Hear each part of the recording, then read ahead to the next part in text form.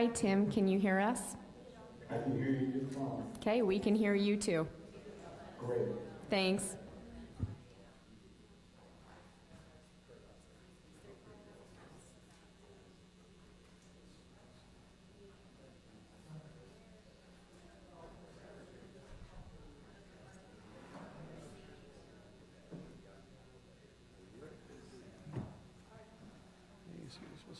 We'll wait just.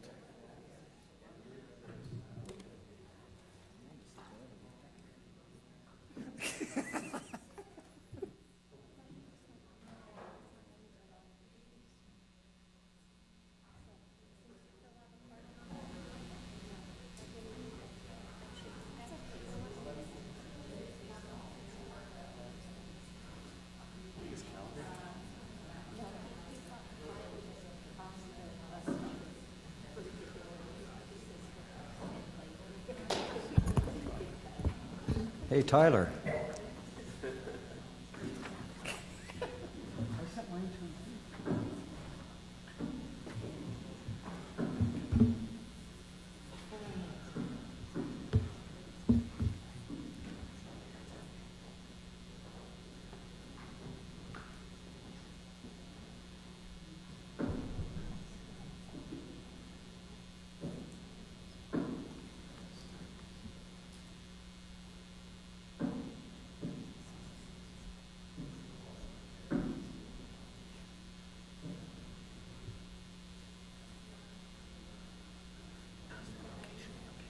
I'm absolutely fine. I still believe.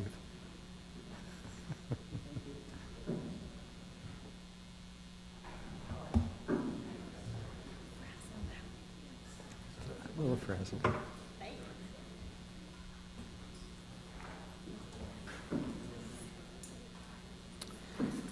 Okay, it is 7:02. We want to welcome everyone out to the Highland City Council meeting. We are at this current time, we have Tim Ball that is joining us on, I believe, Zoom and also on phone. So he's council member Tim Ball is not presently with us, but he is on the phone and also on Zoom, and he will be participating as the discussion and votes go forth tonight. We'd like to go ahead and begin our meeting with an invocation by Scott Smith, following the Pledge of Allegiance by Sarah Petersen. Our kind Father in heaven, we are thankful this night to meet together as citizens and elected officials of the city of Highland. We're thankful for the honor and privilege of living in this wonderful area of the country. We're thankful for the good people that we represent. And this night, we ask Thee to help us that we may discuss the important items on the agenda in a civil and respectful manner, that we may make good decisions with Thy help. We ask Thee to bless us all with the opportunity to better serve those whom we've been elected to serve. And we say these things in the name of Jesus Christ. Amen.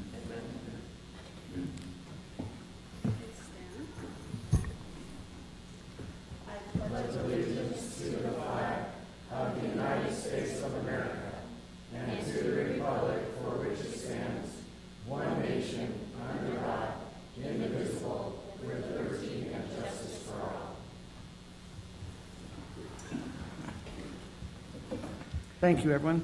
At this time, we have set apart a time for public appearances. We ask if there's anyone that'd like to come up and talk with the council, that they keep their comments to under 3 minutes. We do have some that have already submitted comment cards, so I will ask them to come up first. We have Linda, and I think it's Litchfield, right? Mayor, may I please make one comment before we get started with public comment? So I know that a bunch of residents are here to talk about one thing tonight, about a possible road connection between Viewpoint and Alpine. I think there's enough concern that I would like to ask for this to be added as an agenda discussion item at our next meeting so that we can have a discussion in front of the residents. And I'll second that. Okay, so while there will be a couple of public comments tonight concerning a road up by the Viewpoint that is planned to be connected into Alpine City with a subdivision there. There's now been a motion, and there's also been a second to be able to have that moved onto the calendar on July 5th. We don't need a vote because once 2 council members have decided to put it on the agenda, it will go placed on the agenda, so it does not need to be voted on. But with that, Linda, would you like to come up and make a public comment? Thank you, Mayor. If you'll make sure to turn the mic on, there's a little, the way you'll know if the mic's on, there's a little green button that's on. Green button's on. Green button's on? Green button's, okay. I'm just here to put a plug in for the Fling Art Show. Okay, Linda, if you'll maybe state your name, please. Oh, I'm sorry, Linda Littlefield from the Highland City Arts Council. And she's awesome, by the way. I'll vouch for her, so. Anyway, sorry, I've not done this before. Okay, so, it says right here what to do. Okay, anyway, I just have some flyers I wanted to hand out to everybody, and that was all I really wanted to comment on, was just to give you the scoop on the do's and don'ts and the hows and whys of the Fling for the art show for the Fling. Okay, That's so that's going on this year. We're going to have the art show there at the community center during the art Fling. show, yes, yes, having it.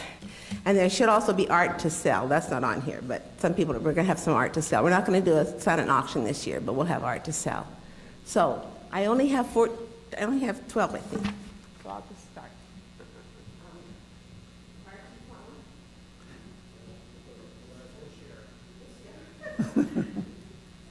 Thank you, Linda, for coming and supporting. Thank you so much.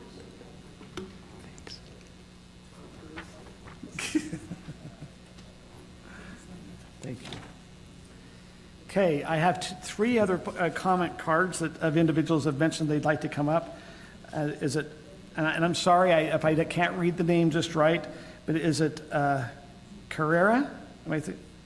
Karma. I'm sorry, it was an M instead of 2 R's. Karma, and will you please come up and maybe state your last name just to make sure I get it correct? I think I have you, and also I have another member of your family. Yeah, my name is Karma Camposano, and I've been a resident of Highland for 16 years. We moved into Viewpoint when there were only 10 houses and things, and so of course we are very glad that that issue has been put on the agenda for next month.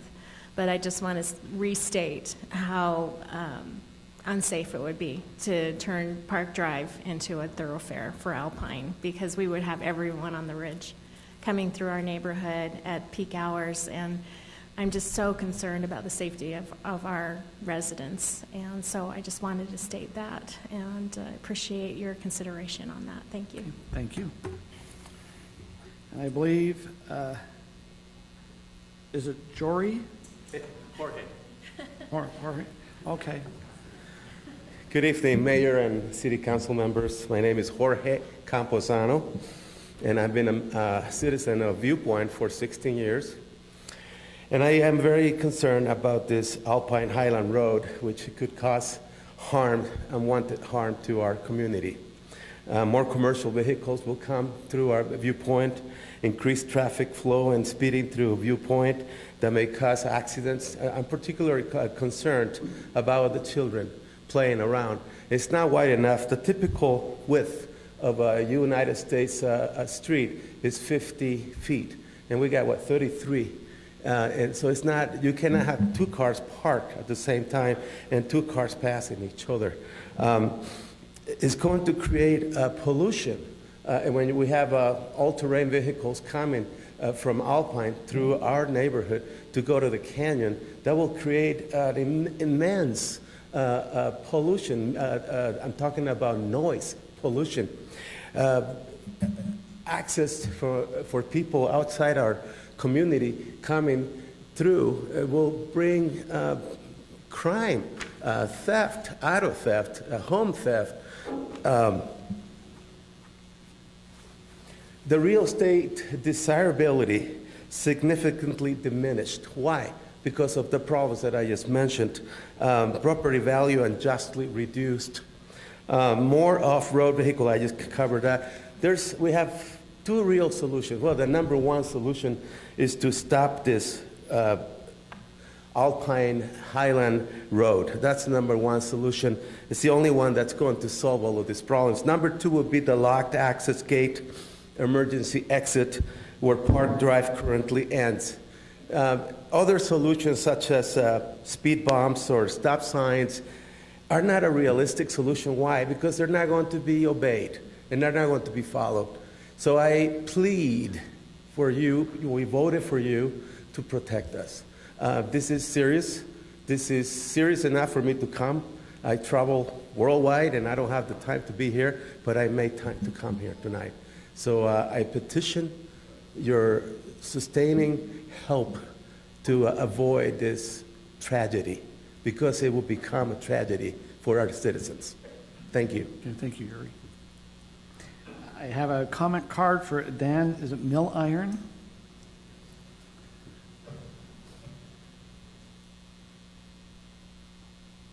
Good evening, and thanks, Brittany, for getting this onto the agenda.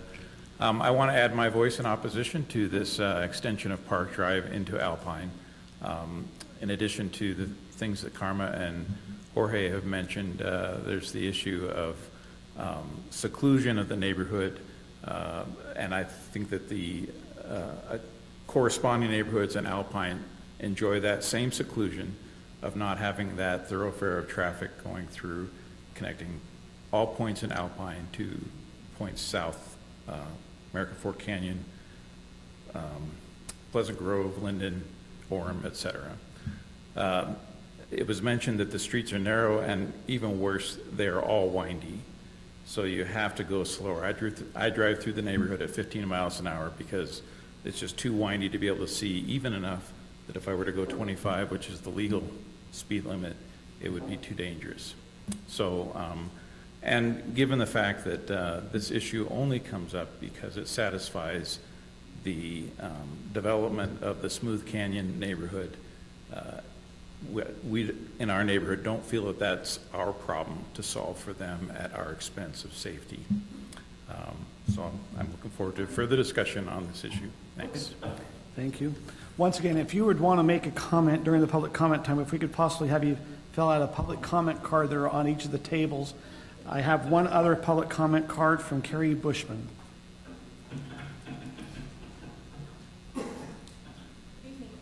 How are you guys? Good. Hopefully well. Good. I did an analysis on the open space subdivision to find out what it cost per resident to buy per square foot at the time that they purchased their land. In Highland, in Windsor Meadows open space, the total project acreage was 40.32 acres, according to the documentation that I pulled up online. Open space was 19.78, developed was 20.54, and there were 43,560 square feet in the project. There were 70 lots that were given. If they had been 1 acre lots, I believe there would have been 40, but I don't have that exact number in front of me because I couldn't find their documentation. I apologize that I was in a rush today. I'm in the middle of finals. So I was looking at that. For Windsor Meadows, the average resident paid $69,000 to $74,000 a lot. Most of the lots are, the average was 0.275, I believe, per lot, acres. And the difference from what I see here, Michaela Meadows had 1 acre lots. They paid $85,000 to $85,000 a lot for an acre. That puts them at $1.93 an acre, and Windsor Meadows at $1.93 a square foot, and Windsor Meadows at $5.73 a square foot for development. So the problem that I'm having is that we're charging certain residents that are in open space subdivisions $20 a month for a maintenance fee. That is not distributed equally among citizens. Park City has bonded for all of their open space and their trails, and they are doing it appropriately and creating equality among their members. Where here, we're not.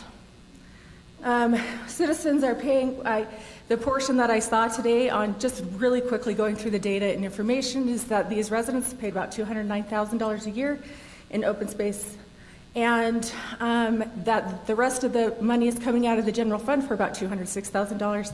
Quick estimates from my mind. We also pay to the general fund. How is that equal? There's no equality there. So we're double dipping on these residents in open space subdivisions in order to pay for the fees, the maintenance fees that are available for all citizens to benefit from. They are the only ones who are in those subdivisions using those trails. everyone is using the trails. Everyone is benefiting within the city, and we call it a city I guess now we're saying something different. Let's see if I can pull up my data really quick. And I apologize, I shake a lot when I get really nervous. So, I can't get my phone to unlock. Just really quick, we call it a special service district. And that special service district, from my understanding, what determines a special service district is whether the landowner or the citizens, is it okay if I have 1 more minute? 1 more minute. Thank you. Or the citizens, not the citizens, the city decides that it's a special ordinance district.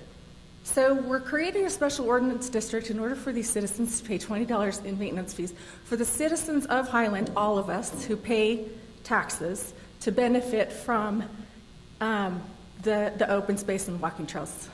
That a majority of these people, and I didn't do the numbers, but I'm guessing that they pay 70% maybe, based on the numbers, the 18 subdivisions that we have in those particular residents, we have a significant number of them paying more of a portion of that expense for all citizens to have, which creates, it's like a social community type thing. We take from some to give to all. And the proper role of government is not to do that. The proper role of government is to create equality. And I'd like to see a resolution for equality to take place on this matter. I know a lot of the citizens in Highland, when I talked to them before, they said that the reason that they think we should have to pay for it is because we live close to it. So just because I live close to Yellowstone, or at least in some parts, should they pay more in taxes based on another federal kind of thing, or another state park, or another benefit that we all enjoy? I don't think so. I think that we're doing this wrong. And I would really like to have more data pulled on this, to really look at it. I have a friend who's going to pull a market analysis to verify and validate that these residents are not losing money on this $5 and whatever it was per square foot when they sell their homes, and are being devalued. I know that there is a value in living next to these open space subdivisions, and it does increase and cause a little bit of a premium to occur, but I don't believe it was that much. Here's what I think occurred. I think that the city and the developer wanted more, I know, I'm so sorry. I think the city and the developer needed more money at that particular point in time, or wanted to benefit a little bit more, and therefore we were willing to compromise. And I'd like to see it change. Thank you very much. Okay. Okay. I do not have any other comment cards at this time, so we will now move on. We have a presentation tonight from Comcast. We have Joy, and Joe, I'll have you announce your last name, so I don't do it, but he's with Comcast, and he is with their government affairs there, and he has a presentation for the city and the council. So, Joe. Hey there, it's Joe Silverzweig, and the key is confidence, because nobody else knows how to pronounce it either, and I won't tell if you get it wrong, so don't worry about it. So my name is Joe. I work for Comcast. I manage government relationships here across the state of Utah. I understand that access to broadband and improvement in broadband service and the critical need of broadband in our communities over the last, well, really 3 years, as things have changed a lot since the end of 2019 here, has been a key issue for this council and for you folks out here in the audience. It's nice to see such a full room, by the way. I love city government, so I do this job, so it's cool to see it all in action. So I just want to talk about Comcast Network in the community, all the things that we do for the community, all the things that we're working on, all the developments that we're making in terms of technology, and then take some time to answer any questions that you might have about our network, about our business, or really anything else. So first, big picture, what is Comcast? Who are we? If you have our service, you have Xfinity. Xfinity is our residential service brand. Your Xfinity cable, your voice remote, all those kinds of things are under the Xfinity brand. But Comcast is a Fortune 50 company with a lot of different assets, including NBC Universal. Go see Jurassic Park, the theaters. Sky, which is a European broadband opportunity, and then this whole list that you can see down there of all the other things that we have our fingers in here with golf and entertainment and the Phillies and the Flyers and all sorts of things like that. But I really want to talk about Highland specifically. We have just completed a comprehensive network analysis of all of Highland. We thoroughly analyzed every street in Highland, every existing plat and future planned parcel in Highland to see where we were connected, where we were going to be able to connect to. It went pretty well. We've done these for a few communities now, and out of the about 5,600 households that we estimate Highland has, we found that we pass 5,210, which is 93% of the households. So for every 100 residents, or every 100 households in Highland, I should say, 93 of those 100 have access to Comcast internet right now. What that means is that they have access to our absolute best speeds. Comcast offers every residential customer that we can connect, you are able to get gig speed download speeds on your computer. It comes with a wireless gateway that can connect all of your devices. It includes access to our smart home technology, our television technology, home security, phone if you want a phone connection, although I don't know how many people have phone connections anymore. But that whole suite of services definitely has been some competitive pressure with regard to those issues lately, and we just in the last few weeks announced a new program where we no longer have contracts for our customers, new customers. We don't have any device fees for our new customers, and we don't have any data caps for our new customers. And that's not just for Highland, that's the entire nation. We're responding to a broad change in the market based on competitors like Google Fiber, Starry, T-Mobile, Wireless. There's a host of different competitors. It's a very competitive marketplace with a lot of different people trying to sell broadband to residents. And this is why we've sort of adapted to this new market environment. And then I also want to talk about what's our Gigabit Pro product. We don't talk about it a lot because it's expensive, but that is access to a direct-to-your-home fiber connection that offers up to 6 gig symmetrical speeds to that resident. Now, we don't offer that to everybody because most of our network that we provide people is a coax connection, right? So we do fiber in the ground, and I don't know how well you guys can see on the screen, but on this map, there are these blue lines, and the blue lines are our fiber, and we have dozens and dozens of miles. I can maybe, so we got a big trunk running down this way, comes here up, what is that road? Field Road. Westfield Road. Yep, down here in North Country Boulevard. We've got another one coming down Timpanogos Highway. And you're saying that's all fiber? That is all fiber. We have fiber throughout Highland. Those fiber connections go to what we call nodes. And then from the node, we connect with coax cable. That's when you think the word cable, that's what you're thinking of. It's that copper wire that's insulated. And we use that because 99.9% of our customers have way higher download speeds than they do upload speeds, do not have 6 gig needs. And so we find that the best thing that we can do with our money and with our investment is to connect them to coax cable broadband connection, and then focus our investment and our research on a really excellent customer experience. So the way that you are able to watch a movie on your TV, and then it gets late and you hop into bed and you pull it out on your laptop and you can just start where you left off, and then you have 10 minutes left or you want to watch a special on it. So while you're riding on your train to work the next day, you can pull out your phone and it's all the same stuff. It all just works. Everything comes on one bill.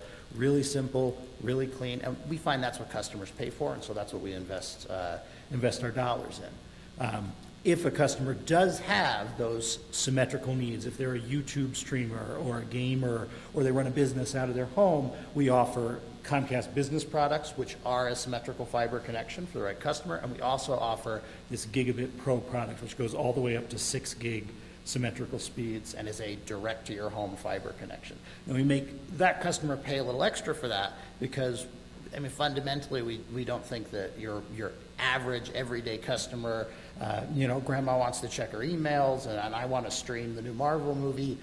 I don't need a symmetrical 6 gig connection, and we don't think that it's fair for everybody to have to pay for that kind of network architecture. And the last thing is we don't throttle speeds. I know a lot of people will talk about, hey, I pay for 600, I pay for 1,000, and I don't get that. That does happen. We are eager to fix that. We guarantee the speed that we offer as long as you're using our gateway, which again now doesn't cost anything. You'll get the speed that we offer, and we'll send techs out to make sure that happens. And I'll personally take accountability for that.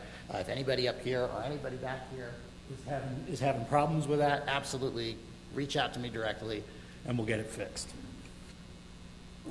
I want to show you like a closer in map so you could see all the little teeny connections, but I feel like the graphic is not very strong here, so I'm just going to skip ahead here.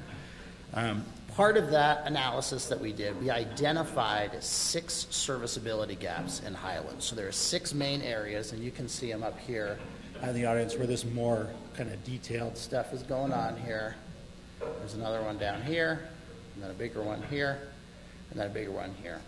That represents 272 passings that we would be able to add to get Highland almost completely connected, about 98%. And you're going to see a few areas of your community that are really hard to get connected, up in the benches, up on the tops of mountaintops and really large lot sizes. That's where we really struggle. Unfortunately, we weren't able to bring this project in low enough that I can promise you that we'll do it for free. That's my favorite thing to do.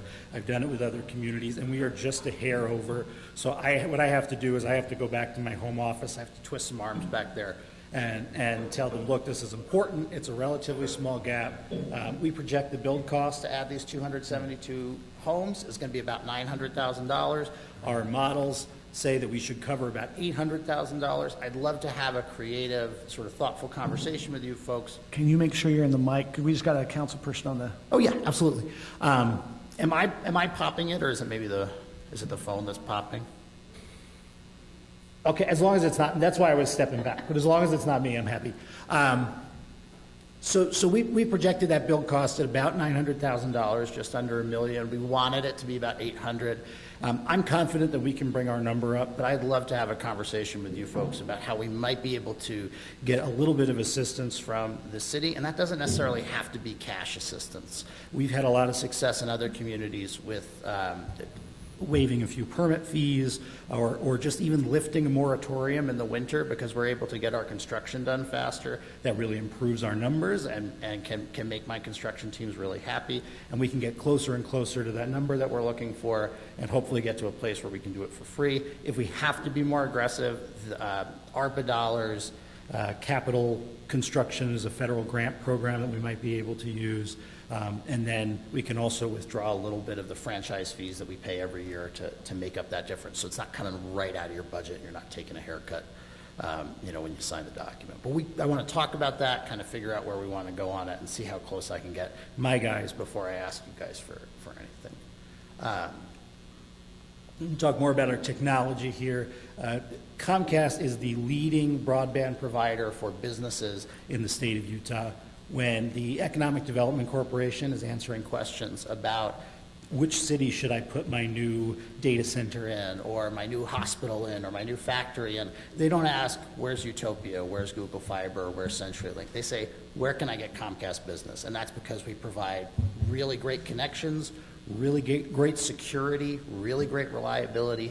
We've got the best product, and we drive a lot of business investment. And you can see on this, a lot of the big businesses, and as well as small businesses here in the state of Utah, are important partners of ours, and we're happy to drive business investment in Highland. I already talked about our residential services. I think folks know about these pretty well. I love the way they kind of all bundle and work together, as I was talking about, especially with our mobile now. I want to focus on network investment, performance. We made huge investments last year, more than $4.2 billion last year in our nationwide network. Huge demand. We thought we might see demand tick down as people started returning to office work and normal activity, but it didn't. It went up. And we've continued to see that trend of really asymmetrical use. So way more people downloading data than they are uploading data, to a tune of about 13 to 1. It's a pretty significant difference. So there's a lot of, if you think about it like a freeway, a symmetrical freeway is like you've got 8 lanes on this side and 8 lanes on that side. And in our case, we've got 13 lanes going one way and just 1 lane of traffic going the other way. And so that's part of the reason why we design our network the way that we do, is to support the actual use that consumers have. And the reason for that's entertainment. 71% of download traffic is video streaming, 11% video gaming. Almost all the data on our network is driving fun for the people who use it. And last, I want to talk about 10G development. 10G is our next sort of phase. We talk a lot about the fiber. We talk a lot about the network architecture. I'm sure you folks have questions about that.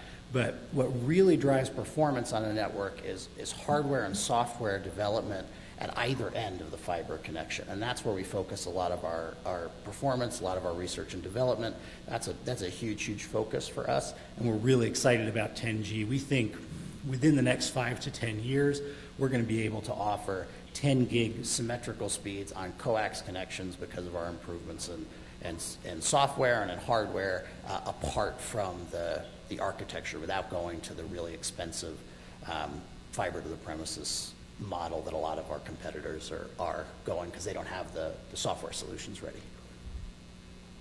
The other thing I think that really sets us apart that I like to talk about is our commitment to community impact. We're focused on digital equity. We're focused on the idea that we can build this global connected community that brings everybody together, that the strength of the community is based on who it leaves behind, and that we need to make sure that as we're building this community, we're not leaving people out, whether that's folks from different countries, folks with lower incomes, folks with disabilities, and we have focused on all of those things. Particularly as COVID-19 has hit and has continued. It clearly changed people's perception of what broadband was supposed to be and why it was important. It went from a nice to have to an absolute essential. And that transition has also happened within Comcast. We recognized as this was going, and I was getting calls from mayors and hospitals saying, I need more, I need it right now. I've got 16 workers that just went remote. I don't have the bandwidth to do all the things that I need to do. And we did it. We built, the reason for that unprecedented $4.2 billion is all the investments we made in our network capacity to keep up with all that. And really proud of it. We also made huge investments in our local community here. We invested now more than, I think we're up past $700,000 at this point, by this point in the year, in nonprofits right here in Utah.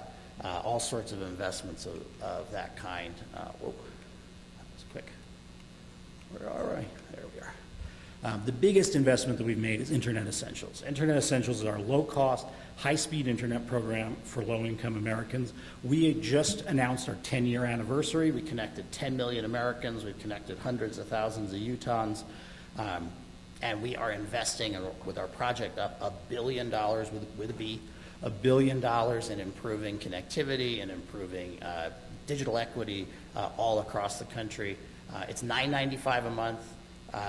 It's a 55 connection, so it's good workable internet for your Zoom call, for anything along those lines.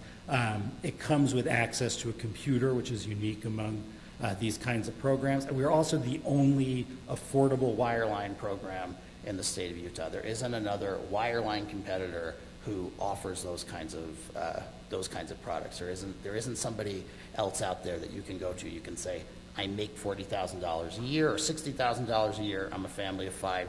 I need something cheaper than $60 or $70 a month. We're the only ones who are doing that. We also participate in the ACP. Jeez. I gotta stop clicking so hard. The ACP is called the Affordable Connectivity Program. This is a broader program. It's more middle income, low to middle income. Includes a lot of regular working families. I think it's 200% of poverty. So family of 5 making $70,000 a year, you're going to qualify for the ACP. It cuts $30 off of your internet bill. You can bundle it with phone, which we love. We've offered this program. You can see a little more details on here, that with your unlimited data on your home connection, unlimited data on one phone device is still only $25 a month. But the goal is to make our wireline connections absolutely free. And we also now offer Internet Essentials Plus, which is faster speed. It's twice as fast as our regular Internet Essentials, and comes in at $29.95 a month, so it gets completely covered by the ACP, and the customer doesn't owe anything at all. Now finally, lift zones. We've stood up these free wireless connections at community centers all across the state. I wrote 35, but I checked with my community impact colleague. It's actually 36 that we've stood up all across the state. Anybody can go to these as long as they're part of the programs. They can connect to the internet. They can get their employment classes. They can get their schooling. They can get their connected to their families, all those kinds of things. Some nearby ones that we've got, Provo Boys and Girls Club and the Utah Autism Academy. And then this is kind of my favorite thing that we do, is all the work that we do for accessibility. I feel like Jimmy tells the story better than I do, so I like to play this just real quick video for you.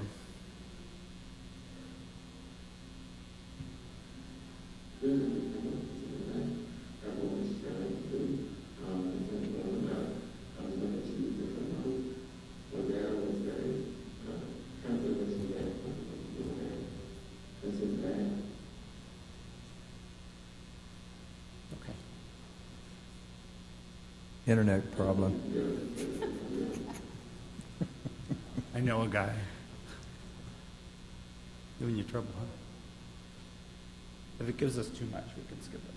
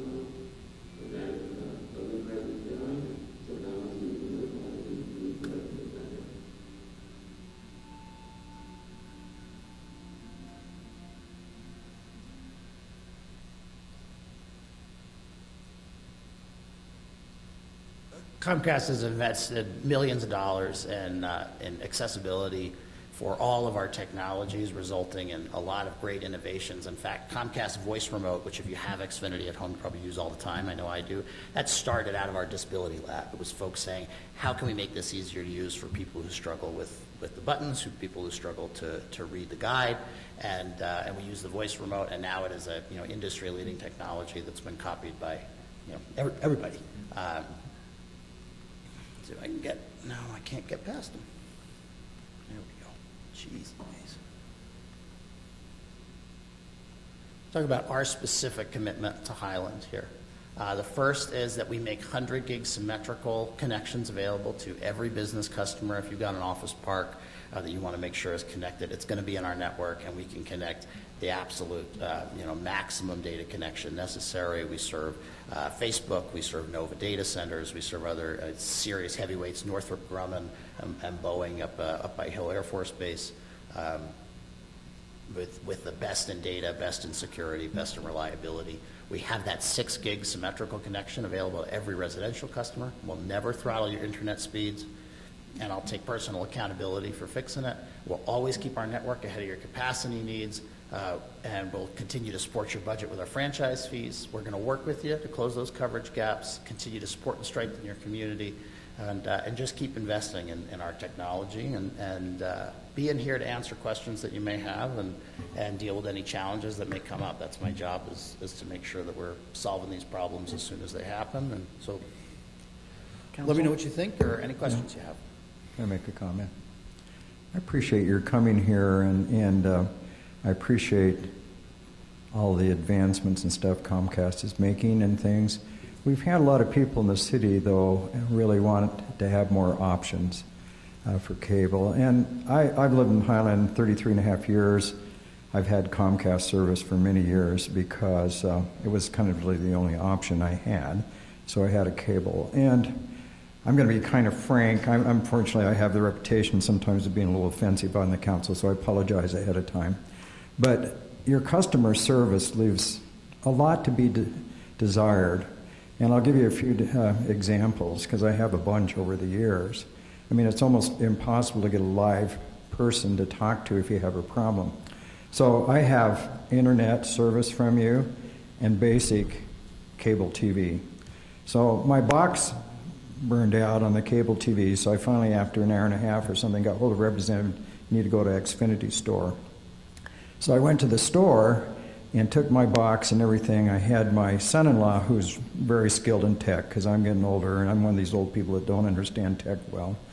But we went down, and they gave us a new box. They were pleasant, but they gave us a box that had been returned from somebody else that didn't work.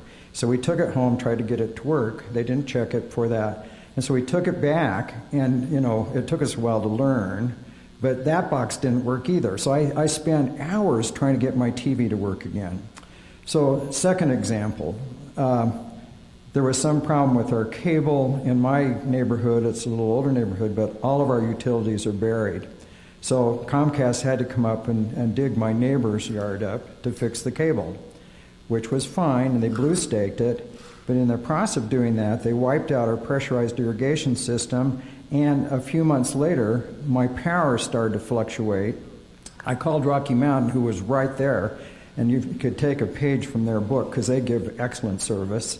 But Rocky Mountain Power came with a team of 6 and 7 people and spent hours, and they said it's because your service people cut into our electric cable, which was dangerous, and it was wiping out all the things. So in the meantime, you know, I put my service on kind of automatic payment each month, and my cable, internet, and basic TV has doubled in price over the last 3 years. And I'm not sure that I get any better service. Maybe this that you've talked about, maybe we get better speeds and things. But if Comcast really wants to make a lot of people happier, I just think you really need to work on your customer service. So your presentation is wonderful. We appreciate you coming here. But, you know, a lot of people, I think, have had the same experience I've had, and I'm just not super impressed. The only reason I have Comcast is because the only alternative I have. If someone else came in and looked pretty good, I'd hook up to them, because it's not been a positive experience for me. And I pay you $150 a month. So, you know, that's maybe take it back, because there's no way to really file complaints to anybody because their service, you know, I just don't know. So I don't know if anybody else has had a positive or negative experience, but that's been my experience. But, you know, yeah. Well, I really appreciate the feedback, and I like to hear the bad stories because we don't fix them unless we hear about them. We certainly have had challenges with customer service in the past. Frankly, I think we spent a long time building a reputation that it's going to take a long time to undo. That's a conversation I have with my kids sometimes. You know, I say, if the longer you make mistakes, the longer it's going to take to convince me that you're not going to make them anymore. I think we've made huge improvements. We've hired over 5,000 customer service representatives right here in Utah. We have a call center up there. We try to reduce those call times and use a lot of different techniques to improve those customer service responses. And we are seeing a significant improvement in our customer service metrics. So I really appreciate that. If you do have a complaint and you can't get a hold of somebody, reach out to me directly. I will cut through any red tape that you might be running into. And that really does go for everybody. I love to answer questions. I love to help solve problems. So don't be shy. You can find my number on utah.comcast.com or .xfinity.com. You'll find it. It's our local blog site. It's got my phone number on there. Just give me a call or send me an email and I'll help solve your problem. Thank you. Okay. Joe, let me ask you, we're seeing a lot of the cities around us going to fiber. Mm-hmm. You know, and what a lot are hearing is that's kind of, you know, we're starting to have a lot more demand. You brought down that a lot of working at home. We're starting to have a lot more home businesses. We're starting to have a lot more demand for gaming or for video. We're having a lot of multiple connections. Why is Comcast still Why should the city, and just for the residents here, you know, we've reached out to Google, we've had conversations with Google, we've had conversations with Topia, we've talked to Strata. I mean, you know, those are all fiber connections we're looking at for options for Highland. We have several cities around us that have opted to do fiber. You know, one reason I reached out to you was to say, hey, what can you do for Highland? And I appreciate tonight you're saying, hey, we're going to come and still cover, but let's talk about the future. What is Comcast? Why would Comcast still work for our residents as with that service versus us looking to go to fiber? Because I asked you, you're not planning to bring fiber in to the homes. I understand it's in the streets, but you're not going to take it from the node down to the home. So why would it help with the council? Why would we want to stay with Comcast and not make a change to fiber? You know, help me with that. And the other question is, if we bring fiber in, does it help keep the cost of Comcast down? I mean, you know, the competition. Yeah, I'll answer both those so the question is, why should we not be looking to the future of fiber, and why is Comcast not looking to that future? So the question really isn't if you should be looking to the future of fiber. The question is if you think the city should try and answer that question and solve that problem. And to me, I think the clear answer is that the private market does and is solve that problem. And Comcast is making a different bet than some of our competitors. You have Google Fiber now coming down, and you'll note they're skipping over the cities that are doing municipal fiber networks. They're skipping Midvale, they're skipping Murray, they're building Taylorsville, they're building Draper, they're building Sandy. Can just make sure we're recording. Yeah, and have Absolutely. And so you'll note that they're skipping over those municipal fiber networks, and that backs up with data that shows that private investors in broadband don't invest in communities that have overbuilt with fiber networks or with any kind of municipal broadband network. But what we're saying is we've made this bet. We are looking at the use that the customer actually has, where they're having 13 lanes of traffic download, 1 lane of traffic upload, and we believe that we can give the customer what they need in terms of speed and in terms of network performance with the architecture that we have. Now, there are competitors who have a different idea about that, right? Connext is coming into lots of communities. Google Fiber is coming into lots of communities. Starlink is launching spaceships in the air. T-Mobile's putting up cell towers and offering 5G everywhere. All of those competitors have different ideas about how to answer those questions. And they're putting a lot of pressure on the market, and that's why you're seeing some of these changes, including, you mentioned price. The price offerings that we're making now, the ones that I talked about with no data caps, with no device fees, with no contracts, that's a nationwide offer. That's not responsive to a situation in Highland or a situation in Cedar Hills. That's responsive to the changes in the national market. And you're going to continue to see those kinds of changes made by Comcast and by other competitors as the private market continues to say, what do consumers need? How are we going to provide that best product for the price that we can? What's the best we can do? And the people that we're asking to take that risk are Comcast shareholders. I'm one of them. And there are a lot of others, and they have meetings, quarterly meetings, where they say, how are we doing? Are we beating these guys? And if we start to lose those battles at the doors, and we start to see declines in our numbers, we'll change our business model. But the shareholders are taking that risk with clear eyes and with their own dollars.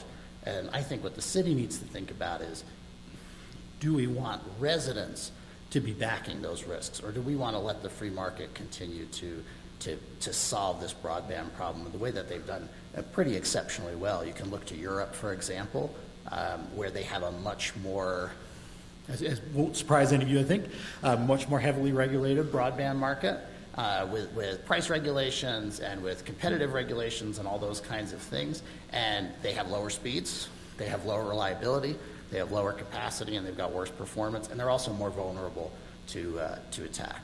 We have the best networks in the world, and I'm confident that it's because we've been relying on the private market, and that's your policy decision to make, but I want you to know what we're offering so that you can make that decision with clear eyes.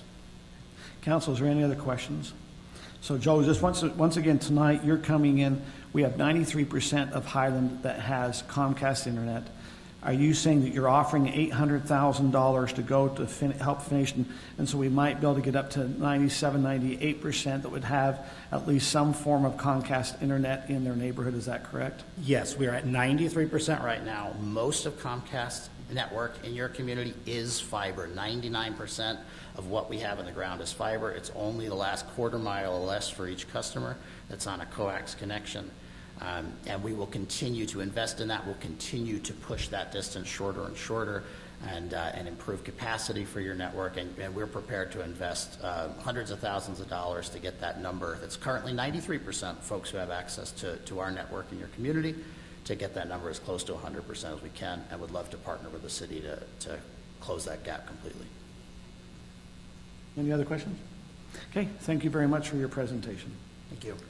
If it's okay, we had, the public comment cards. We had some that maybe, some council meetings we've been a little more stringent on trying to do, but we have 2 public comment cards that came in a little late. So I am going to open back up our unscheduled public appearances for 2 public comment cards. We have Trent Petersen that would like to come up, and then followed by Cynthia Petersen. There's Trent and Cynthia, they're both left? Okay, so we're not going to have public comment. I guess they've gone. We'll now go on to item number 3 in our agenda, consent items. We have, on the consent, we have consent item number A, B, and C. Is there any of those that need to be pulled? Mayor, I'd like to pull consent item B and C. Okay. Anything else? Do we have a motion for consent item number 3A? I'll make a motion to approve consent item 3A. I'll second. Motion is made by Brittany Bills, seconded by Kim Rodella. Are we ready to vote?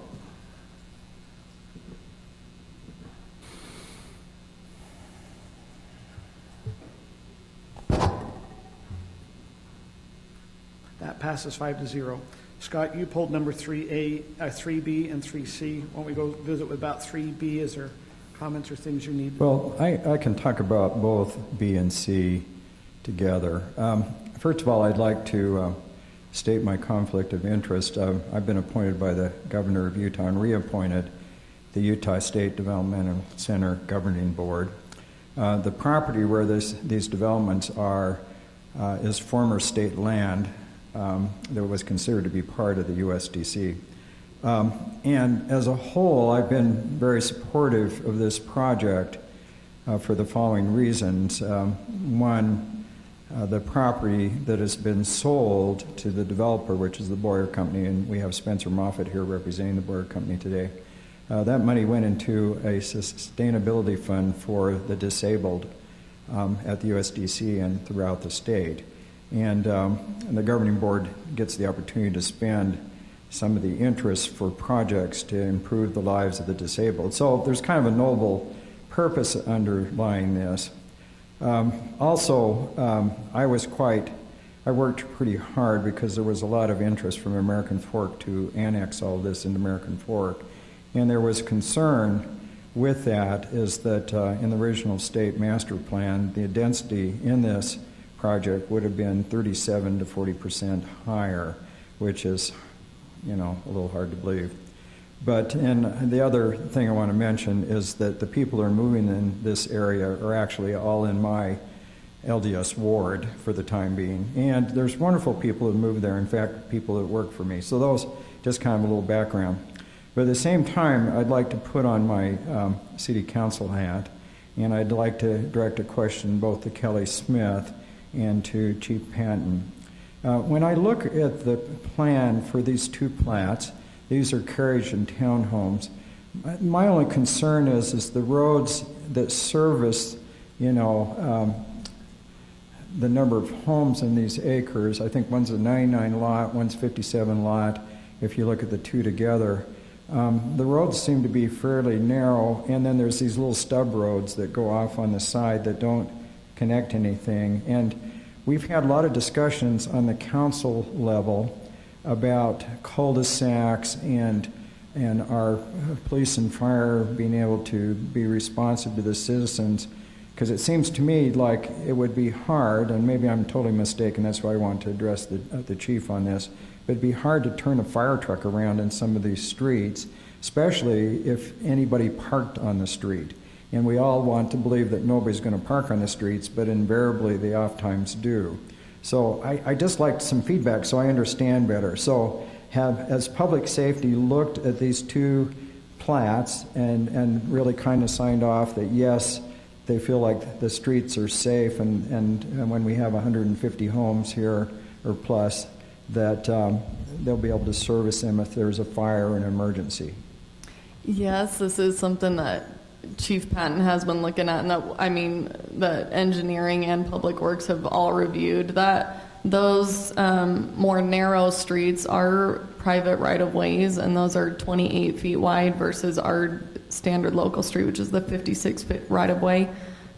These are right-of-way widths that were established back with the PD rezone. And we spoke earlier today regarding the right-of-way widths, and for their fire trucks or emergency vehicles, that is sufficient width for them. And when you say those sub-streets, those are a certain width that allow them to have that, the little T intersections, the hammerhead, which allows them to go in and back out the other way. But Chief Patton, if you wanted to add anything. Sorry, you got to walk up to the mic.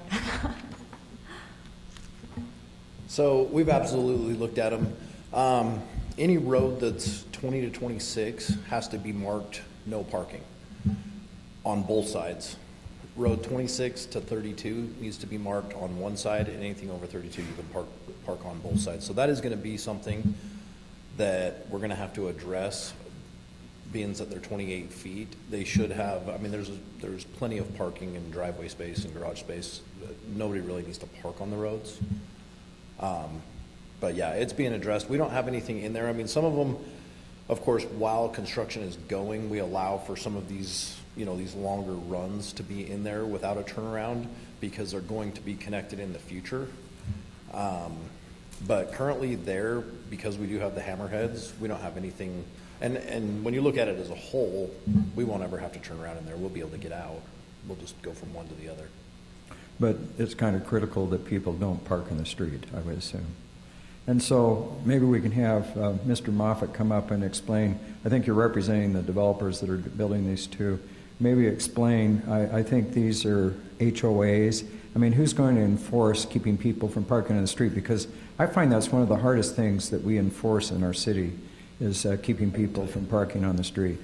In the places, in the other cities that I've worked, they just have the tow companies. They just assign a tow company in there, and they'll come in and hook cars all night.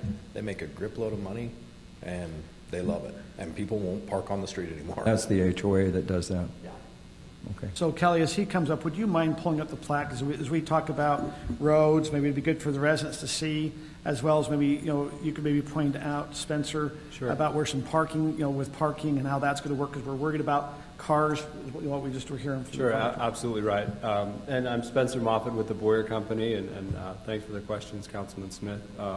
We appreciate the council's ongoing support. I would say Chief Patton's absolutely correct. On the towing, we have the same, they are private roads.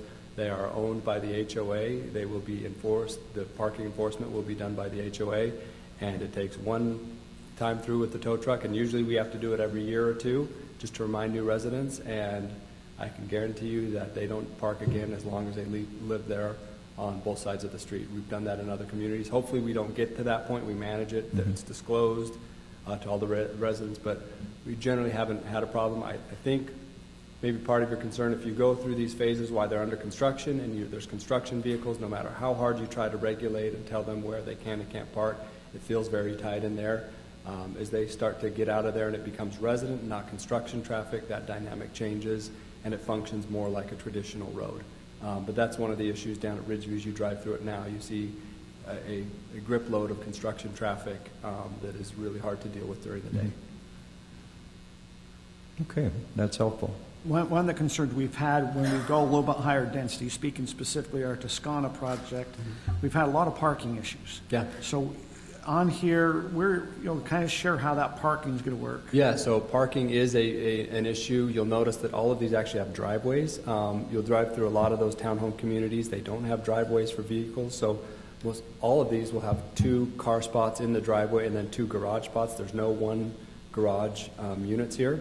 So each unit should have 4 parking spaces. In addition to that, we've got several community parking spots throughout the community is seeing as, you know, people have guests over. So as you look at these plat maps on the south side, you'll see some parking.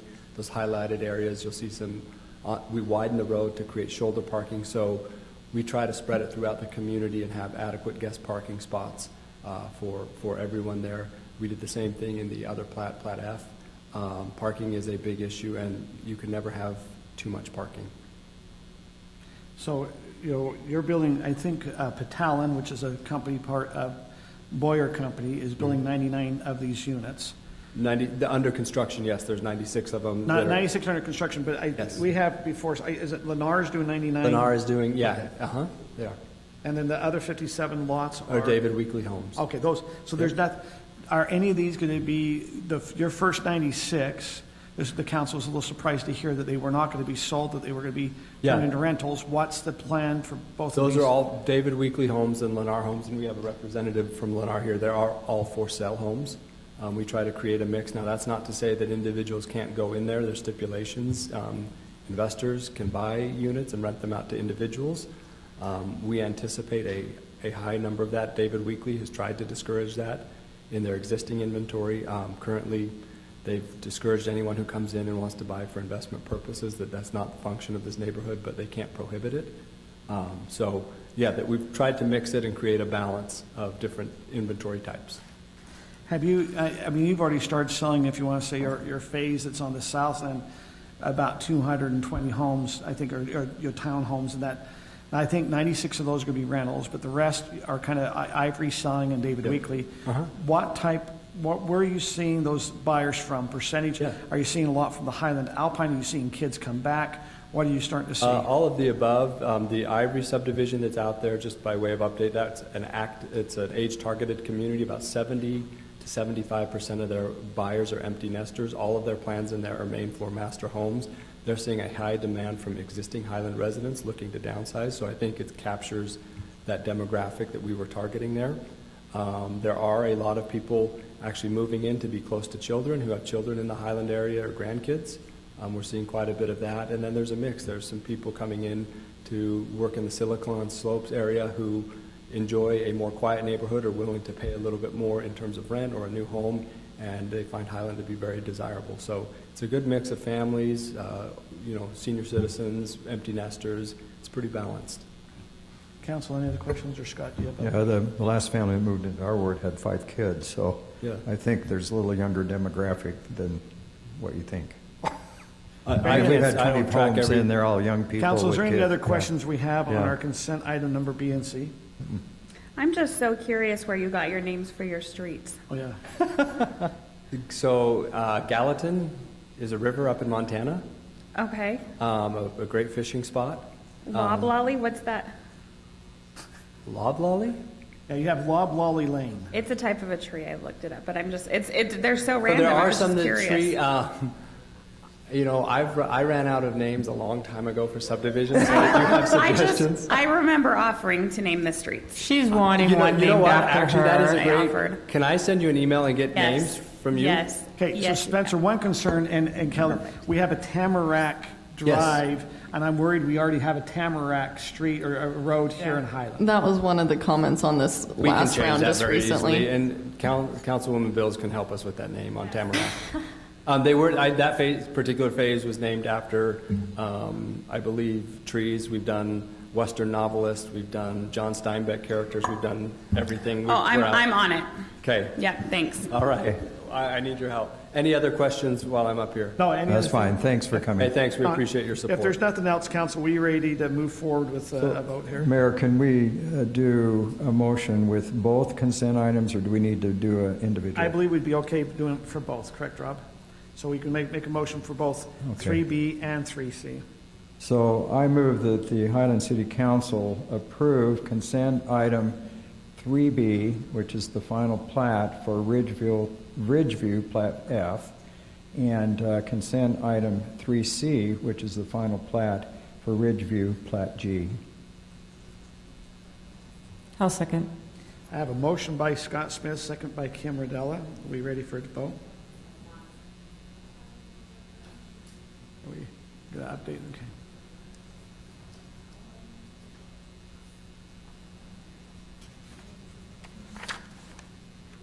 That passes 5-0. Okay, we'll now move on to item number 4. This is an action item. It's adoption of the designation of disposal of property in the Wimbleton Subdivision. Kellie, I have you down as for that. Yes, thank you, Mayor and members of the council. For those that don't know where Wimbleton is, I'm sure you all know where it is. This is just a quick aerial image of showing the whole Wimbleton subdivision. This is in the R140 zone with an open space overlay. That's why you see the trails going throughout and open space all along the borders and in the middle as well. Just to give a bit of background, the City Council has been discussing over the past few years selling certain orphan parcels of open space to the residents adjacent to those properties. It was per the request of the City Council to bring this to a regularly scheduled City Council meeting for discussion and a potential motion to approve a resolution. We as staff just recommend that process just because this is very similar to what the council approved last year regarding the disposal of certain open space, designating them as orphan parcels. That's that resolution that was adopted by the City Council in 2021, that resolution number 15. And that resolution established certain criteria that the council would be looking at for designating these as orphan parcels, as well as establishing how you would determine valuation. And so we're just recommending that the council consider following that same process. That way you kind of just adopt all of the properties at the same time, and then that gives us as staff the approval to move forward with those sales. This is the exhibit that is represented in the resolution in the staff report. This shows it just being 5 feet from the trail all throughout along those borders. That kind of dark orange color, it's a little different on the screen, is showing what could be sellable. The lighter areas that are kind of on the corners you see are more suggested to be maintenance agreement areas. They're not recommended by staff to be sold, as there are a couple that we have utility lines running through, or a couple of them, those southwest and southeast corners are intended to be detention basins, and the others are just more of meeting that resolution criteria of adding to that open space feel. As far as why isn't this going on the next one? Okay. Something that we as staff thought it would be good to discuss or just recognize the fencing. That's something that we've discussed a couple of times, just where currently that corridor is right at 40 feet. And so if any of that property would be sold, those fences do have to meet the development code and be like, you can have a 6-foot tall fence, but top 2 feet would have to be 55% open and the bottom 4 can be solid. But another thing that came up, just because obviously we understand that the asphalt trail is not perfectly straight, it curves in and out, and so to avoid having a fence line that curves in and out while walking along the trail, it would be nice to have a straight fence just as the properties are now. And so an idea or a suggestion would be to, if the council decides to sell some of that open space, to maintain a straight line. And so that could be done in sections, kind of like I've illustrated on this slide, where basically in order to maintain that 5 feet from the trail, you would just take whatever's closest to the current property line and just make it a straight line at that point. And so there would be sections that would end up getting more property, and there would be sections that would get less property.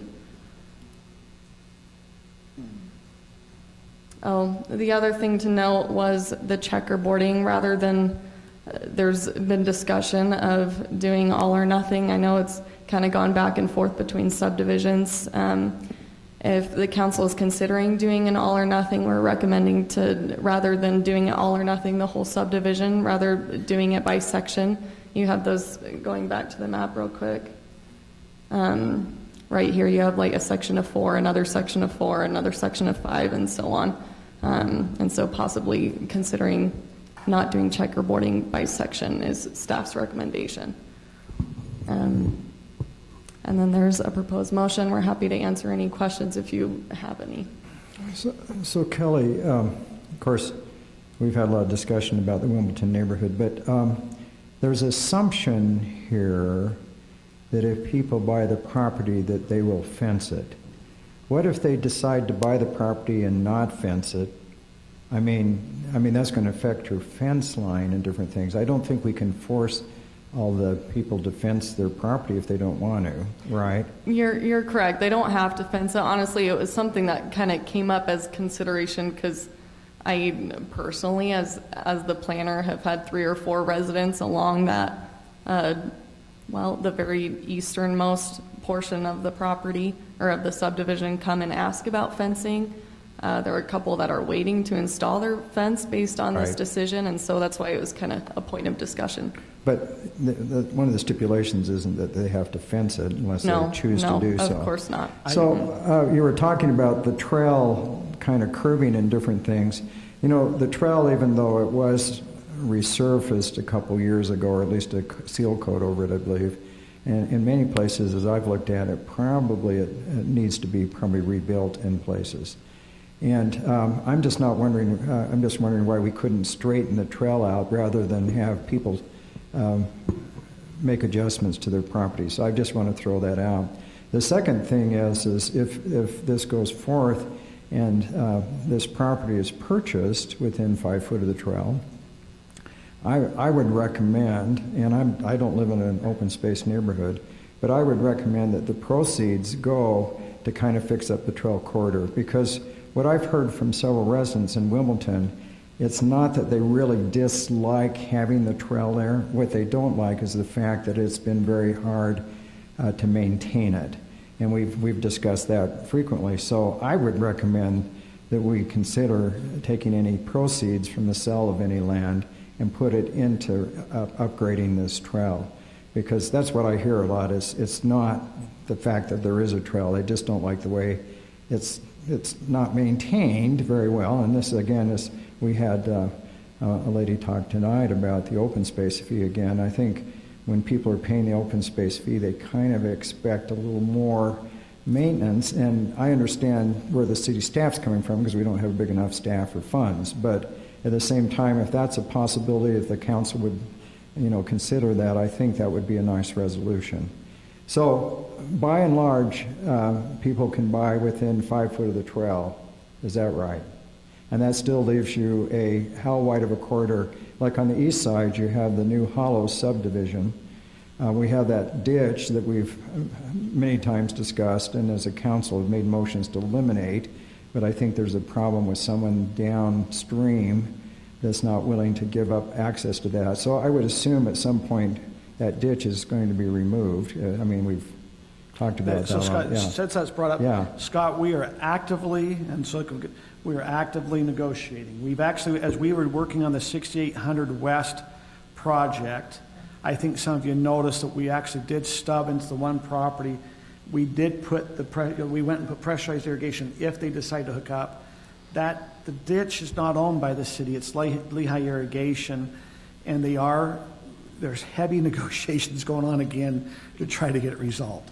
And if that does get resolved, appreciate that. And if Lehigh is willing to, irrigation will abandon, then we can get rid of that ditch. But I would assume at least I'm here, we're closer than we've been before. They're at least meeting, they're discussing, and it's getting close. Good, thank you. One other question before I kind of defer to other people, because I talk too much, I imagine. But so these corner pieces where there's retention, detention bases, and different things, who's going to maintain those?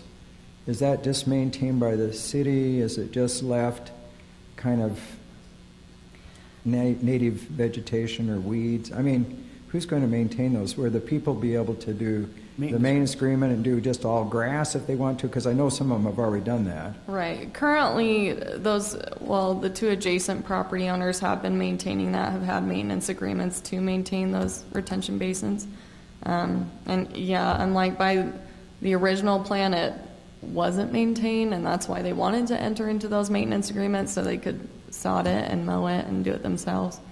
But Yeah, that's all I can really say is that recommendation is to rather than sell it, do maintenance agreements so we can keep those retention basins the way they're intended. I have a question about those maintenance agreements. So, as some of you know, we're in the process of reworking the maintenance agreement. So I would suggest that if we enter into any new maintenance agreements, that we don't do so until we have the new one put forward. And then that makes the corners tricky. Would you be okay? We have several that are in this neighborhood that have already had current maintenance agreements. You're fine. Some of those maintenance agreements have expired. I'd recommend that they keep, if they've had a prior maintenance agreement in the Wimbleton subdivision, they can keep working with that maintenance agreement until we have a new one to move forward. Does that make sense? That makes sense. Technically, though, I don't think anybody has a maintenance agreement because that's what I'm saying. they're all They've expired, and so, but I don't want them to get nervous. They have to, until we have that in place and they can read that, I wouldn't want anyone to go rip something out if they are desirous to do a maintenance agreement in the future. Absolutely. I agree. And I can get behind what Scott is saying about resurfacing the trail. I would be interested to know how much that costs. Historically, we've talked about taking like 25% of the proceeds of those sales and putting them in the subdivision. That this may need a deviation from that, and I would be okay with that.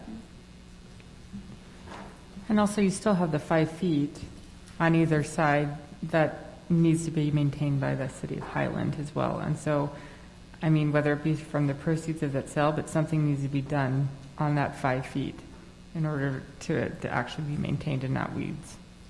So let's kind of go through what we see along a lot of this. A lot of the residents have planted grass up into the trail. Yeah.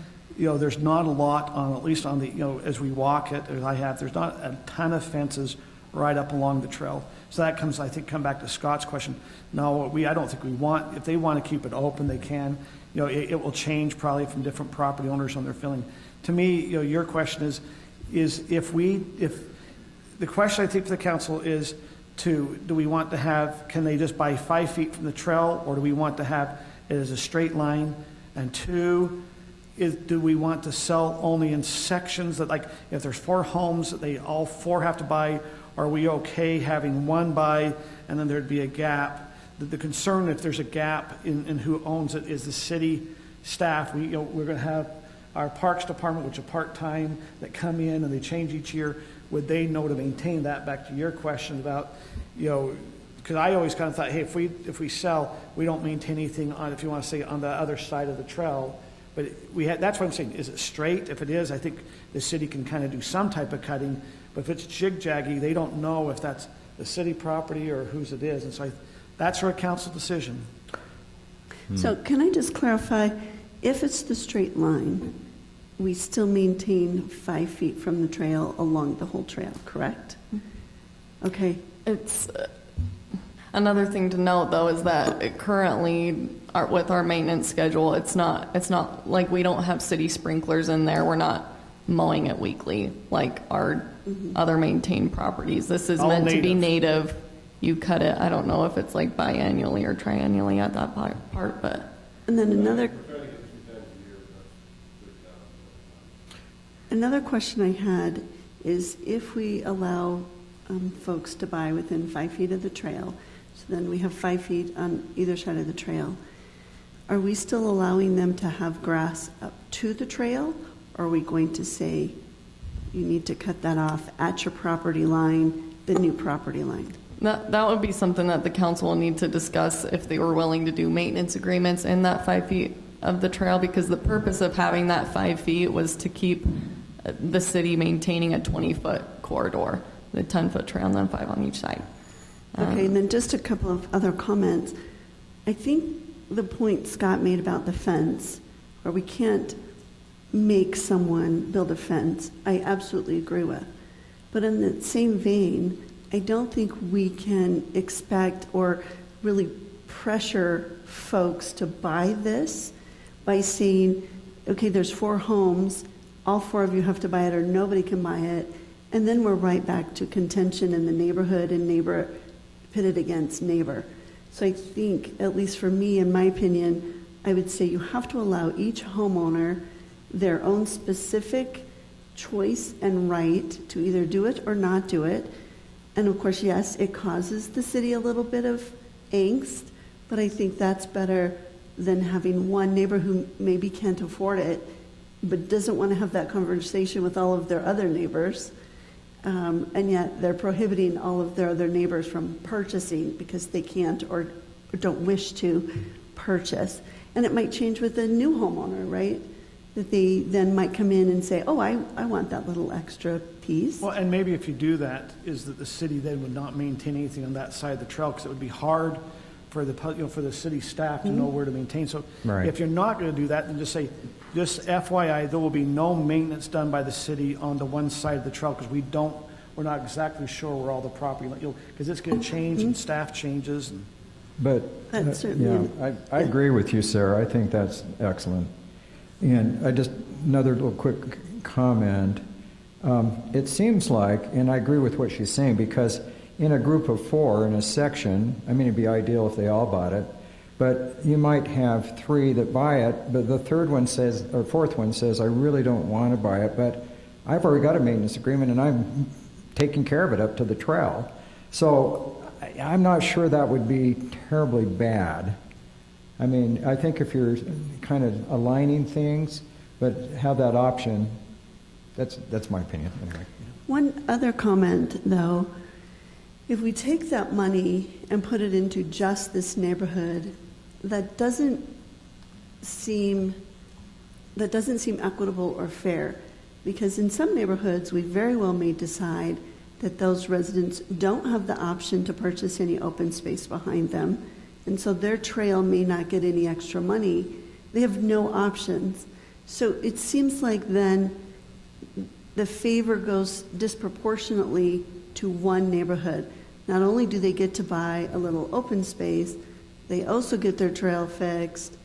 They also get, so they come out pretty nice. Now, this has been a trouble spot for a long time, but I think that needs to have more thought around it. I agree that money should go to trails. I just don't know if it should just go to that one trail in that one neighborhood. So I understand where you're coming from. Let me just kind of read a caveat on that. I'm not saying the word right, but anyhow, in the Canterbury Circle, so many of them bought property there. They were the first neighborhood that we allowed this some years ago.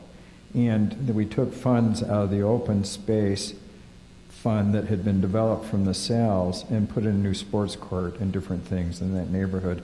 And the funds are available. In fact, last council, we talked about taking some of the funds to build the fence on the trail connection from Beacon Hill up to Draper and different things. So we do use these funds in various neighborhoods, and so it wouldn't be necessarily just used in Wimbleton, but I think the big complaint I've heard over the years in Wimbleton is it's not that they don't like the trail, and I'm repeating myself, but they just are not happy with the maintenance. And I just thought if we could take some of the funds, and I would, if it was me, if I was king of Highland, I would probably just say put them all in there and fix that trail up. And I think it would resolve a lot of contention, because this has been an unhappy neighborhood for a long time. I think this is a step forward to a good direction, but if we can find some way to kind of better fix that trail up. And Kim lives close by. What's your observation? Oh, I got lots of observation on this. I absolutely agree with Sarah about the checkerboarding. If you're going to say it's all or nothing, it is going to cause contention in that neighborhood. And I don't know if you guys realize this, but there is quite a bit of contention in that neighborhood already over this trail issue. So just adding fuel on the fire is tough on that. I think my only concern is then we say we're not going to maintain that 5 feet. And are we going to get complaints about that? What can we do to maintain it? To maintain it. But I absolutely think that we should take a good chunk of the portion of those proceeds and putting it back into that trail, maintaining the sides of the trail, doing something there, because you have those weeds growing on the sides. It's the goat head weeds that's causing the big issues on that trail. It's getting in the cracks. Nobody can ride their bikes on that trail. There's scooters on that trail, which is, what you want to do on a trail, but you can't because there's thorns all over the place. So let's sell the open space, let's allow some maintenance agreements, clean up the sides of the trail, take proceeds, put it back into there to clean it up.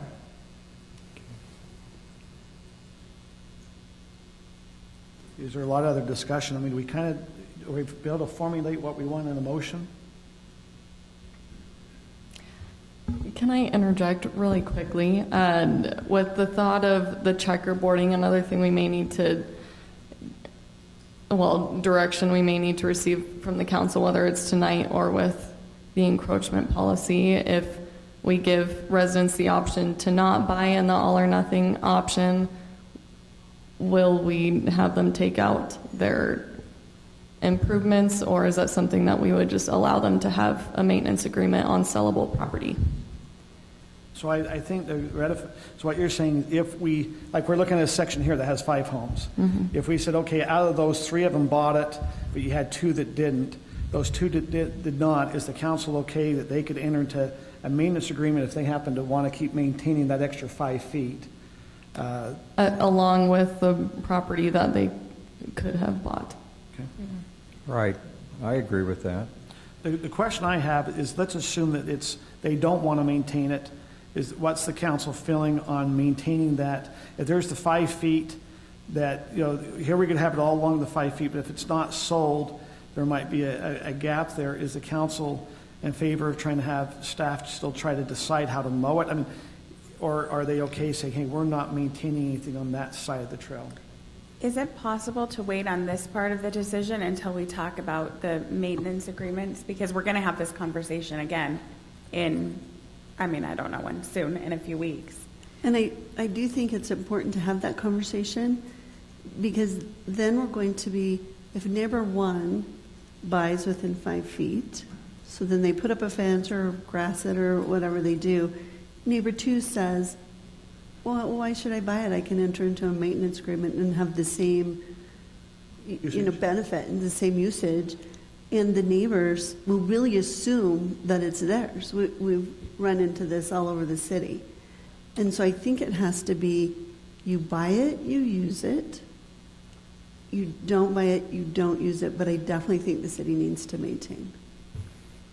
And I do think it really dovetails into the greater conversation. And I'm happy to vote on the first piece, but I think it's really difficult to not apply a policy that we're working on across the entire city, and so that conversation needs to be had so that is applied equitably across the entire city for all residents. And I agree with that, Sarah. My concern is there are some residents that are quite interested in buying, and we're getting late into the season, supply chain, different things. I think they would like us to make a decision. So I would like to go ahead and say this property is available to purchase, and then work, and I've told Brittany that I'm going to be very supportive of the encroachment policy and that, but work on the details as we go through the next, because aren't we going to do encroachment policy in July? We are. Yes, and yeah, I think you're right. I think you're right, Councilmember Smith. And it goes back to what the mayor just said, is leave those maintenance agreements as they are until we come to that new agreement. Yeah, so I would go forward with the sales. Okay, so you're not saying we need to continue this item. You're saying we could vote for the sell. Yes, that's up right. to 5 feet. Yep. But anything on the other 5 feet, if they're not going to buy before we state they can enter into maintenance agreement, you want it to be, hey, are we going to allow others in the same circumstance across the city? Right. So you could do that vote. You're also part of that vote. I think you need to state, hey, do they need to stay together all together, or can they each individually buy? And so I think that's an important part of that. And let's just be very transparent on the pricing. On the ones we approved last year, we gave them 1 year to purchase, until to keep that price for 1 year. Is the council still thinking that they would have 1 year from the time of this approval to be able to purchase at the price? Because the price will change in January. But if we keep that price, they have it for 1 year. Are you amenable to? We did that last year. Is the council amenable to having that part of the motion? I'll support that, because the price right now is at $2.74 a foot. $3.14. Is that $3.14? Okay. So, but it'll stay for 1 year, and then adjust after 1 year. Even though we'll have a motion pass in January to update And we have no idea, everyone, if you're getting your property tax notices, get ready, there's some whammies. It's not the city doing anything there at the property tax notices, but you're going to have a whammy there. And so I'd encourage, if anyone wants to buy, they do it within a year. Right. So I would agree with that and go ahead with the sales now and then wait with those new maintenance agreements until we have that in place. I also would be in favor of not requiring all of the homeowners in this section to purchase, because I think what Kelly pointed out is a problem, that you're going to have an uneven, jagged kind of fence line or property line. But I think requiring everybody to purchase doesn't solve that problem, because they may or may not purchase. So part of that motion will be to say that that we are okay with a checkerboard. Each individual owner can make their own decision. It does not rely upon all of them. I'm just making sure. Yes, So it's that's what I'm thinking. Yeah, with the proposed motion, the way it's written is subject to the stipulations recommended by staff, and so you would just call out specifically that second one if you're still wanting to do the straight line, or just without the stipulations, whatever y'all decide. Yeah, I definitely like the straight line. I definitely like individual decisions as to purchase, not purchase. And then just one other comment on the open space fee, because I know we heard a comment earlier. Those that live around the trail, again, will benefit from that sale. But there's others in that neighborhood who basically, I mean, the whole city owns that land now. And so that $20 fee now becomes even more of a question, because if you happen to live on the inside, you get no such offer, right, to make your yard a little bigger and the trail's a little more closed, although we are keeping the trail, which is what we had promised to do and which the residents spoke very loudly about in the election. So just something to keep in the back of our minds. I think it's going to push us to make a decision a little sooner on that open space fee. So just, can I add one little thing, Sarah? And I appreciate your comments, and I agree by and large with things. But one thing you do have to remember, that the people on the inside around the park actually get better maintenance than the people on the outside around the trail. So they get a little more benefit from the money they pay every month. Yeah, and I think we just have to remember the parks are fairly well maintained. It's the trails around the perimeter that are a problem. But I'm happy to make a motion. I just have one question Okay. before you do. I'm in agreement with this motion with everything we've agreed to. Are we going to discuss what percentage of the proceeds are we going to put back into this, or do we want to table that for a different discussion? What's your opinion? I mean, Do you have a percentage in mind? I would like at least 50% back in there. I think the council might want to know cost to relocate things, because rebuilding a trail versus resurfacing or patching is a much Well, I higher don't think cost. they're not doing a motion to move the trail. They're just saying that some No, we're proceeds just are saying gonna- that we'd like the funds to go back into the trail improvements. And I don't think you necessarily have to move the trail, but, I think it's just improvements in the Yeah. trail. And let's see, we can work with the city engineer on those. I would support that. And by saying at least 50%, that doesn't mean that you can use more for it, but I'm saying at least 50% should go back into that, just because we know there are so many issues that we do need to fix along that trail. So you're saying this 50% is specifically for Wimbleton, not for sales in other neighborhoods, just to be clear? Yes. Can I make a motion? Is there any other discussion? You can make a motion, and then we'll even ask if there's other Okay. questions. Mr. Mayor? Yes, Tim? Yeah, I have a question. Just to clarify, if someone chooses not to purchase or to participate in the maintenance agreement, then how will that be treated? I didn't quite understand that. So if they don't purchase, and I think that's a good question, and I don't know if we can answer that tonight, but Kelly, if they, or even Andy, okay, you have a parcel that does not get purchased, they don't have sprinklers up to the corner, and they don't want to enter a maintenance agreement, how would our park staff treat that? Would they still, how would they, the problem is, it's going to be really hard to know who owns that property as you go down through. Because if you have three and you have one, and you have a seasonal that just started in May, and and then you have a different person to keep mowing. I mean, I don't think they have the same person, the 26 people mowing. I mean, it's... Well, yeah. we can always make it complex, but I think we need to try to make it as simple as we can and kind of work out the details. So, can I make my motion? Would staff like to have public comment? I mean, would council like to hear some public comment? Sure. We will go ahead and allow some public comment.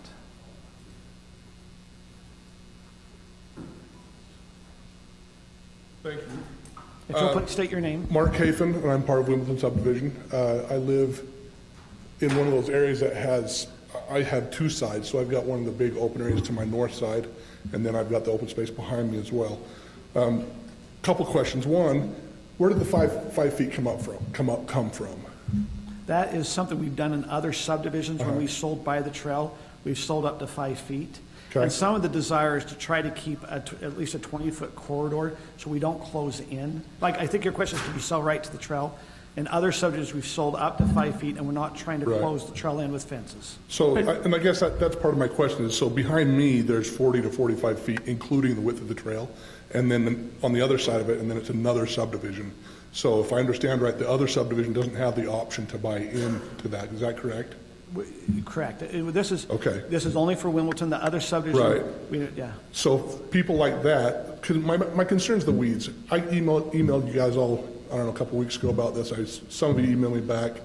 I had 4 feet of weeds, well, from probably about a foot to 4 feet of weeds all around my house, and it got cleaned up, but it never gets cleaned up until there's a complaint. So now we're going to leave that 5 feet. In some circumstances, if you have to maintain the 20 feet, understandable. Other circumstances, you don't necessarily have to if it's 20 feet.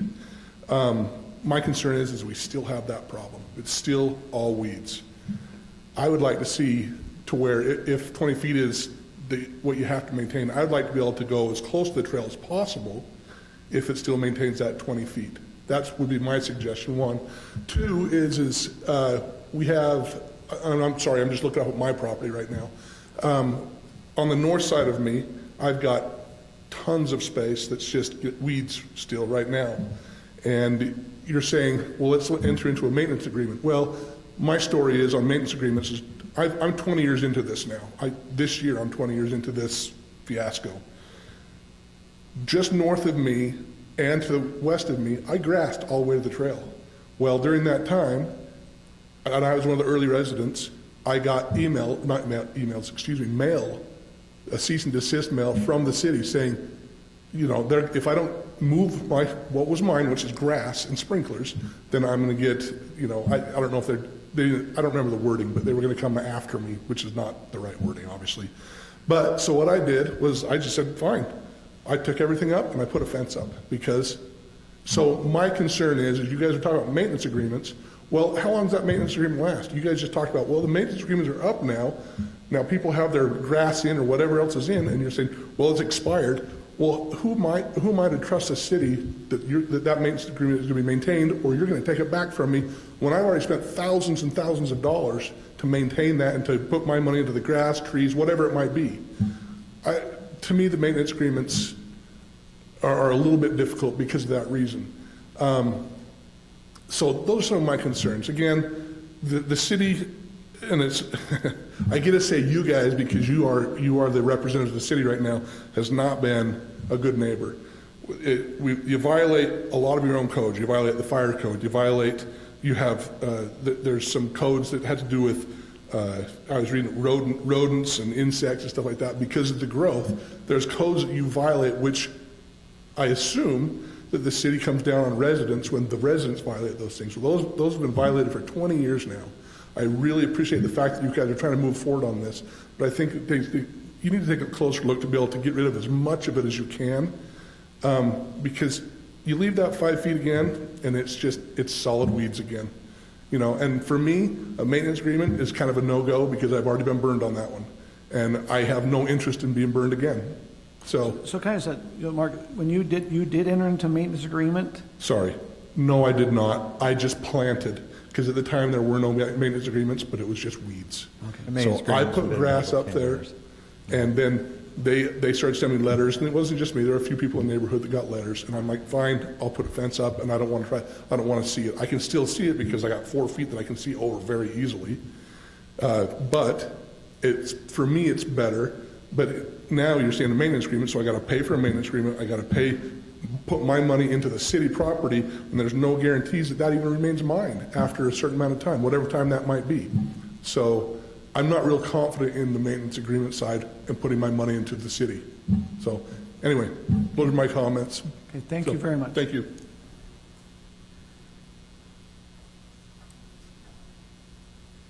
I have a couple of quick comments that I just want you to consider as you look into these agreements and what's happening and taking place.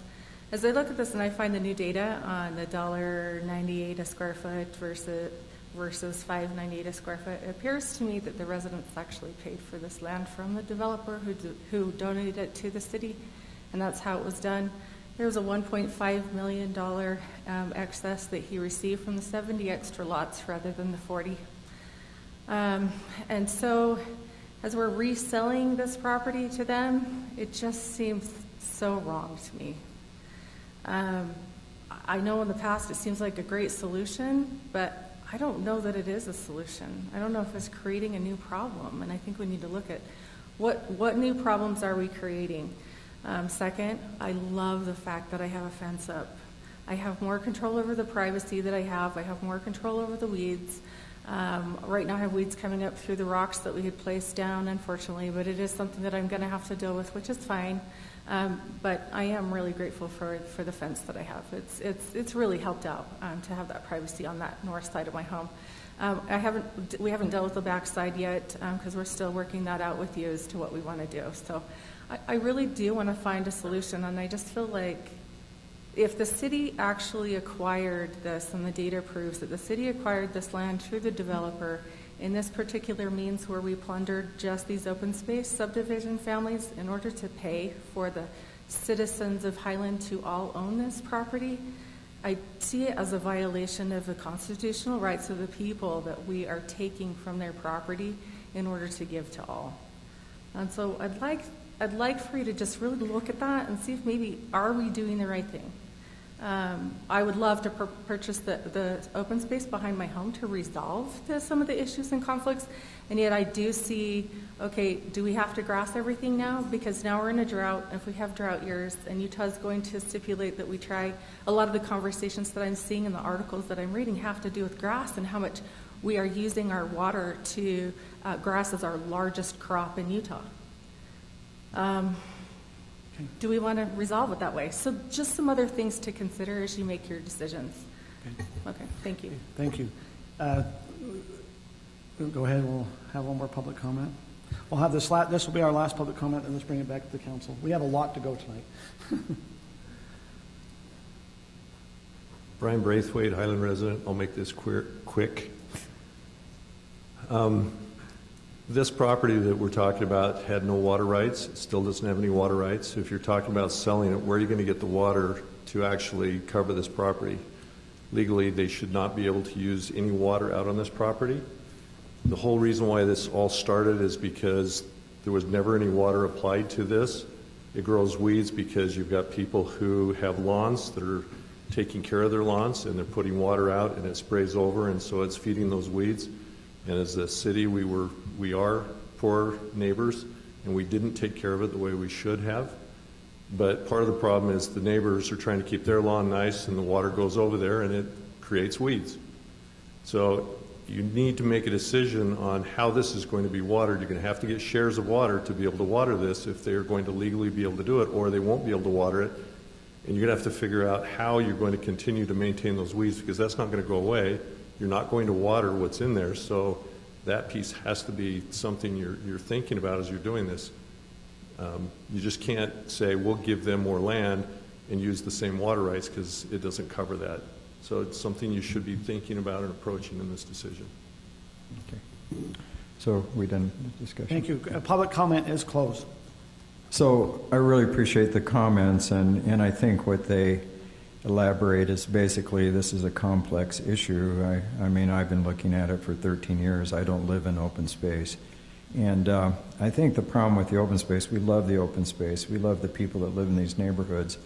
But there was a real kind of design and maybe some fundamental flaws in the original concept, and the comment that was made that yes, the people all paid more money for this property than the developer gave it to the city. So it kind of goes on, but there's always issues with water, but much of this area that this up to 5 foot of trail is already being irrigated and things, and I think some of the issues with that is going to be resolved when we get everybody metered and things.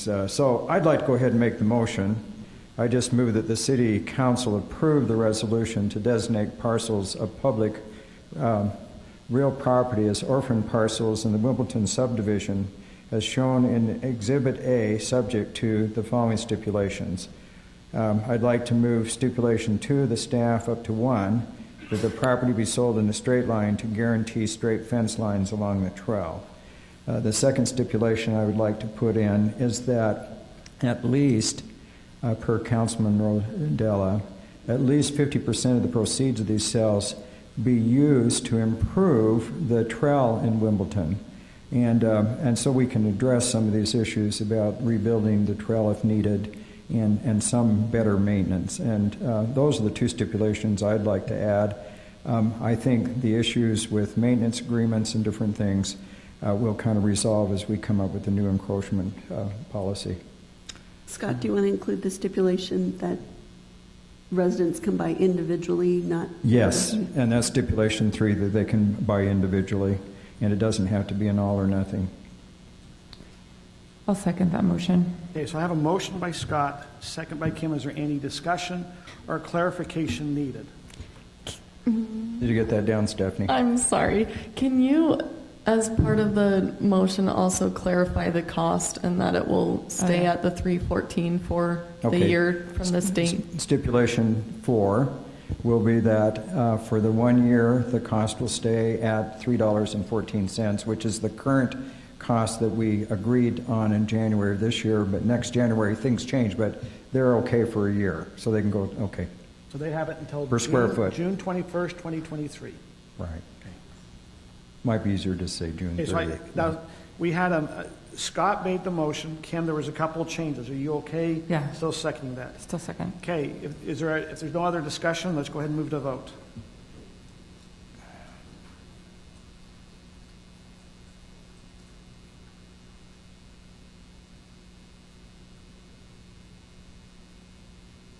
That passes 5-0. Mayor, can I just add that when we bring this back and talk about other neighborhoods and this again, I would like to consider that 50%. I'm good with that going to Wimbleton, but then I think we've got to think about how we're doing it in the other neighborhoods as well. And I think so Brittany, what you're bringing, I think we got to look at each neighborhood separate because certain needs are different in each neighborhood. Is what you're mentioning, is that each neighborhood there might be a different motion that changes. It's not 50% in every neighborhood, is what you're saying, right? I mean, let's talk about it later because I feel like it could go on. Okay, let's kind of move on. And we have the next item is a public hearing. It's a resolution for the fiscal year 2022, which we're currently in, the final budget amendments. And Tyler, I believe you have that. Yes, thank you, Mayor and Council. And just after we do this discussion, we are going to take a 10-minute break because we're at 9 o'clock, hopefully, or shorter. Great. Sounds great. We're going to do a little time travel today. We're going to cross from fiscal year 22 and then venture into fiscal year 23, all in a matter of minutes. So with regard to fiscal year 22, closing out the fiscal year, it's typical that adjustments need to be made in large portion due to items that the council has considered previously, but now we're truing out the budget to make sure that all balances. So a few items for your consideration. First off, something that touches multiple funds, including the general fund. Microsoft,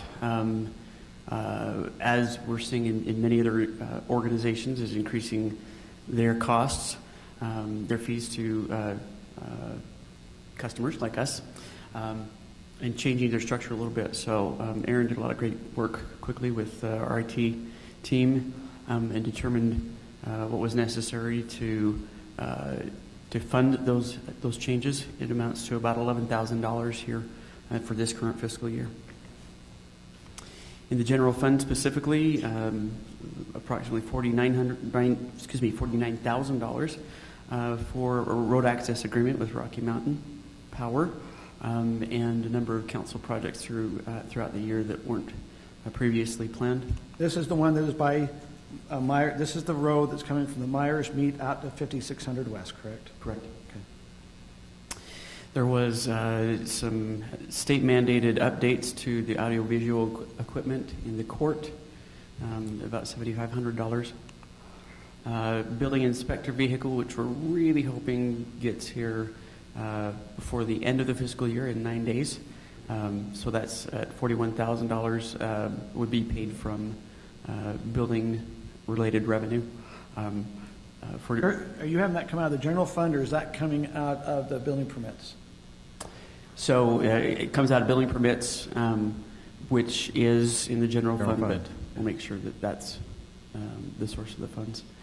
Full disclosure, if the vehicle doesn't arrive until July 1 or after, then it applies to next fiscal year, so we've included it in both budgets, but only one vehicle will be purchased. Some cost adjustments related to the Millhaven agreement that hits the general fund, pretty minor. And then the council appropriations this year, a couple council members had indicated they wanted that to go towards improvements at the community center. And since that work is still in development, transferring those funds over to a capital fund to make that available. In the Parks Capital Fund, wrapping up Spring Creek, this was after the warranty period and after they had replaced a significant number of trees, I understand. So that warranty period and time to wait came up, and so that payment was issued.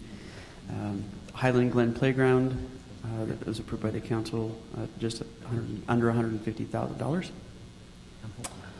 And then Road Capital Fund.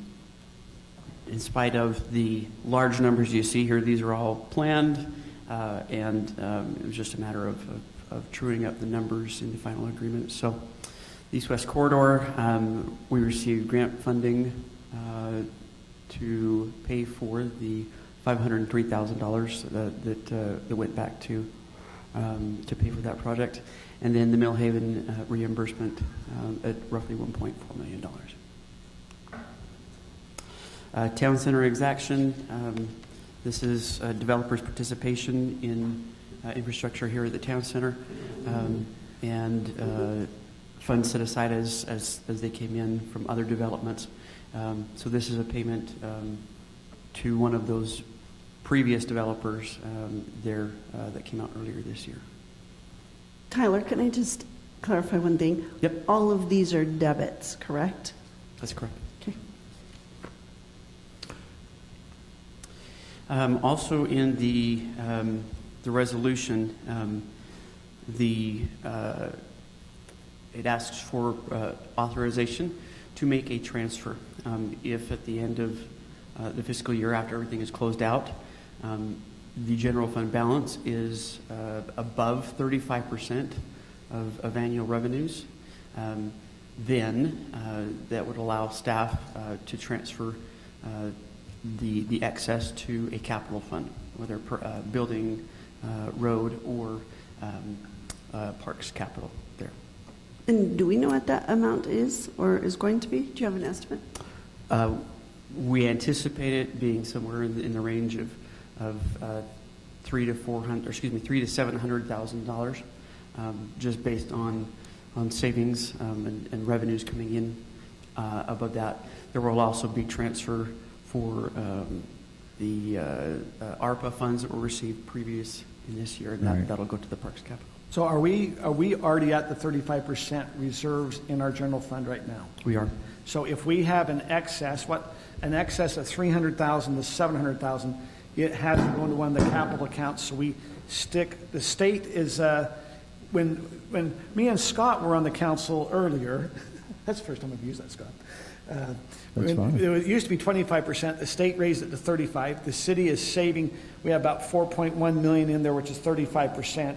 And you're stating if we have an excess at the end of this year between 300,000 to 700,000, we're going to shift it to one of the capital, correct? Correct. And one thing to keep in mind, there are a number of items that will impact where the city ends up. One very important is sales tax. We do not see the final revenue until August. So what the city receives in July and August, although yes, that's fiscal year 23, we need to post that back into fiscal year 22.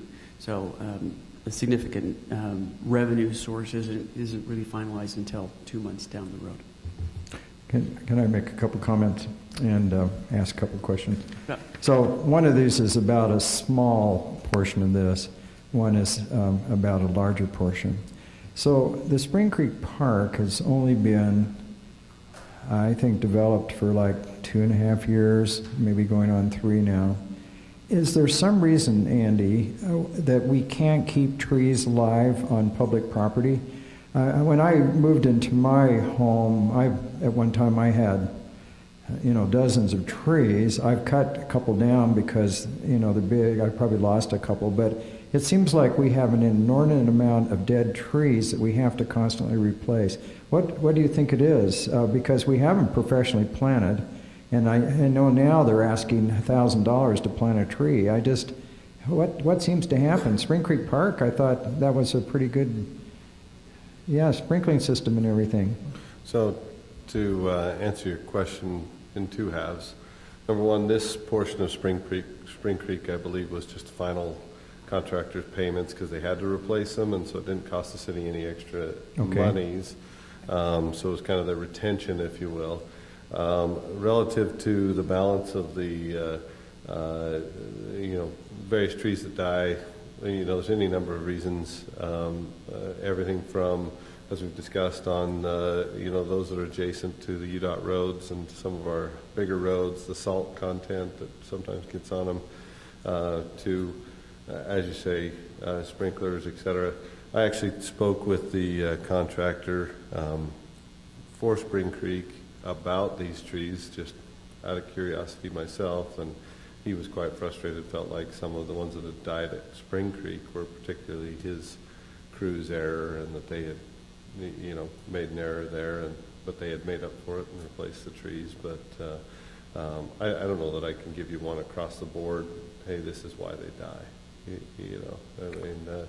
I think there's too many varied situations.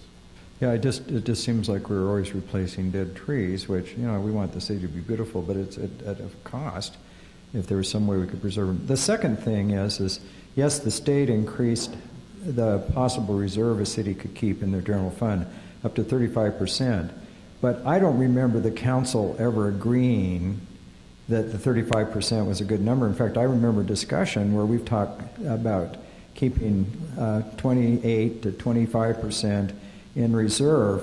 What I worry about is we get this money in the reserve, and it just seems like tonight we just have, and some of this stuff is inevitable, but we just have so many things that are not in the budget that all of a sudden are coming out of that reserve. So did we have a discussion as a council that we wanted a 35% reserve, even though it's allowed? Because I thought we were trying to aim for a 25 to 28%. The council has never made a final decision. I think, Scott, I believe last year when we passed the budget, we were at 35%, correct? And so I think it was just that I thought we were 25 to 28%. Last year was the first year that the state allowed for that increase. Okay.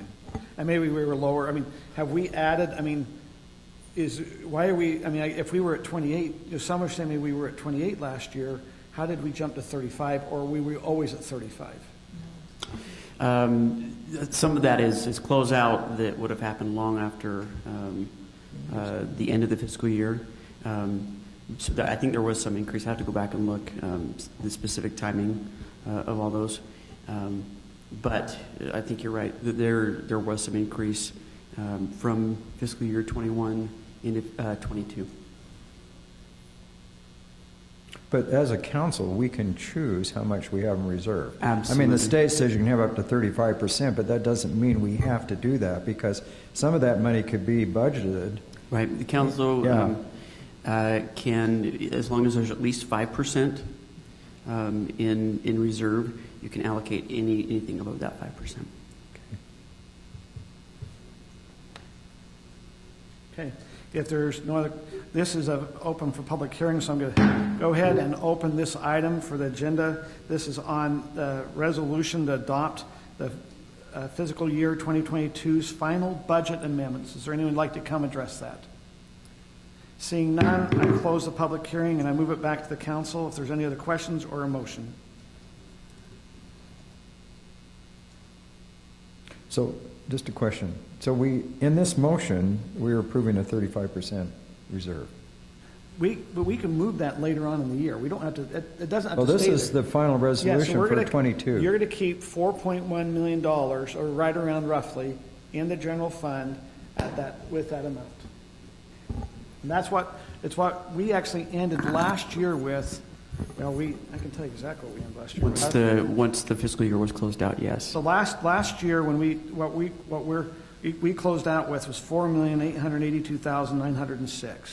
Are you saying that our end of they're wanting to do a transfer between $300,000 to $700,000 of what we? So when we did the budget last year, those who were on the council, we passed what we thought it was almost close to zero. If you remember, it was really close. Right. What we're seeing is because of either increase in sales tax, increase in property tax, or increase in really a lot of it's coming in from building fees. Right. We have a $300,000 to $700,000. What they're saying at the end, if it gets over 35%, it's going to transfer into a capital account. We could lower it down to 30. It just means that anything over that 30 will go to a capital account. We'll still have the money. Tyler, will you mind the council what percentage is 3 months of operating? Because that was what we discussed last year. If I remember 3 months correctly. is 25%. So the 35% is roughly 4 months of operating capital. And I would clarify also that the council would be authorizing a transfer if we go above that 35%, or if we were going, but you're not necessarily saying staff you have to maintain 35%. The council retains that discretion to adjust that. I have one question. So this is my first budget year on the council, so forgive me if it's a basic question, but it closes the end of June, correct? Correct. So I'm confused at why we can't come up with a closer number than 300,000 to 700,000. And there's quite a few other areas where I think, boy, if I'm running a business or even in my personal finances, I would never be that far off. I would know. Mm-hmm. And so certainly, at least moving forward, I'm happy to pass it tonight, but moving forward, I would really like to see us really work to get closer, to have more transparency for both the council and the residents, and really understand where this money is coming, where it's going, have a little more accurate projections, and understand what we need to do to get there. So I don't know how the other council members feel, Amen. but I feel like we've been back and forth, back and forth. I'm not trying to just pick on Tyler. Right, we're not trying to pick how on many you, times but I asked that question? What is the end? And when you said 300, I go, what? We don't know if it's 300 to 700. And we're 2 weeks out. Yeah, but I understand that we have some unknown with sales tax that keeps going, and some of it. When I asked Tyler, I'll let you answer that. I'm not going to answer, but they're good questions. Yeah, and I don't even need an answer tonight necessarily, but I did want it on the public record because I think this is an absolute must moving forward. Agreed. So I'm going to get on my soapbox for a minute. Okay. You just stand up, or you No. Well, I probably need to stand up because you can't see me. I'm so short. We're missing our break. Yeah, we need our break. But we have above 35%. We may have 300,000 to 700,000 extra, and yet we had quite a spirited debate 2 weeks ago about why we couldn't eliminate the open space fee, which is 290,000. So it seems like there's money there. We don't know if it'll be in the future, but I still like to put a little plug in for that. Just as Scott brought that up, some of you, if you weren't here at the work session, I think all 5 council members are in favor of this fall discussing about the open space fee, and there was a desire to eliminate or to look to adjust how that is being charged. And that was what was being discussed at that. It's been discussed at work session. On the 6th. Yeah, we had a work session in February. It was brought up here on the 6th. Also, in the last. So that's just FYI on that. Okay, are we ready for motion, or is there more discussion need to happen? I'll make a motion. I move that the City Council approve the resolution amending the fiscal year 2021-2022 budget. I'll second. Motion by Kim, seconded by Sarah. If there's no other discussion, let's move to vote.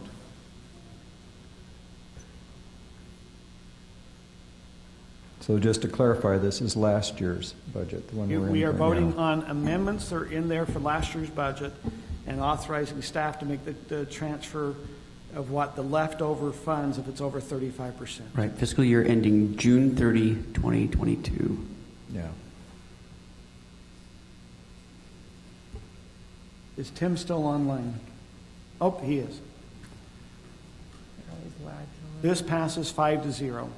At this time, it is 9:05. We are going to take a 10-minute break. As we come out of the break, we go right into the heavy budget stuff and things that way. So just that way we can kind of stay focused. But we're going to take a 10-minute break and come back at 9:15.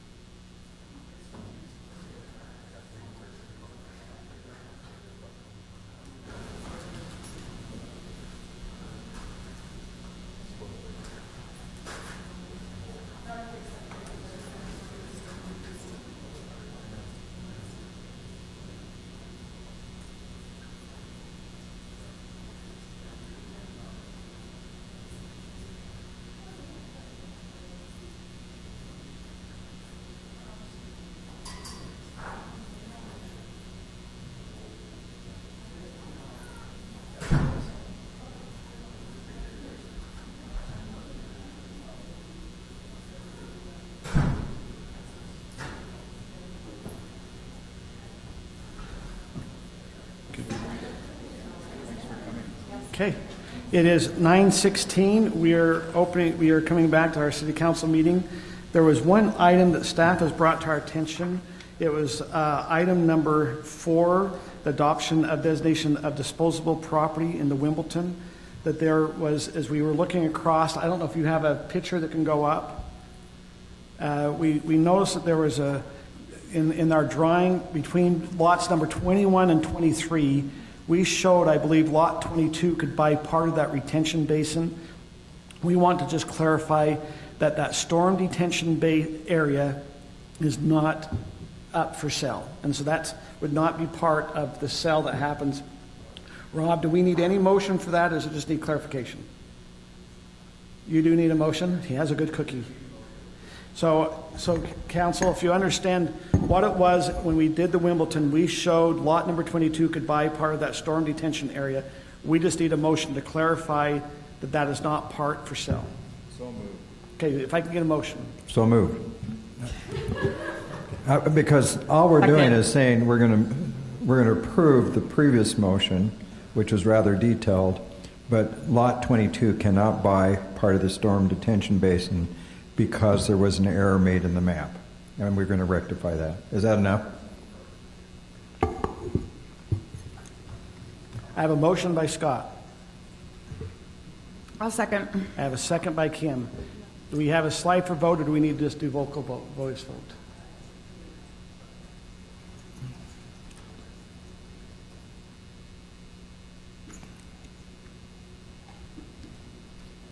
So we're voting on the motion there. And this is stipulation 5, I think. So.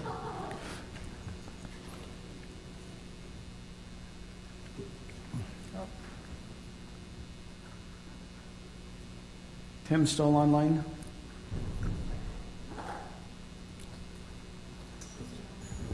Tim, are you still with us? Tim, Tim Ball, are you still on with us? At this time, we do not have Council Member Tim Ball with us, so we will go ahead and go to the vote. That passes 4-0 with Tim Ball not voting and not being present. So if you want to pass that back down to staff. So I would like to move, if you look at item number 13, it is a public hearing resolution for the fiscal year 2022 and 23 budget adoption. I'd like to move that before we approve the number 6, which is the resolution for certified tax rate. To me, it seemed a little interesting that here we were going to do a certified tax rate, but then we still have to go talk about the budget. So I want to bring the budget up before we do the certified tax rate. So I am moving item number 13, public hearing resolution for fiscal year 2022-2023 budget adoption. So if we can go through that. If you wouldn't mind, I put together some slides there. Aaron, do you happen to have those? Just to kind of help with our budget process, and then we can kind of, this might help with some high-level questions, and then we can have Tyler walk through the budget. And so it might help with some questions. So in our general fund, at the end of last year in our general fund balance, we had $4,882,906. We are now estimating of extra funds to come in this year. We have 6800 West MAG refund of $539, and then as we heard earlier, the estimated extra funds that will be coming in at the end of this fund year, this budget year, will be between $300,000 to $700,000. I just want But we just talked about that being in the previous. Correct. I'm just letting you be aware of how the bounces and what's kind of going on. You'll go to the next page. Then the question also that came up, we've been having a lot of questions, is building permits. Because in 2022, we noticed a lot of increase in building permits. Can you do the slide that's called, they're building permits. In this upcoming budget year, we are showing that we're going to get $900,000. We're forecasting ahead that we're going to get $900,000 in building permit revenue, and we believe we'll have expenses of $362,000, or we will generate $538,000. This is something important as a council. We all kept thinking this stayed in the general fund. There's a transfer in the budget that moves this $538,000 into a special building permit capital account because we've received an audit from the state auditor. Meaning we've got an audit alert from the state auditor saying, hey, this extra revenue that you're creating might have to be refunded. And so as a city, we're going to take that 538 and move it to a separate savings account that is it's a special capital account for building permits. Now with that, as we look at this 538, and as we go down, you're going to say, hey, other expenses currently in the budget that could be allocated against building permits is about $125,381 of planning and zoning, and engineering about $100,000. So that means that that's sitting in the general fund. An extra $225,381 is sitting in the general fund to go against this building permit revenue to go on that special savings. Is everyone following what I'm saying here? Right. Brittany, you shake no. I'm listening. I will ask you questions at the end. I'm good so far. Yeah, and I actually would like a little clarification. You lost me. So we need 538,000 in the savings account. No, we're generating. So think of this as a business. You had sales of 900,000, and you have expenses of 362,000. So your profit's 538,000 from the building permits. Can I make one little comment? Yeah. So one of the problems, Sarah, is right now we're issuing lots of building permits, but next year or the year after, we might not have those. Correct.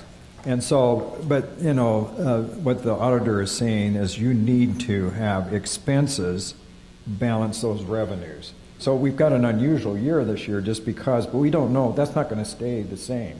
We've looked at it over the years and it really averages much less. Okay. It is. And so, but what we're saying is when we were looking at our expenses, we did not include in the expense category the 362,000. We did not include planning and zoning of the 125,000 or 100,000 from engineering. But if the auditor's going to come look at those funds, we need to say, no, these other expenses really should be against those funds. Does that make sense? Because they are all part of that building permit fund. Wait, okay. I have a question here for you. Okay, so 538 building permits going in, general fund, taking out the 225,381. So there's 312,619 left of that 538, and that's staying in the building permit capital account. No, 538 is being transferred to the building capital account. Yeah. All I'm saying is that 225,381 is sitting in our general fund as an expense. Yeah. We could allocate 225 to the 538 and make it, what, 700 and some odd thousand. So if you take 225... 381. Yeah. And so, okay, so the 381, you could decrease by having the expenses there, but it takes that expense out of your general fund. So it increases the general fund 225,000. Yeah, but it's decreasing the 538 Correct. to 312. That's what I'm asking. So it's decreasing that 538 to 312,619. And do we have that allocated for anything, or we're just keeping it there? We're keeping it there because we have an audit from the state auditor. So we have an audit alert. So just if the public's listening, we have an audit alert from our state auditor that says, hey, your building permit revenue, if you're generating too much, you're on notice. We're not the only city. So, Mayor, what does this change, if anything, the way that you're presenting this? What does this change about the budget that we looked at 2 weeks ago? Good question. Let's now go through the presentation, and I think some of that will be answered. Let's go to the next slide, which is building permit forecast. So we had in our budget, so it's the slide that's called building permit forecast. Okay, so right now in our 2022-23 budget, we have forecasted $900,000. We figure we're going to get 250 building permits. We figure they're going to average $3,600 that will generate $900,000. Now these numbers are okay. Those numbers. Look at the numbers in front of you on this page. They're off. We've contacted Boyer, who was here earlier. They've forecasted that they're going to build 124 units, which will generate that much building permit. Lennar, which was the plan here tonight, they believe they're going to pull permits for 76 units at an average of $4,000. If we do that, we'll generate $578,000 this year, not the $900,000. That was always been our question. When we were doing the budget, we have sitting in our budget right now, the budget you're looking at right now has $900,000. But if we look at what we're hearing and we go through, okay, we're these two developers that are over in Ridgeview that are doing a lot of their permits are saying that, hey, we're probably only going to generate instead of 900, we're going to generate 578, and then we take our expense of 362, and we would have an excess of 216. Now, there's other projects that we reached out to 10700, which is the old Apple Creek. Nathan, you talked to them today. What are they saying about building permits? Next year, about 24. Okay, so we don't have their 24 in there that might be coming from them. We don't know what Millhaven, Perry Homes, or any empty lots. It's not, but just based off what we're hearing from Boyer and Lennar, I'm just saying that's the adjustment. If you've been coming to any of our budget meetings, we kept on wondering if the recession happens, interest rates are going up, what happens to building permits? This is what I am forecasting only. And it's just based off the following information from Lennar and Boyer. Okay? Now if you can go to cemetery, and this will all tie in. You'll see how it all comes and ties in. Cemetery lot sales. Okay, cemetery lot sales. In 2021 and 2022, we had $310,000 in cemetery lot sales. We saw a bumper year this year. We actually have, I noticed that we skipped our budget year. The budget year of 2022 at the end, we didn't come 310. I think we're budgeting like 465, right? Is what we're projecting. Anyway, I'm just putting in the number. We put in our budget for this year, we're projecting $400,000 in cemetery lot sales. All I'm noticing, because it's going to come to play, that there's a difference. We're saying that we're going to have those extras. This is in the budget, so the $400,000 is in the budget, and that's a $90,000 increase. I'm just trying to put a little flag out there that was an anomaly this year. We don't know if it's going to stay. So, Mayor, are you saying that people are dying to get into Highland? Someone has been, because we've sold double the lots. Then we're people from outside of Highland, yeah. Now, as you look in the budget, if you looked at it, we had a carryover, and then we had our land sales, which totaled 523. Then we had our expenses, which totaled down there as buyback. You'll see in the fund that we transfer to the general fund $252,044. Anyway, because this will all come play, but you'll see, just notice the things are in yellow. How come what's going to happen here? If you'll go to the Highland sales tax. Wait, can you explain the land sales? So, I'm sorry, it's a good question. The land sales, the general fund went and bought the cemetery many years ago. And because the general fund revenues were used for that, when the cemetery sales happen, the cemetery pays back to the general fund. That's why the money's coming back to the general fund, is because they paid for it. It's for all of those years where the cemetery wasn't making money that the general fund was putting into the cemetery. Okay. And we will actually have sometimes, we are doing a study right now on our bond payments. We recognize there are probably times with our bond payments that we pull out of the general fund to help with the bond. And so we're also looking to see what we need to capture back there, because we get closer to the bond payoff. Okay, go to Highland sales tax. Our Highland sales tax. Hopefully this is helping residents understand where we're really at. Our Highland sales tax in this current year, we are forecasting we're going to bring in $3,325,000. We are forecasting an 8.3% increase, which is a difference of $275,000. Is that a conservative forecast? When we talk to American Fork, they are forecasting zero. They just say it's going to be flat. But they're not, and that will bring into the next slide. Okay. If you come to the next slide, now we come into our budget surplus. So in the current budget, so it's the budget surplus slide. So as we discuss the budget tonight, we discuss any fee increase. As we go through all this stuff, I just want to be very transparent.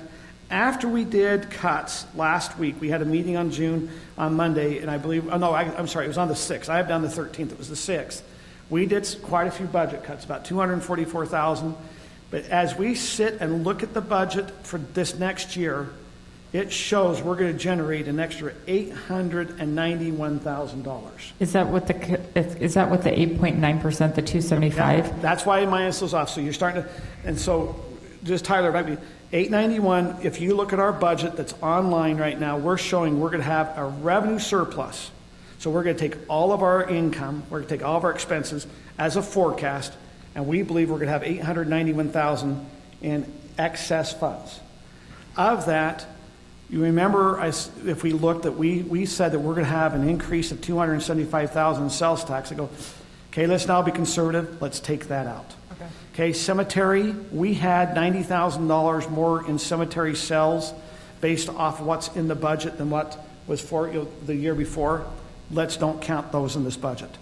We are now going to be building Mountain Ridge Park, and we're going to have excess labor that's going to now come that's not in this current year budget. We don't know if it gets, it might not be done by next year's budget, but we could start accruing cost at Mountain Ridge. Let's take $80,000 off that. The last line is the public safety fee. If we increase the public safety fee from $11.50 to $17, we generate $311,000 extra. Well, if you take all those and minus it off, we still show a surplus of $135,000. Now, can you make sure that's a little bit bigger because there's some stuff at the bottom? Now, if you allocate, so if you take that $135,000, if you can make sure it's all seen. Okay? So this is where, if you allocate the extra building permit revenue from planning and zoning, remember that was sitting in our budget that should be going against building permits, then it also generates another $225,381 in the budget, which is $360,381. We would then, at the end of the year, if we minus all these off, if we don't do the public safety fee increase, we'll still have $360,000 sitting at the end of the year, just like we are this year, saying we might have a budget surplus between $300,000 to $700,000. That is what I wanted to share about the budget. Hopefully that helped give a high-level view of what I saw. So, are you using this as advocacy not to raise the public safety fee? I think it's for us. We have to defend why we're raising fees. We have to now, because we can show to the residents, as a council and as a mayor, we need to go, okay, this is why we believe it's wise to do a public safety fee. If we see that costs are going to be different because of inflation, if we see that, by the way, our budget currently we are proposing a 6% raise for the staff, for the Highland City staff. That is in the current budget. We also had, Tyler, what was our health insurance come back at? Health insurance renewal increased 7%. 7% and dental 1%. That's also sitting in the budget. So after you have all those expenses in there, it still generates $891,000. So Scott, the question is, do you feel like, as a council, that we've been going through telling the residents we're looking to raise the fee. We've done a tentative budget. The tentative budget in May said it was going to raise to $15.25. The work session said $17. Do we feel comfortable in telling the residents that, yes, we need to still raise a public safety fee? We've had some residents come up and share the reason they felt it should be is it needs to be very transparent and sit on its own, that the public safety has to sit and fund itself. Now, almost every other city out there, we're not the only one, but Highland is unique because we have a public safety fee and we have a road fee, we have our open space fee. But with that, a lot of cities take their public safety and fund it 100% out of the general fund. I'm just trying to be transparent so the residents know. To me, this is being transparency. This is how it plays out. And as a council, if we're going to raise it, I think we need to have some good reason why we're raising a fee. Just on that, Kavit, though, they do pay for the public safety fee out of the general fund, but most cities, because they have had an increase in that public safety, are doing property tax raises this year. And we looked at it, our citizens said they'd rather pay for it in fees versus taxes. And but my question is, so if we're going to open this up for public hearing, and we can listen to the public, on this. This is my question: is we can show we're being conservative. We didn't say sales tax increased. We took out the cemetery. We added some expenses to the Mountain Ridge. Then we take out the public safety fee. We can, if the council feels that there needs to be some type of increase in the public safety fee so it's covering it, it can. I'm just showing that we would not have to, if the council elects, that with what's proposed, unless we see that we don't think we're going to hit our budget numbers, but what is proposed in the current budget, we're generating it this way. We're generating $891,000. Kurt, I really appreciate this work, and I really appreciate the transparency because I think that's really important. My concern is we've had a lot of feedback from residents about the state our cemetery is in and the upkeep, and we've been asked to buy equipment to dig graves more efficiently and keep the cemetery nice. We have all but promised that we would address trails right away and fix our trails, and they're just getting in more and more of a disrepair. And I know there's a trail plan, but it's many years out, and so residents are having a hard time there. And I have heard from several residents that have said they want the safety fee to be separate, and we just don't know what's coming. So I just question not doing the safety fee, because in a year from now, we have to raise something. If we have to raise something, then it's no longer attached to the safety fee. That train has come and gone. Mm-hmm. It's left the station. Where this year it makes sense because we know exactly what the increase in the safety fees in the public safety cost will be, and we know how we can cover that. But next year, then we're going to have to say to the public, well, we were able to cover the safety fee last year. This year we're going to raise, property taxes or something like that. So just some thoughts. Well, no, that's what I'm saying. We have to share the residents. Why are we doing a fee? Hey, we are going to try to help we want to have the public safety fee stand on its own a little bit more, but we're going to try to use those extra funds to go elsewhere. That's where you've got to try. That's, in a sense, I'm saying sell it to the public while we're going to do what we're doing. If I might remind the council, and you probably already have this ingrained in your memory, $665,000 is the amount of public safety cost increase. So now, and Tyler, do you have a presentation for the budget? Did you have a presentation you wanted to do, or? You actually did a pretty darn good job, Mayor. I just want to say that. Yeah. So, Tyler, do you want to do the budget, or do you want to? Which presentation do you want to go to? Because we still need to have a public hearing on this. I just wasn't sure if there's more information you wanted to share to the council and to the public about this budget. So Mayor, and I absolutely understand you're wanting to maybe switch things around, but at the same time, if you're going, so the reason we put the public safety fee and all of those ahead of it is it impacts the budget. So if you're going to make changes to any of those, you want to do that before you do the approve whatever you're going to approve in the budget. Otherwise, you're going to have to come back to that afterwards. Right. So maybe we do the budget presentation, but not if vote you want, on it? This is a good thing because we got to still go to certified. The only reason I brought that is it just seems weird that we're going to be doing a certified tax rate, and yet we don't know really, is that what our certified tax rate is? Is there something, now if we're not looking to increase at all any property tax, if we're not, then we can just certify it because it's going to be that other, and then we can talk about the fee later. Does that mean? I just want to make sure it's transparent. Is anyone wanting to do anything with the property tax? So I'll answer that. No, not this year, because I think we need to get the Supreme Court ruling on the fees, because we may or may not have any discussion about fees next year that are non-utility. We just don't know the answer to that. So we'll have to see. I want to thank you, Mayor, for presenting this. This is really great. One of the things in the discussion I think we have to remember, though, is that I think all the citizens are getting hit with inflation.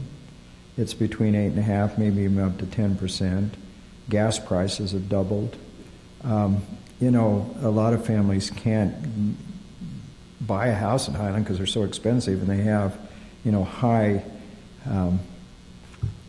monthly payments to have their house. So I think if we're making kind of the argument here that we have money to cover this in the budget, it's hard for me to support the fee increases. I think we were up to 24 something per month. And there's another thing in the agenda tonight where we could decrease that by $4, at least the culinary water fee. But maybe we need to be sensitive to all the things that are hitting people. So if we're estimating that we're going to have this much of a surplus, I think you've made a good case not to raise a lot of these fees any more than we absolutely have to. Well, and Scott, as you bring up, let's assume our sales tax, we forecast, the reason we're forecasting an 8.3% increase is because that's what we're seeing here at the very first of the year. I mean, Right. our sales tax has increased, and what we're seeing, what are we 2 or 3 months behind in the reporting where we actually get the 2 months. So 2 months ago, it's showing we're 8.3 up during the year. So that $275,000 could be real and sit in the budget. I just pull it out to be conservative, saying, because where I made the error early on in the budget and kept going, I kept thinking that when we had the permits, the building permits, I thought that was in the general fund, and I thought, hey, we're not going to keep $900,000. We're going to drop quite a bit on that, and that was why.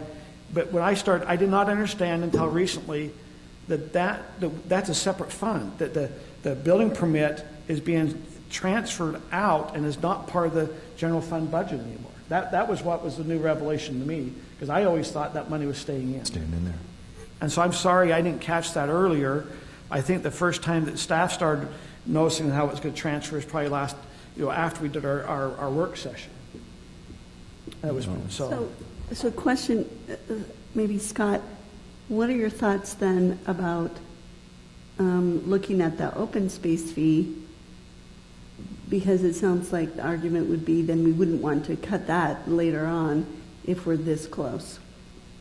So what you're saying, Sarah, we're going to raise the public safety fee so we can get rid of the open space fee. So we can really raise No, I don't said that. No, that's not what that was not my intent. Basically, I'm saying the safety fee needs to go to the safety fee, right? Public safety should be safety fee, different conversation. But it sounds like what we're saying on the other side is that, well, we don't need to increase the public safety fee because we have enough money to cover it. And so I guess my question is, but do we have enough money to do the things that we really need to do that the residents have been asking? The one gentleman said he's been dealing with that open space for 20 years. So do we have enough in the budget to address some of those needs that have been sitting around for years and years? And is this the time to even address those? Maybe it's not. So last year we passed a parks tax. So for some of the parks issues that we've had a real hard time maintaining, the residents agreed and they voted to pass the parks tax. I believe the parks tax generated, $135,000 to $150,000 this year. So That's what's anticipated in fiscal year 23. Budget, yeah. Is that for capital only? that can go towards capital, which is a trail. But now the other thing is we have had trail money that has come from the county that we haven't spent. I mean, it's some of the problem. We've had the trail money. We're just not spending it. Now, some of it is because earmarked for yeah, Highland it's been Glen earmarked. Park. This year, we earmarked it for Highland Glen, which is, I think, we did that last council meeting. I can't remember. I don't think it's on here. Is the Highland Glen on here? Okay. And so we allocated Highland Glen, but there's been years where we didn't go and spend all of the trail money. But we have about $165,000 coming in for the trails. So I guess my comment, and I'm just going to reflect on what Sarah said. I understand what you're saying, and I think former Councilman Braith made a good argument that, you know, we decided in the past that any increases for the public safety should come through this fee because the public safety kind of uses a lot of our general fund budget. I think we were talking up to, 67% or something. 66%. So it really limits what you can do in other areas. What I'm saying basically, if we do have these anticipated surpluses, and it's hard to predict what's going on in the economy right now. I think we're in difficult times, as difficult as it was when we went into COVID. But maybe we can increase fees, but maybe not as much. And that's kind of where I'm starting to lean. I think the utility fees, some of them have definitely got to come up, but maybe not increase things as much. I think we just need to be sensitive because where we were a week ago is that we were going to increase total fees per year about $290 a year, and now there's a chance that we can get that down some. So that's I just kind of want to be sensitive to people's and this is needs. And Sarah, this is more about transparency. This is being very transparent. That you know sometimes we don't show. We don't show all the numbers. You're really saying, hey, here we really sit like this. I just hope the residents appreciate that we're having an honest conversation where we're at. So. Can I make a comment about transparency? So right now, I just feel very frustrated because as a council person, I feel like I can barely keep straight because I feel like we've had 10 different budget meetings, and at every budget meeting, it's like, I feel like it's been a different situation, and we've decided $12, then we decided $17, and then there's new information. So as far as transparency goes, I mean, I think we have to have it all the way through so that when we get to tonight, everybody understands exactly where we are. I don't feel like I understand exactly where we are right now. And that's frustrating because I feel like I've put the work in. So to be very open, this number was shown to the council, I believe, back in May, the 891,000. So I mean, it really hasn't changed too much. You know, the 891 was sitting there. Am I right, Tyler? Is it? I guess we did have 244,000. Different conversation than we had 2 weeks ago or a month is, ago. and all I did is I allocated saying that we have went to the public and said they're looking at 15, 25, or 17. That's what we've told the public. And to Councilman Bill's point, the 891 was not in the tentative budget. The 891 is a result of the 244 of increasing the public safety fee to 17, as well as a number of cuts the council wanted to make. There is quite a few elements of movement, and it's hard to keep track of. Right. And that makes sense, and I appreciate that it's reflective of our conversations. I'm sorry, you are correct. The 891 wasn't. We cut 244. So on June 6th, we had a meeting and we cut 244,000 out of the budget. Then when we told them to go to 17, then that generated more money, and so now we're seeing what the numbers are. Yeah. So I apologize. Well, I think it's a little frustrating because when we made those budget cuts of the 244, we didn't have the 6800 West Mag refund or what was it, the building permits as well. I guess, you know, when we were making cuts, we didn't have all the information. Yeah, I agree. We were really being pressed to make cuts so we could keep the tax increase or the fee increase down. So we wanted to make cuts, and now we have all the surplus. But that conversation, at least in my mind, what I understood was that we weren't going to have a surplus and we were going to be hit with a lot of additional costs across the board. And so we were willing to make some hard decisions and say we need to cut some things. It does feel like a completely different conversation. Was there things we cut that really we shouldn't have, though? I mean, I'm just saying, I think we have to be fiscally responsible also looking at cuts. I mean, was anything in those cuts you're going, well, maybe we should have kept those, because we did keep some. I mean, we did. And we're going to adjust this budget every 3 months. And we see, like tonight, for the fiscal year 22, we saw some extra expenditures, and we're going to see that.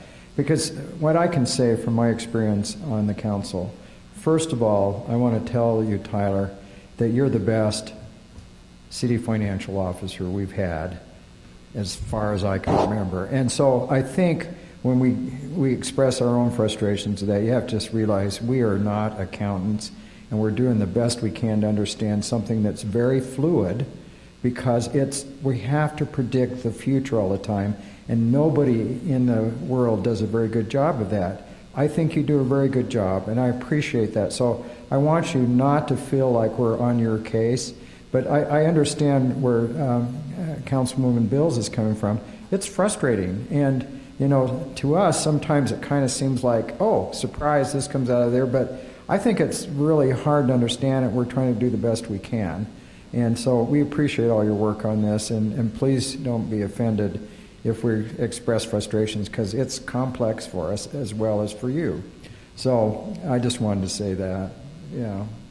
Thank you. I appreciate that. So with that, this is item number 13. Do we want to go back to item 5 and go through things, knowing where we're at here, and then we can go through these other budget items?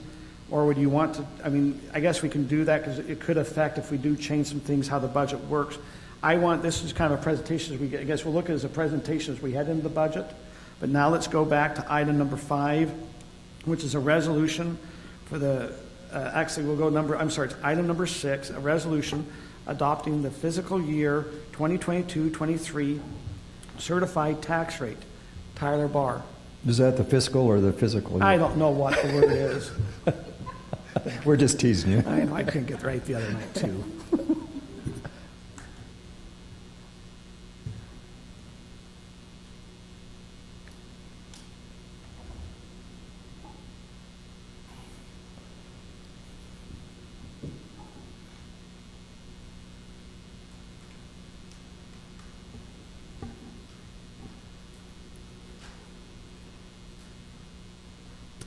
Alrighty. So I told you we'd be doing a lot of time travel, so back and forth between fiscal years and throughout the agenda. That's just fine. Let's see here. Were we going to the certified tax rate? That's number 6. Yep. We are going to number 6, resolution adopting the word physical, whatever it is, year 2022-2023 certified tax rate. How do you say it, Scott? Fiscal. Is that what I said, fiscal? Now you did. It's okay. There's some words I cannot say to save my soul. All right. As you know, Council, total property tax revenue on existing properties does not increase unless the Council deliberately and specifically opts to increase revenue coming from those. So as property values increase every year, and right now a lot, the certified tax rate generally decreases. Okay, so here there is a property tax dedicated to general operations that stays in the general fund. There's also a property tax dedicated to the library, and then of course we combine that. So you see here in that middle column the individual certified tax rates, 0.000975 for general operations, library, below, and then the total combined tax rate for fiscal year 2022, was approximately $1.12 per $1,000 of valuation, taxable valuation. Okay, and you can see below each of those rates the amount that was anticipated or estimated to be generated. Now that's if everybody paid their taxes on time and whatnot. So a little fluctuation there. But for fiscal year 23, these are the certified tax rates that came from the county and the state here just last week.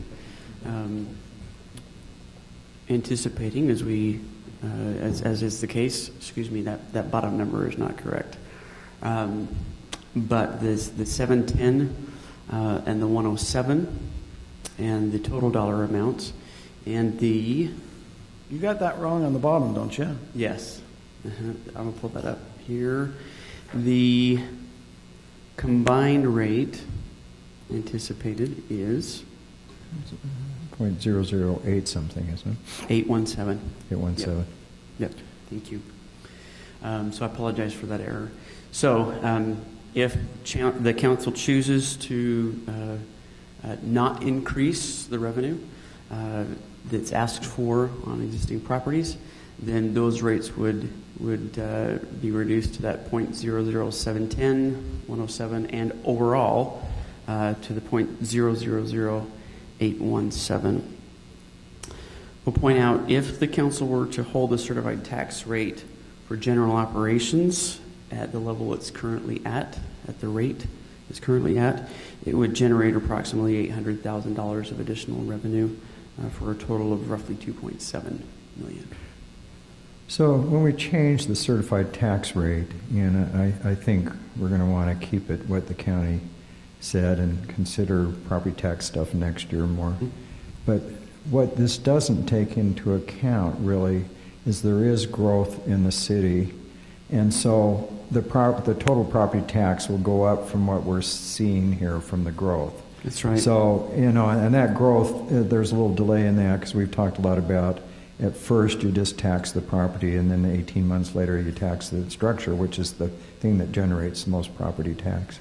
Mm-hmm. So, so this is if we had no growth Right. is what the projection would be, but we will have some growth on top of this, so. And the county provides some estimates to that. It's about $100,000 in new growth revenue from last fiscal year or the current fiscal year to fiscal year 23. That's probably at least that, I would think.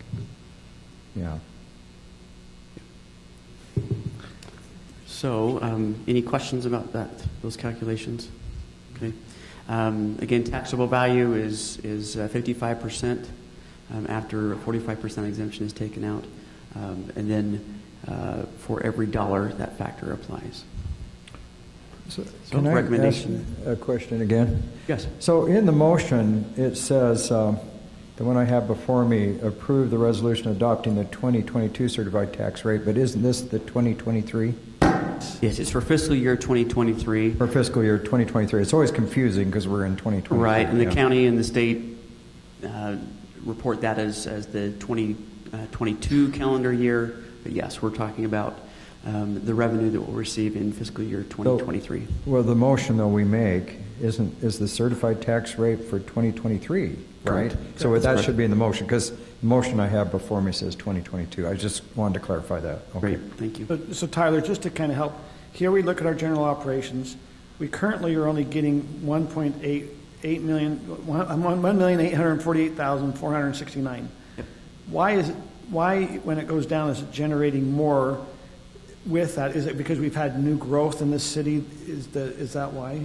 So the increase of that $106,000 roughly is new growth. How many permits or how many homes is that? Do you have any idea? That's the 100,000 right there. The county hasn't provided that data yet. That's the rates were available just last week. But Ridgeview, we haven't seen the bump from Ridgeview where they went and pulled the 200, where we have like 250 permits this current year. Correct. We haven't, Correct. because we should see in the next year also a bump, because also those homes are coming in as our property tax. So that's correct. So one last comment, and I'm sorry because I'm making the meeting go longer, but my experience has been looking at certified tax rates. I think this is the 9th one I've seen. There's always a little cushion. I've never seen a certified tax rate come in generating less property tax. They always try to generate at least as much, and there's always a little cushion. And maybe that cushion's all from growth, but it seems like there's always just a little bit, so they don't, I don't know. Some of the fluctuation is due to Yeah. delinquent property taxes. There's Right. depending as if someone's catching up or falling behind as the economy may impact, but you're right.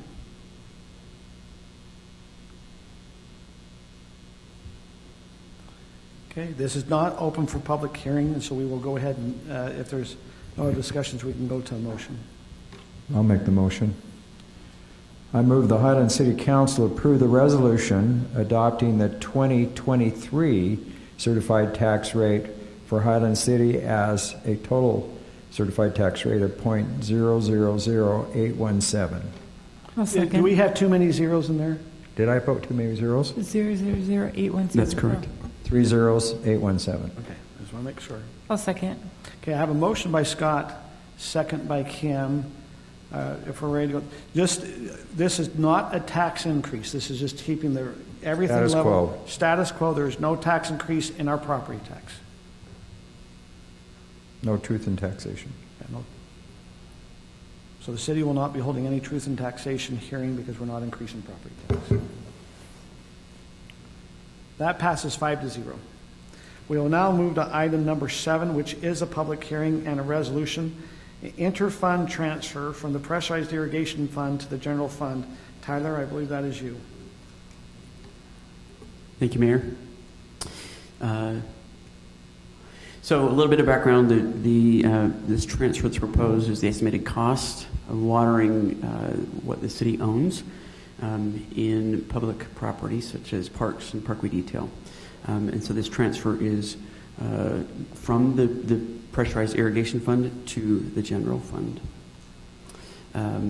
What it amounts to, and this is part of the analysis that's required by the state, is approximately $2 per month for each PI customer that goes towards this transfer.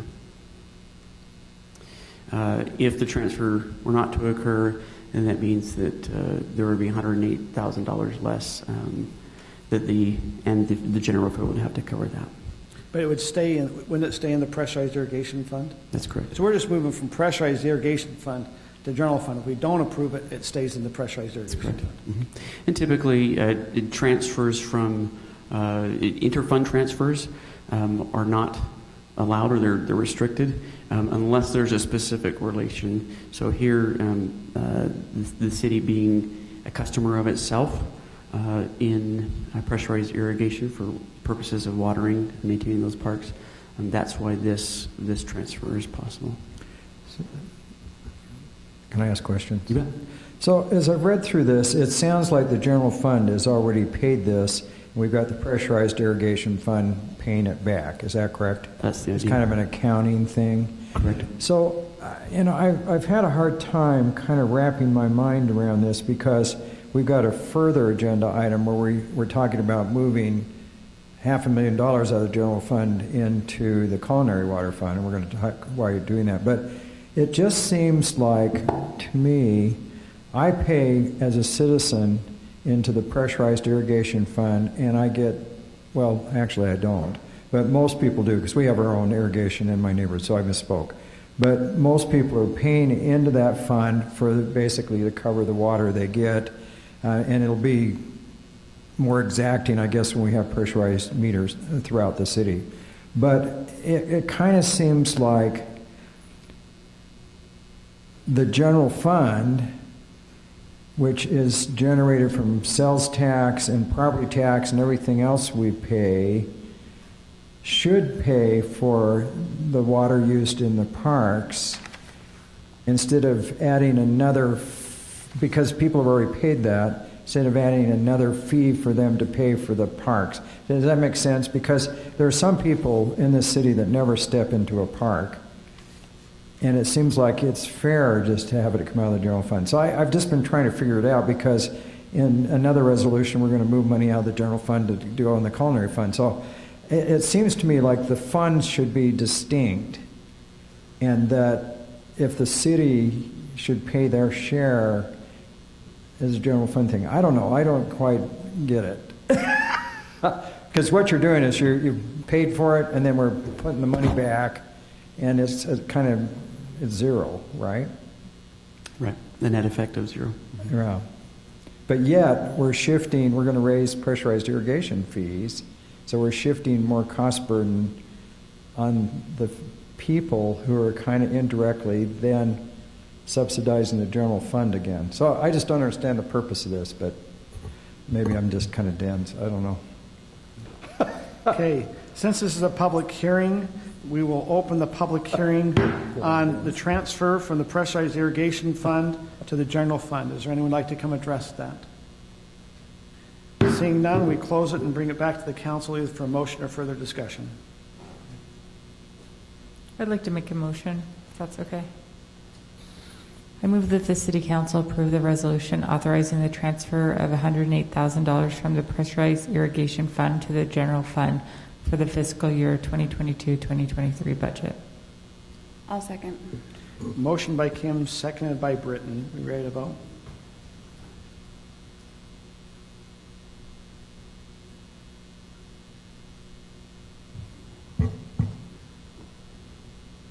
That passes 4-1.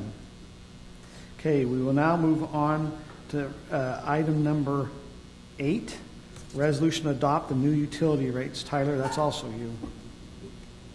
Thank you, Mayor. As the council may recall, utility rates were reviewed last year, 2021, and as a result of that review, the culinary water rates increased, and only culinary. The other rates were kept consistent. However, due to increased capital costs, council directed staff to conduct a review with assistance from some consulting to assess the fund and revenue sufficiency in each of the utility funds. So preliminary findings were reported to you with a presentation from Fred Philpott in the work session on May 17th. The primary focus, again, was looking at increased capital costs. So in each of the utility funds, just from one year to the next, 2021 to now, there were $1.5 million of increases identified in culinary water projects costs, sewer 2.6, storm almost 2 million, and pressurized irrigation 1.7. Tremendous rate of increase there. So as a result, the rates in each of those utilities were proposed as follows. In sewer, often we'll focus on the base rate, but similar rates of increases apply for consumption and other rates within each of the funds. So in sewer, increasing from 511 to 715. Stormwater increasing from 697 to 976. Pressurized irrigation from $20.12 to $24.14. And then culinary water from $15.91 to $23.07. That's the information that was presented on the 17th of May. Now there has been an option identified, possibility of a one-time transfer, $500,000 from the general fund to the culinary water fund. This would help to in part replenish funds that were depleted last year due to critical well work, and would allow some capital improvement projects to move forward sooner than waiting another year or two for funds to be replenished. The source would be the projected net revenue in the general fund next year. So for the moment, $891,000. So this $500,000 could come off of that. Or if economic factors roll through and that net revenue is not there, then reserves, as we discussed with the mayor and with staff, that might be something the council considers as an emergency or kind of an exceptional use to justify using reserves that have been built up over the time. If that transfer is made, culinary rates would increase by 20% instead of the 45% previously identified. So here, this is the same rates from the previous slide, but I've added another column here that shows what the new rates would be if that $500,000 transfer occurs. So what Councilman Smith had referred to previously, that top line, looking in the middle column, in the column on the end, a difference of $398 just in the base rate that residents would see in savings as opposed to what was proposed back in May. So, Tyler, are you saying that $500,000 is a one-time expense? One-time expense to the general fund, one-time transfer. So you're saying that the additional cost of what we need would not carry over to 2024 or 2025. You're saying that we have capital needs and we could use $500,000 to push those forward so those aren't. We're buying down we're buying down the water rate in a sense. So, Sarah, what we have to look at is going, okay, does the council believe when we had the well issues where we had 2 wells that we had to go do emergency repairs on, do we believe that was an emergency, and should that come out of the general fund? We pulled it out of the culinary water fund when there was an emergency. We took it we had projects out in the future, but we came and grabbed that money from those future projects because we had an emergency. So it's just it's a council decision. It's if you put $500,000, so you could either take it off this year's budget of the $891, you could take the $500 off, or where I showed where the balances are at, we're guessing between $300,000 to $700,000 this year, plus we have the $4.1 million, plus we have the $539 coming back from what we paid out for 6800 West. We could buy it down, Or we don't need to, and that 500,000 can stay in a capital account, and we could see if down the road we need it, but it would just, do you want to increase the water fee to $23, or do you want to increase it to 19? It's just a way to not have such a heavy increase instead of a 45% increase, it's 20. There's a discussion that each of the funds fund themselves. We've always said that we want the water to fund itself. If you feel that, it's 23. If you feel that it was emergency and we should use emergency funds, then it's 19. Well, and I'm wondering about Andy's professional opinion. How is our infrastructure? Do we have enough needs moving forward that we do need funds, moving forward? Or I don't want the 500,000 to be a one-time fix and then next year we're having this same discussion. Well, the one thing that we're assured of, at least right now, is that our costs have continued to rise. I thought that the idea of the one-time transfer was an interesting way to mitigate some of the hit on the residents and to, get by for a time. Can I guarantee if we go that way that we're not going to be talking about rate increases? I don't think I can, because I can't guarantee inflation any more than any of you can. But I think it's an interesting way of helping mitigate some of the impacts on the residents. And so for me, when I looked at it, I thought, well, that's a good idea, because it is some of the capital needs that we're pushing up the rates a little bit. Let us continue on our capital projects, but also lets us get another year down the road or so and see how things have gone and see where the inflation does go and the economy does go. So a little background to this. I mean, it was about a couple years ago we had an emergency. We were running most of the culinary water on 2 wells, number 2 and 3, and they both went bad at the same time. So it used up all of our, and that was never anticipated. So let me ask a question, because we haven't been asking Rob many questions, so we want you to earn your fee today. So where I always kind of struggle with this a little bit, because in the previous motion, we just moved money from the pressurized irrigation into the general fund. Now we're moving money from the general fund into the culinary water. And I support it because I do like this idea that it decreases the fee increase on people. I think it's being sensitive. But at the same time, is this totally legal that we can, because I thought these utility enterprise funds had to be fairly independent. So for an emergency, you can move money from the general fund. Do we ever have to pay it back to the general fund? So there are a lot of rules about enterprise funds, which these are. They're a fund dedicated for a specific enterprise, right. A proprietary system of the city. So water is an enterprise fund, sewer is one, etc. Yes, the simple answer is these are legal. The fact is you need the fund to run, and there are certain rules about how you can make loans and things, and this isn't involved with that. This is just the city making sure that its systems continue to operate. And there might be times where like you said, you had 2 wells that the city's culinary water system was running on, both of them go out. That wasn't planned for it, so there's no way for the revenues for that enterprise fund to cover all of it. So we pull it from the tax fund, because those are general revenues. You can spend property taxes on any public purpose that the city has.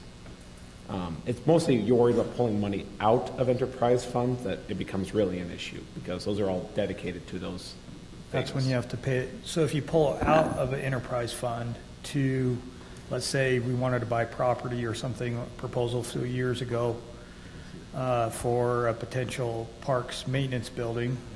Then you have to pay it back. You have to pay it back with interest if you pull it out. But we don't have to pay the general fund back. You don't have to pay in this instance. And is this, let me understand, is this out of fiscal year 23 or, okay, so it's the coming fiscal year. So that's the choice of the councils. We either say reserves today or next year. Yeah.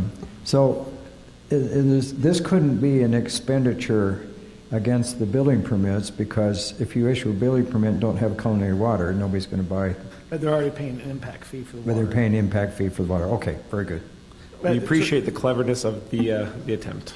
So let me ask you, so the other question for Rob and Tyler is, once we transfer this into the sewer, or it's the water, the culinary water, we really can't bring it back out, correct? I mean, once it's in there, it's in there. And so that's something the council also has to look at. I mean, I can see, it's nice, we can buy down the fee down to $4. That was kind of the thought process. Hey, instead of having such a high increase, we can buy it down. However, if we're saying, hey, we want to transfer this for emergencies, we can, if we have emergency any time, transfer it in. You know, unless you want to use, if you say, hey, that 891, this is one of the best reasons to go and earmark 500,000 of that 891. Let's put it to water.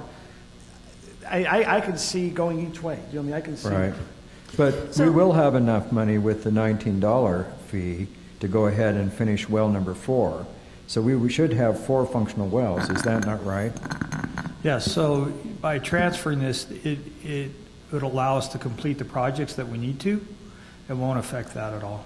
Okay, but we'll still hold off on 5, which actually works, but it just makes the water carbonated, kind of.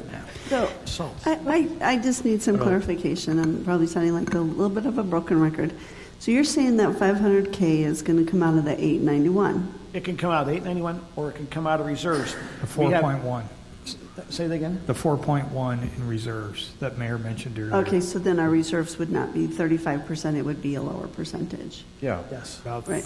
30%? So Roughly 30, 31. We'd be at 30%, and we've always been at 25 until the last year or so. Okay. If I can share a little Because I more- think Oh, sorry. that's just one of the things that has me confused.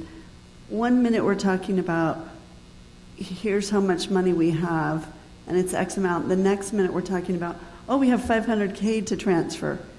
And so Good feeling a question. little bit like a ping pong going back and forth, that, you know, if we could just have additional clarity all the time about what we have, then we can make some of these decisions. I guess a little I always easier. thought we would take it out of, we're going to generate an extra 300 to 700,000 this year, plus we have 4.1 in the general fund. I guess I never really anticipated for next year the money. I thought we'd kind of maybe take it out of our existing funds. But if you don't feel that's wise, you can't, what Tyler's saying, we could say, hold it, we do see a surplus, and you could take it towards next year because we have that surplus. Or you don't do anything. And is this where we want the surplus to go? Right. So a staff. Like, I always Yeah. I like the idea of bringing down any cost to the residents. I mean, I have to pay it too. Water is important. But then the question is that if we have the 500K, do we want it to go to the water, or do we want the water fees to remain very clear? Water costs this, residents pay this. Like, where should that go? I guess that would be my question.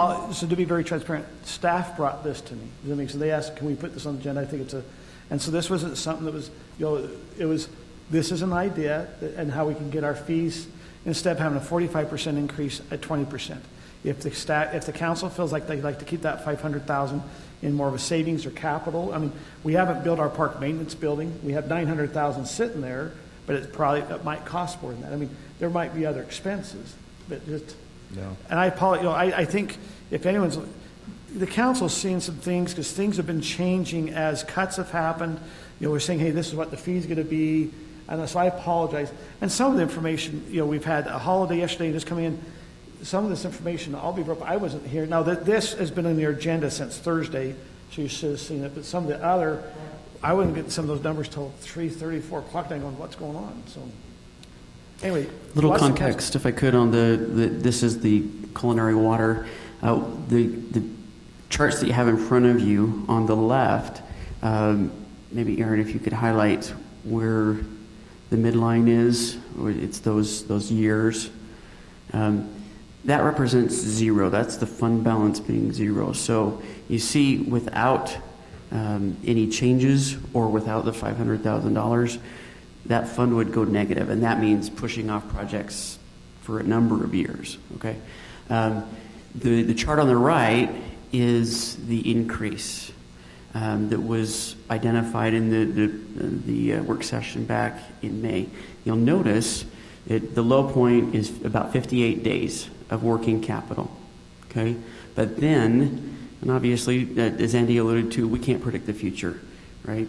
So there could be some changes in how that, but we're forecasting right now that there would be a significant increase in the number of days of cash on hand.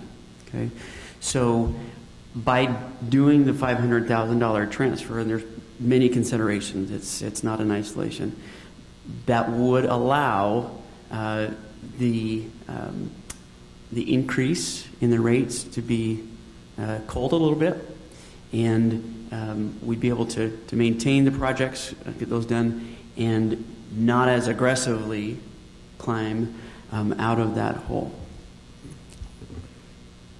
So I appreciate your work on this. I like this because I've been really kind of squeamish about increasing people's fees up to $290 a year in a time of uncertainty. So I'd like to make a motion. We can still discuss more things. But I move that City Council approve the resolution adopting the recommended utility rate increases, which is a utility rate increase from $15.91 up to $19.09 instead of the $23 one, consistent with the transfer of $500,000 from the general fund to the culinary water fund. Are there other, do we need to, is this just a motion only on this one item, correct? It is. Right. Okay. I have a motion by Scott. Is there a second? Seeing none, that motion fails. Is there another motion?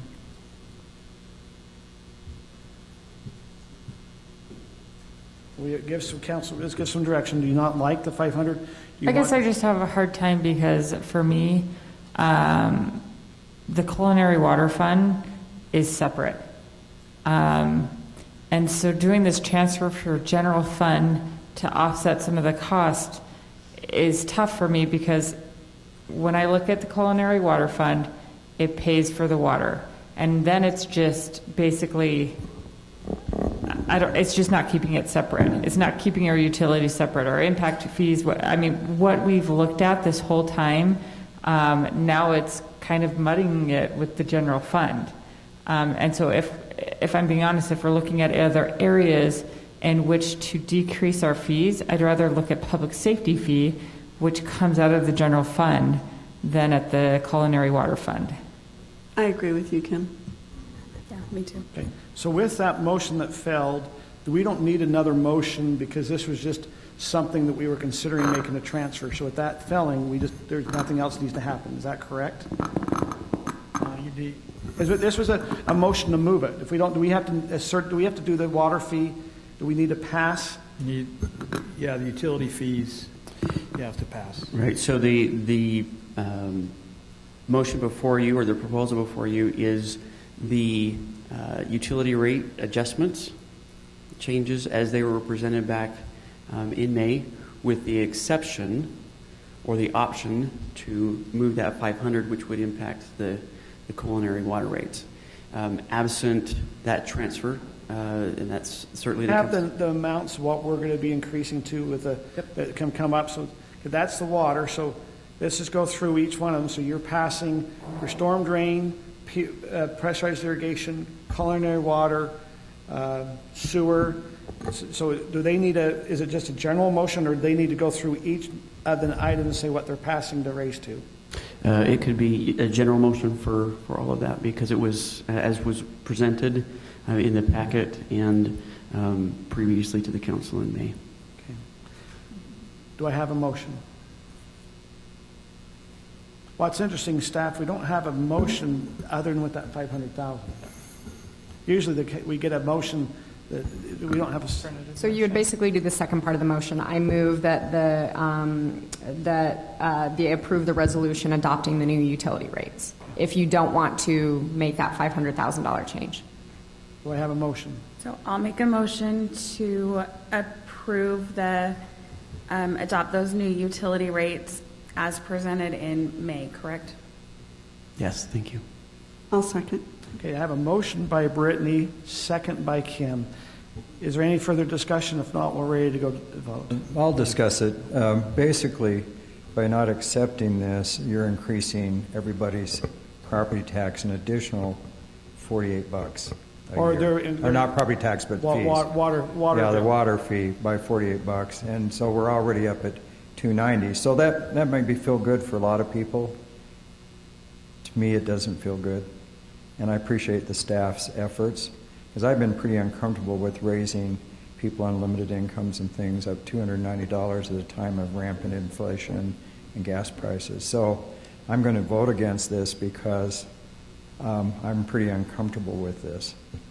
And Scott, I'm just going to say, I agree that it's uncomfortable to raise these fees, but we have no control over what it costs the city. And so our option is to muddy the waters so the residents don't really know what it costs the city. We're basically subsidizing it, or we keep it clean and clear so the residents do have that transparency to say this is what it costs the city, and we have no choice really but to pass those costs on to you. And we're in that boat. I mean, I'm pretty sensitive that as a single parent. So yeah, and that's understandable. I understand what you're saying. However, it's always hard to raise people's fees and taxes when you're running a big surplus. So I think you have to be sensitive to that, because that's hard to explain. So we don't have a lot of people here, but they need to understand that we could use some of that surplus not to raise their fees so much. So I just always have a hard time when you're running a big surplus to raise people's fees when you really may not need to. I mean, it's based on these projections and different things, so none of us know. So that's where I'm uncomfortable, because we could have saved people up to $50 a year. So I don't know. Okay, we have a motion. Is there any other further discussion? If not, I believe we're ready for a vote.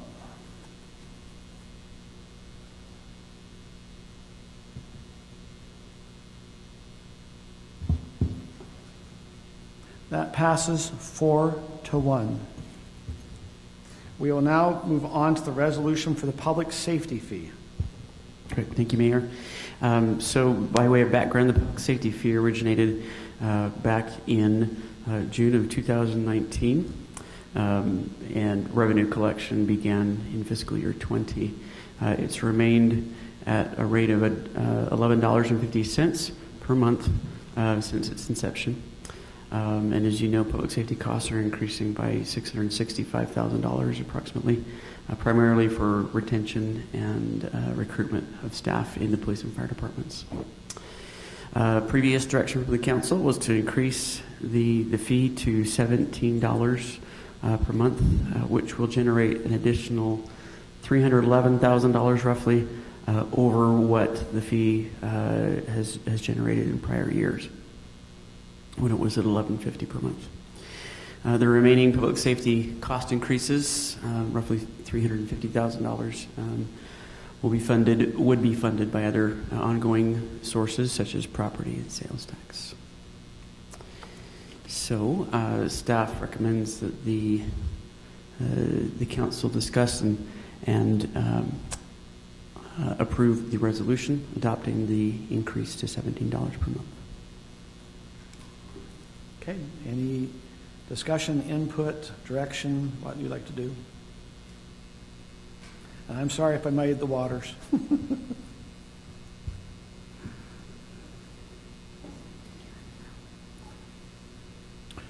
So the original increase we talked about being less. Yeah. Wasn't that $15.25? It's $15.25. How much did that generate? So this one generates $311,000. How much does the $15.25 generate? $15.25 would have been about $212,000. That's right, it was $212,000. So when we're talking about this, I would go with Scott's logic from before, that if we have this big surplus, I don't think we need to raise it by the full 17. I think we should relook at the $15 that we were talking about earlier. Exactly, and this is why we voted against transferring that $500,000 over to the water. It's basically so we could look at this and we could decrease it and do it with transparency and making sure it's in the right fund in order to do that from someplace that takes it from general fund instead of transferring to the culinary water fund. I like the 15.25 as well, lowering it down a little bit.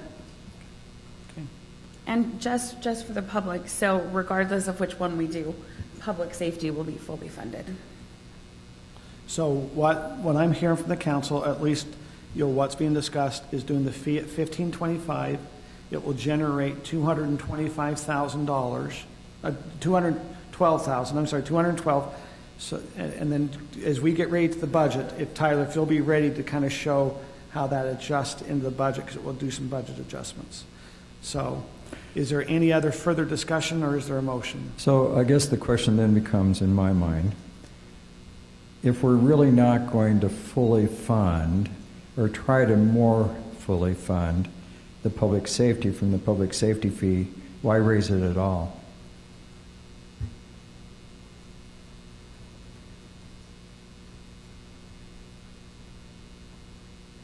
I would like to hear the compelling argument, because we've got the surplus, so why raise it at all? Yeah. I think you raise it a little bit so that you can continue funding public works and all the other things that we do. So what you're saying, Brittany, is you feel that the 212 will help because we're taking funds away from that, even though we might be showing the surplus. And we still have all the problems of trails that need repair and trees and just all the other things that we do, new equipment for public works. So, if you take all of the money for the increase for public safety out of the general fund, then it's taking money away from other things. And I feel like that is a tricky thing to do year after year, to keep taking money from other things. And then you end up in a point where you have a leaky roof and you don't have money to pay for it or something. Well, it's basically going from being reactive to proactive, which saves the city money in the end. Yeah, and I think we had looked at it, and even if we did not raise the fee, it would be 60+% of the city budget for one item. I don't think that's wise in any budget to have one item take up that much percentage of your budget. We've made a pretty big concession because, can we go back to the last slide? The one that has the total amount of what the increase for the public safety. It was actually $665K. We're not raising it because we're sensitive to that increase. So we're not raising it to actually cover the increased costs of public safety. And so I worry about that on another level, but I think that this is the place that we can have a little bit of that latitude. And so I feel like we're being pretty responsible lowering it down to that 15.25. And isn't it true that even the 1150 doesn't fund it fully? No. Right, so No. so as it is, we're not funding it fully. So this is just helping us to fund it more fully, but still not. So the all the way with 1150, just the and help fee. me I believe the 1150 generates $650,000, right? Correct. And so and I think was public safety, what's the total of public safety? Is it? 4.9 million. Yeah, So we always have this kind of little hybrid situation where the general fund, property tax and sales tax is funding most of public safety, which is true in most cities. And then we have this little fee that we kind of add on top of it. But, our discussions 2 years ago, we were going to try to fund any increases in their costs by increasing the fee, which in the previous discussion was up to $23.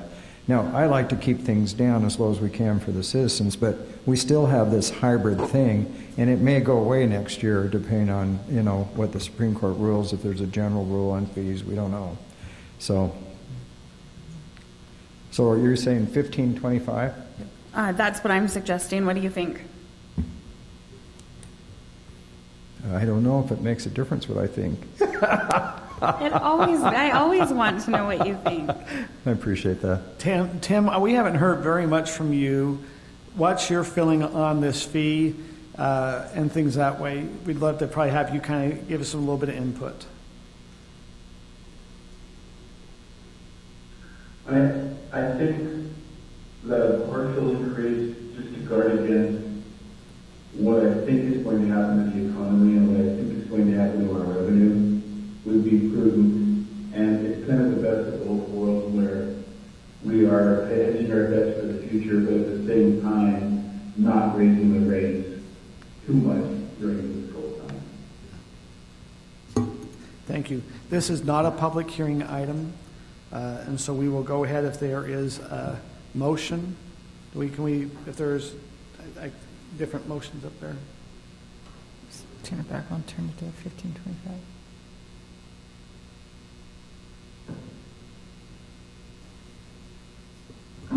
So Do we have a motion? I was just going to say, if 1525 is the number, you could just use that motion and change that number. I'll make a motion. I move that the City Council approve the resolution adopting the increase of the public safety fee to $15.25 per month. I'll second. Okay, motions by Kim, second by Sarah. If there's no further discussion, we'll go to the vote.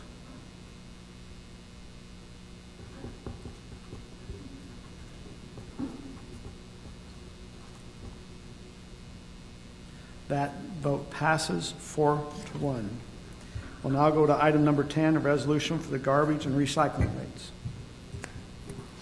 Great, thank you, Mayor. Garbage collection revenues and expenses run through the general fund, but the strategy has been in the past, as directed by the council, to hold a net zero impact on the general fund. So it's not an enterprise fund, but we try to keep expenses balanced with revenues there for those purposes. Waste Management is our current provider for collection services, and they submitted the lowest bid and were selected back in March of 2020. And as has been discussed with the council here previously, contract does allow for Waste Management to adjust fees in certain circumstances, and they have done so to cover the costs of increased labor, equipment, and fuel. So here you have a table that shows the current monthly charges for 1 or 2 garbage cans and recycling cans. Proposed monthly rates in the middle column, and then monthly difference, and obviously the type of cans, the number of cans is going to vary depending on the customer. But if you had 2 garbage cans and a recycling can, you'd be looking at a $2.78 increase per month. So with that, recommend that the council approve those new fees. Any questions? I'll make a motion. I move that the City Council approve the resolution adopting the new garbage collection fees. I'll second it. Motion by Sarah, second by Scott. Ready for a vote?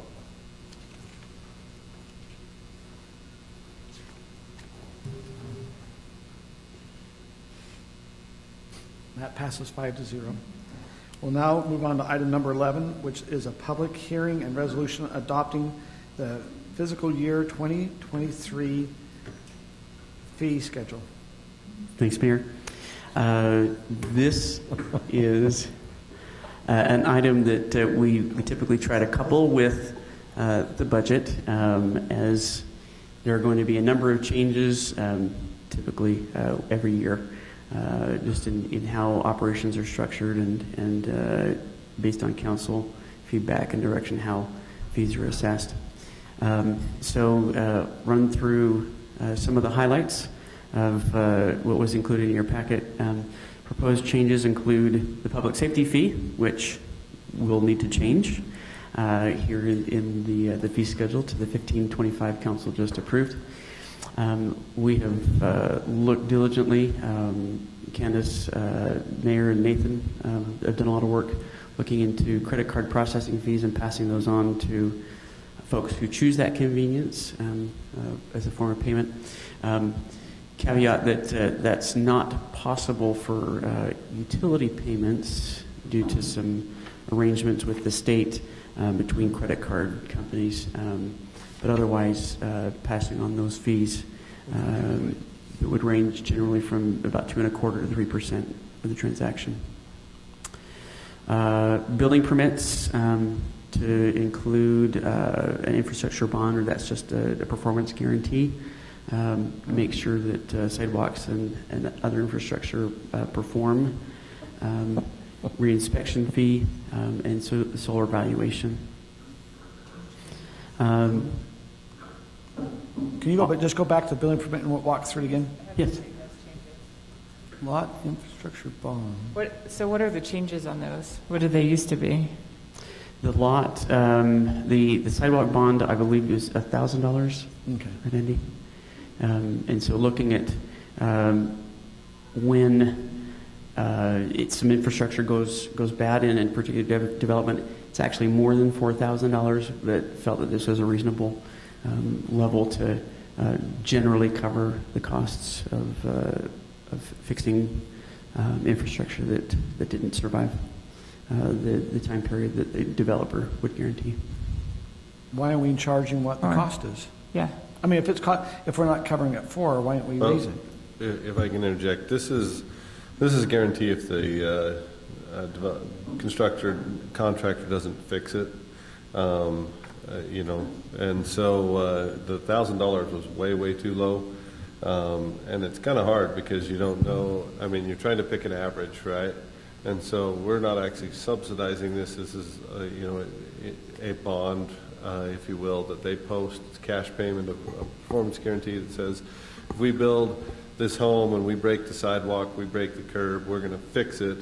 If they don't fix it, then we take the $4,000 and fix it, right? And so it's, you know, it's a little bit of an art form because we figured, well, okay, they're going to at least damage 25 feet of curb and sidewalk where they're going across, right? And so that's how we figured the $44,000 is figured that they'll damage the primary entry point to the lot. You could go more to protect the city even more, but we thought the step from 1,000 to 4,000 was a pretty good jump, even in and of itself. Now they get that money back if they don't damage the sidewalk, or if they damage it and fix it, they get the money back. So it's just to guarantee the city that if they don't fix it. But if they damage it and they don't fix it, and it costs more than $4,000, then the city is out. Correct. Yeah, and that's the hard part is every lot's different, right? I mean, you know, they could drive across it in 10 different places and damage the whole sidewalk across the front. Most times when they're building a home, they're going to enter from basically the same point. A lot of times it's driveway, you know, and so we tried to pick an average, you know, and say, okay, on average, this is reasonable. Trying to be sensitive not to jump too much. To my recollection, we haven't had a poll where we use that money and repair it. The builders have all fixed it because we get it prior to certificate of occupancy. I'm sorry, we've been interrupted.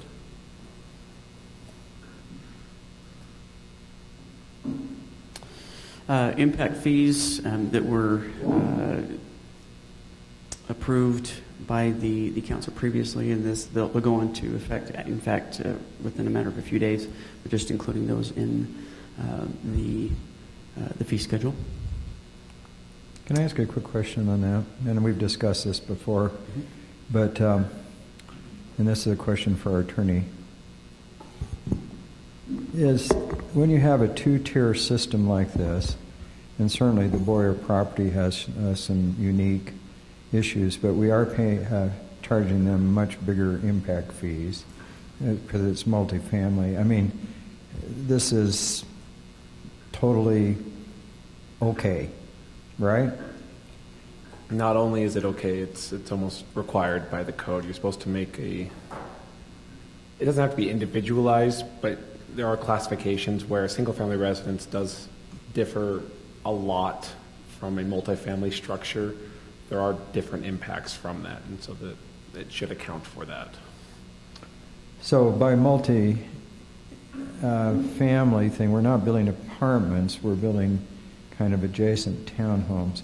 So how does this differ from the impact on the construction in the city center? So we have different fees for the southeast. Why doesn't that include the city center high density? Because it's very similar.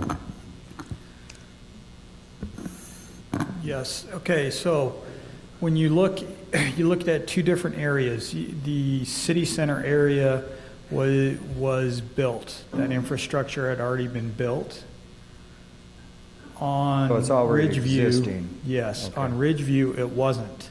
So we had to have cost to build that infrastructure for Ridgeview, hence the impact fee for that. So the impact fee for Apple Creek or 10700 has to be similar to what's already been charged in the Correct. city So center. you only can charge an impact fee for new facilities.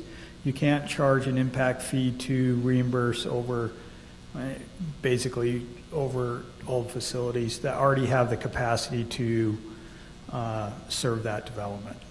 Okay. So if there was a new development, which I don't anticipate, but in some other part of Highland that was high density, you could charge them the higher impact fee. Correct. So, for example, let's say, and I'm going to use a very extreme example, so, but let's say Petersen came in and did... That's Walmart. Yeah, Walmart, okay? Or 2,000 units, or whatever they were going to do, or a major NFL team there or something, right? Right. So our system may not be able to handle that. If there was any upgrades needed to our system to accommodate what they're proposing, that would be that impact fee. Out of curiosity, how much, so we're saying this is because we have we had a multifamily impact fee in the past, or is this kind of new? I think we had, I don't remember. I think we did. We'd have to go back. We'd have to double check. Look at that. To your point, when we're looking at the building miscellaneous fees, there is an inclusion there for stormwater, for multifamily. A lot of consideration to that as we've had different type of development going on. But on the impact fee, I'm not certain how long that. I think we did in 16, but prior to that we didn't. Okay. So as we're looking at culinary meter and pressure, is that the actual cost of the meter? It is. You were passing that on? Yes. That's what we pay to purchase those meters. Even with inflation, I just want to make sure we've had the inflation. That's our current cost as of today. Okay. If it goes up, we can bring it back and change that. The schedules proposed includes a new fee, a fire department reinspection fee for business licenses. So if our good fire marshal / chiefs have to go back out, we're not talking about the first time, but if they have to go back out again. And I don't want to get too different. I got my new business licensing, and I'm going, you want me to take pictures of every little thing? I mean, I've heard from some other residents that the requirements now for the fire fee is a little bit unique. It's different than last year. A little more.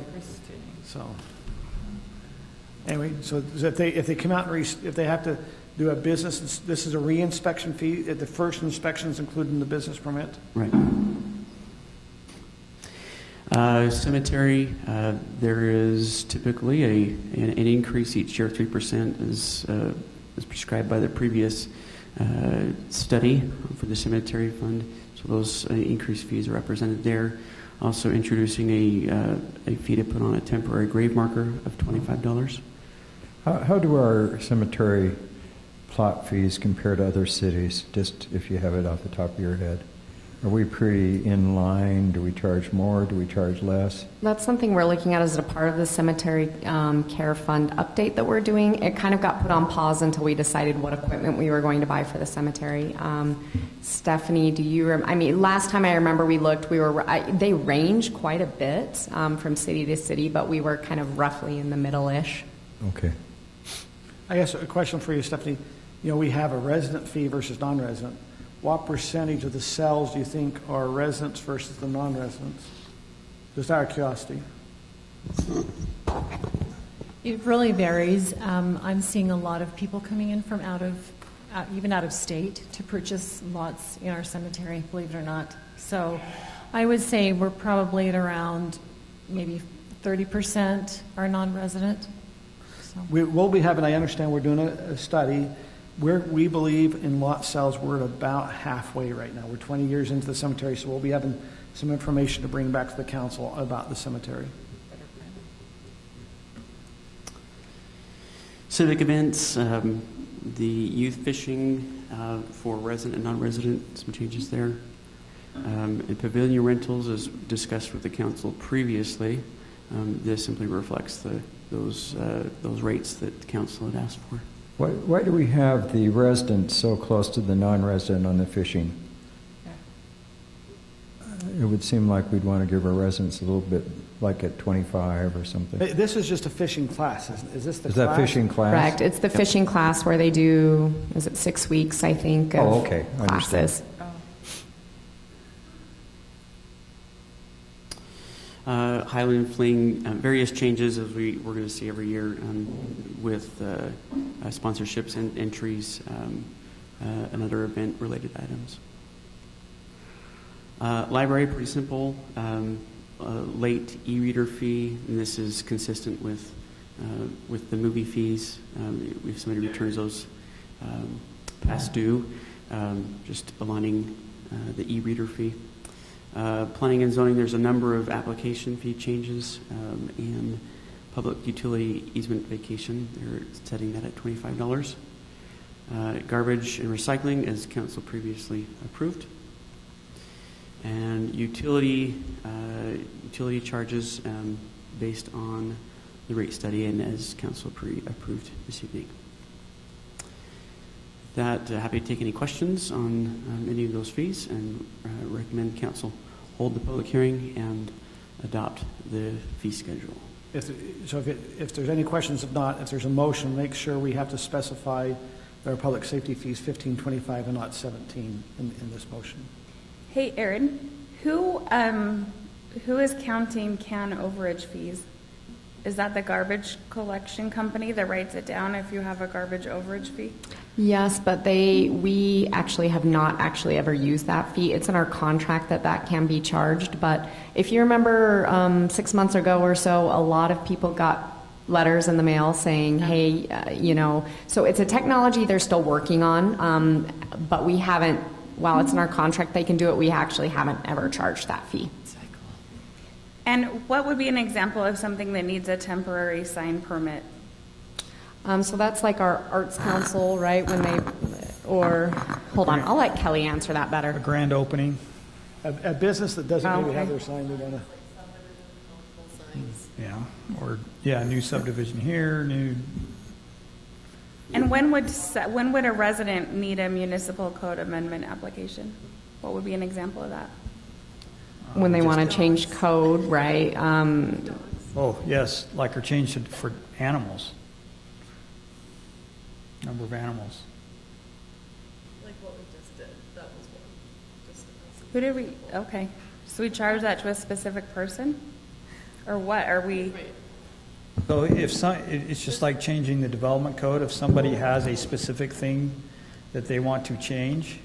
It's specifically when it's not staff run, when it's not staff recognizing as something that we need to fix and it's a resident wanting to fix something for them personally, we'll have them pay for our time. You stood for the answer to that question. I feel like that made it extra I had to bring it important. over the computers. All right, just curious. Thanks. It's really important. Yeah.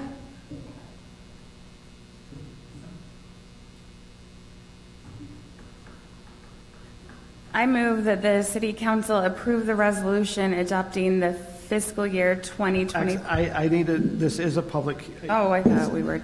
I'm sorry, okay. this is a public hearing, so we do need to open this up for public hearing. I'll open this up for public hearing.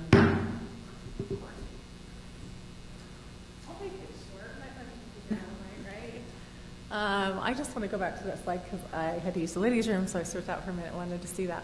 And that was it, just before I say anything at all.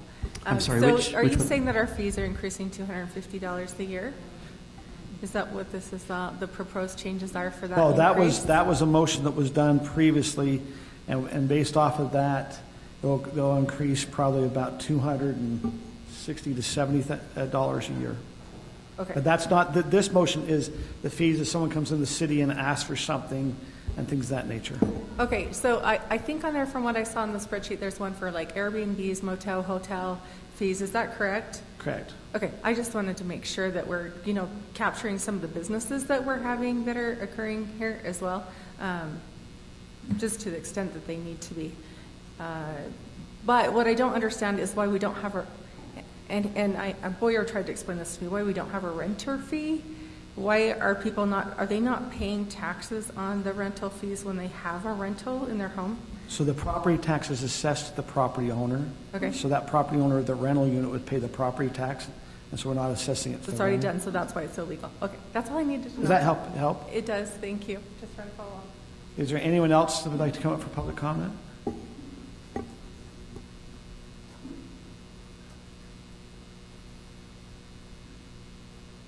Ryan Braithwaite again. I hope you don't cringe every time I come up here. I'm sorry. I think you guys are doing a wonderful job in being able to identify what the real costs are and applying it in the right places. I think that's really important for a city to do it. One of the only things that I think that would be helpful for you to consider is we're not capturing all what the real costs are. We don't have a capital improvement program that's covering what the park building, we talked about that today, what the real cost of that's going to be, what the real cost of fixing this building when it needs a new roof. We're not capturing that. We don't have new snow plows in any budget, in any long-term planning.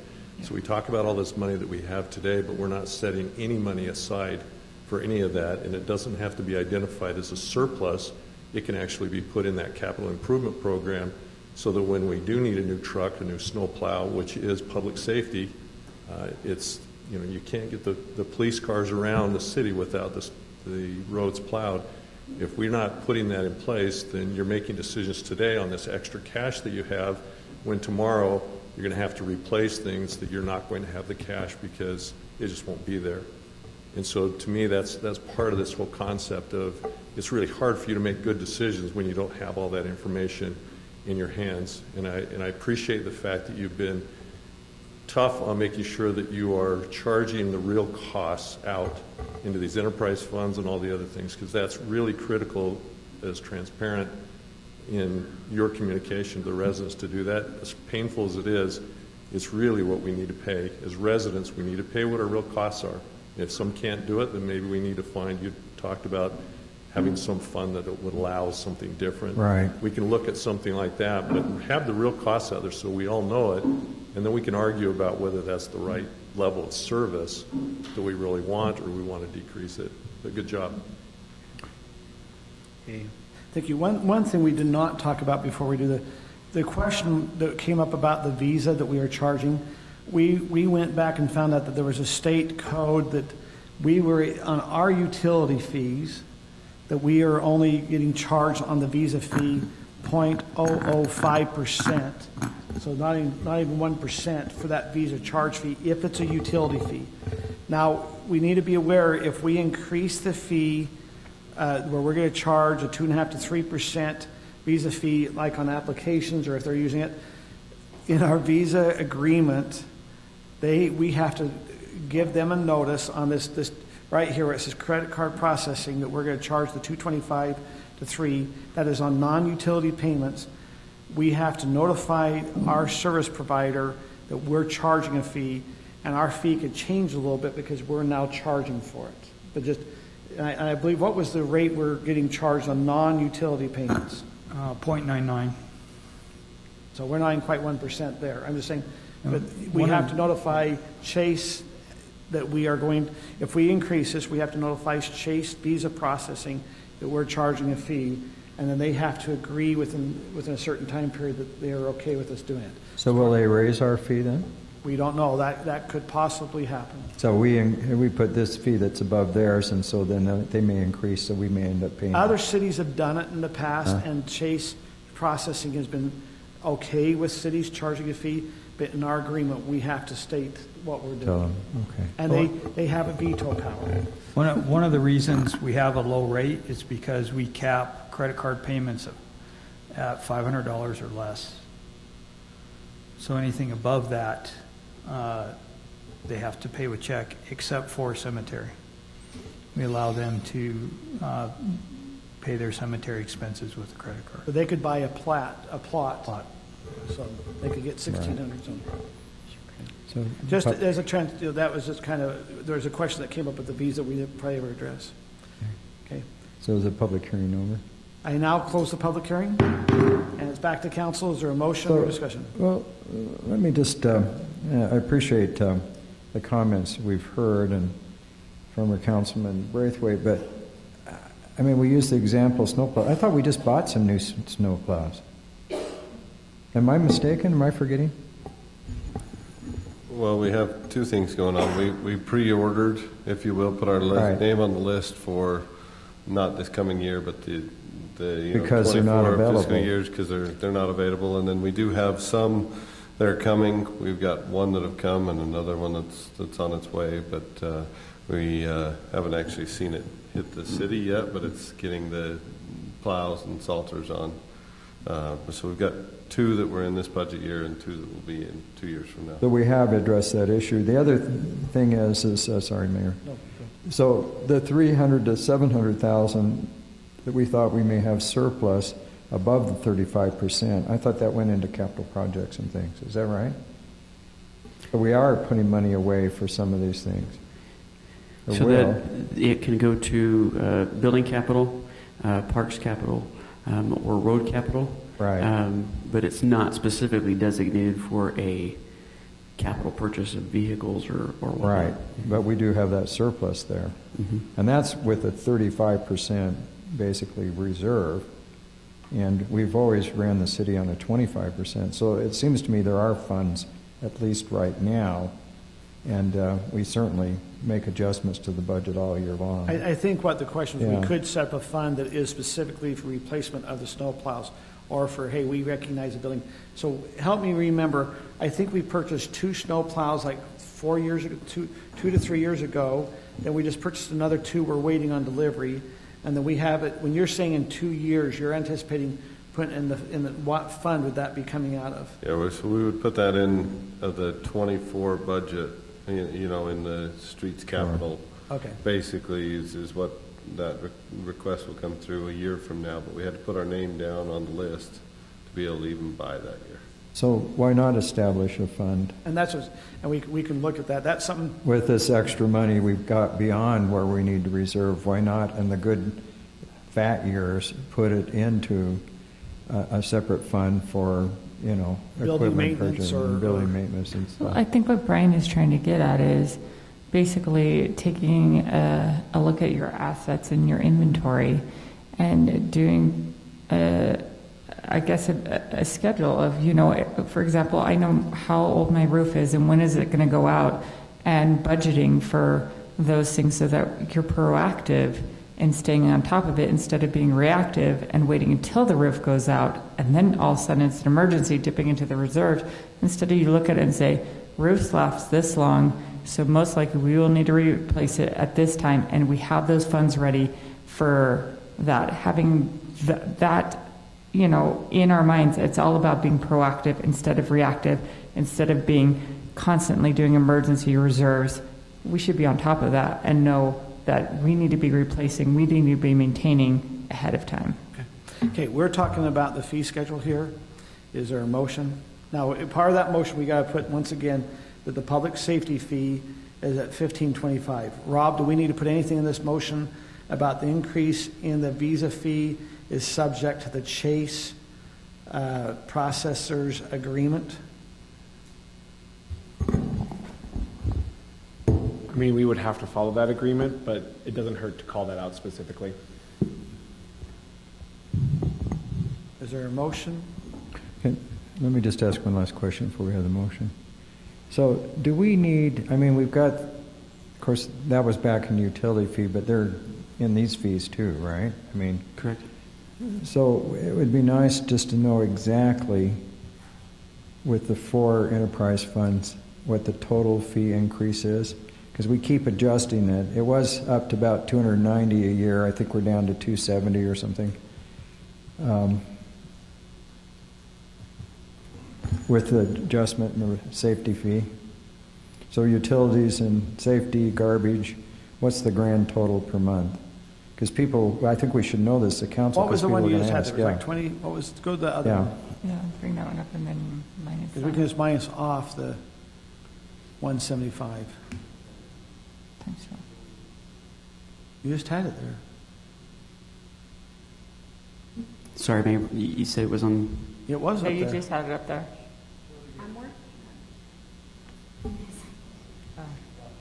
So we got safety, Hey, garbage, and then the utility ones. Aaron, I think you hung up on Tim.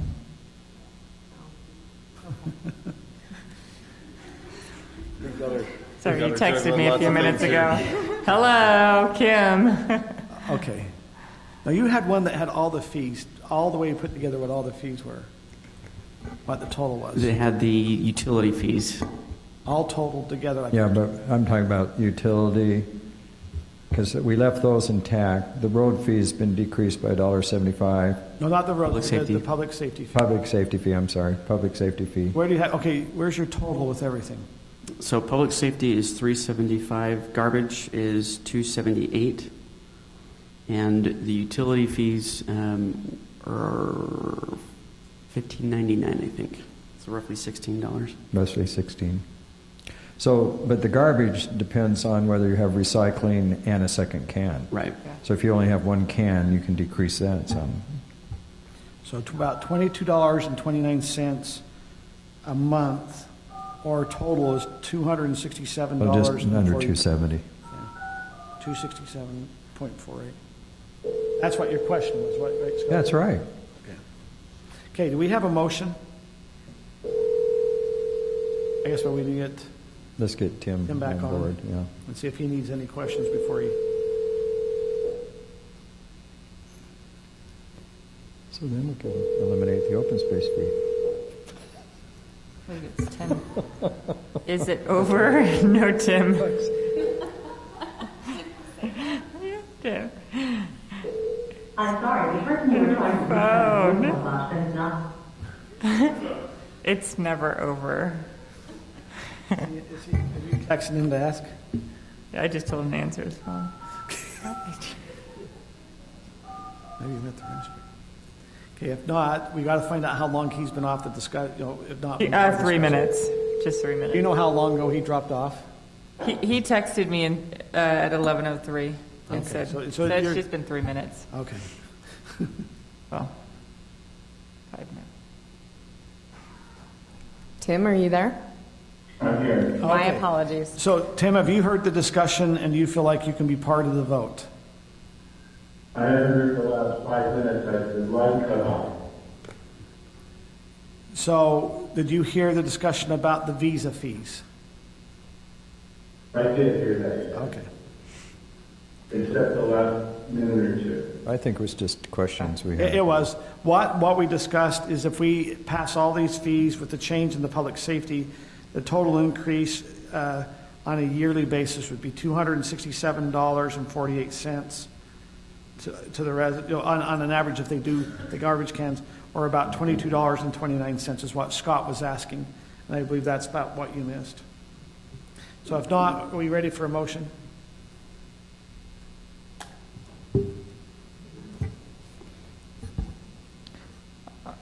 I'll do it. Let's see if I get these two things right. I move that the City Council approve the resolution adopting the fiscal year 2023 fee schedule with the $15.25 public safety fee, and then also the Chase credit card processing. What do we need to say about that? We have to have their approval on that. Approval of that. Okay. I'll second. Okay, motion by Kim, second by Sarah. We ready for a vote?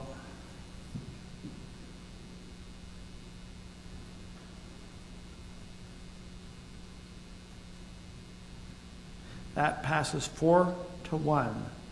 Okay, we now have, we move on to the next item, which is number 12. We're going to have a public hearing and resolution for the FY 2002 and 2023 open space budget. Fiscal? Fiscal. Thanks, Mayor. The Highland City Open Space Special Service District was created in 2000, September of 2000, and the City Council was established as the governing board. So in this item, you are functioning as the board of the Special Service District. It also requires adoption of a separate budget. For convenience, we have included the open space budget also in the overall budget document. By way of overview, revenue to the open space district is pretty simple. Open space fees generated about $295,000. Sale of property and interest we had at $12,000, and general fund transfer estimated at $270. So that's a transfer from the general fund to open space. Some of the items that are included here in that budget, consistent with the rest of the city budget, salary increases at 6%. Benefit cost increases for medical and dental with those renewals at 7% and 1%. Seasonal wages budgeted at $140,000. And overall, salaries and benefits decreasing compared to fiscal year 22. The reason for that is in 22 there was a sprinkler technician that retired, and for much of the year his replacement was also on staff at the same time, so that's why there's a decrease there. Other expenses, fertilizer and weed killer, we're seeing significant increases in those costs. And otherwise expenses, the staff have worked very hard to maintain those consistent to be able to address personnel needs in salaries and benefits. With that, happy to take any questions, and otherwise I recommend the council hold a public hearing and adopt the budget for the open space district. So one little question I had. So we've this is kind of a subcategory in the general fund, but, you know, and we've gone back 20 years to when they set up the special service district. We certainly have 18 neighborhoods still in it, but in about 2010 or 11, we eliminated the ordinance for the open space because we didn't want any more open space neighborhoods. Did that eliminate your special service district? No. It did not. No, it did not. Basically, there's a process you could go through to eliminate the open space district, basically to disincorporate it as a government entity. What you did was basically eliminate the process the city had for any new subdivision to join that district going forward. Right. So I just wanted to clarify that for members of the council, because we set it up back then that you couldn't do any more open space neighborhoods. So let me just ask another question. If we decide to eliminate the open space fee, and all this property basically now is all funded from the general fund, would you still have a special service district? My understanding is there'd be no need for it. There's no other revenue to the district other than the fee, and its services are combined with the general fund anyway. If you're going to eliminate the fee, I mean, the district basically is paying the city. This is the accounting side or the legal side. We have two separate entities. We all are the same people, just as you are the council and the board. All the open space district doesn't have any personnel. The district is paying the city to do all the maintenance. But if you get rid of the fee, there's no more revenue coming in. It's just the city is going to take on all the duties of the district anyway. So I would just say get rid of the district as well. Okay. I wanted to clarify that.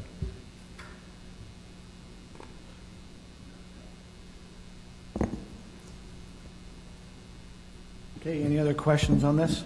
Oh. I'll make a motion. Wait, I have a question really quick, sorry. We have a public We'll hearing. have a public hearing. Revenue for open space totaling $577, generated primarily from 295 and 270. And what is there's a difference, sorry, I added this up all before. 295 plus 270. So that's 565. So there's a $12,000 difference. What is that for of revenue? Let me pull that up here for you. So revenue is 577, open space fee estimated 295, transfer from general fund is 270, which equals 565. Yeah, so property, sale of property and interest, at 12,000, is that what you're referring to? Yeah. Yeah, so there's a $12,000. I just wanted to see any other revenue sources. Was that the property sale you had down there?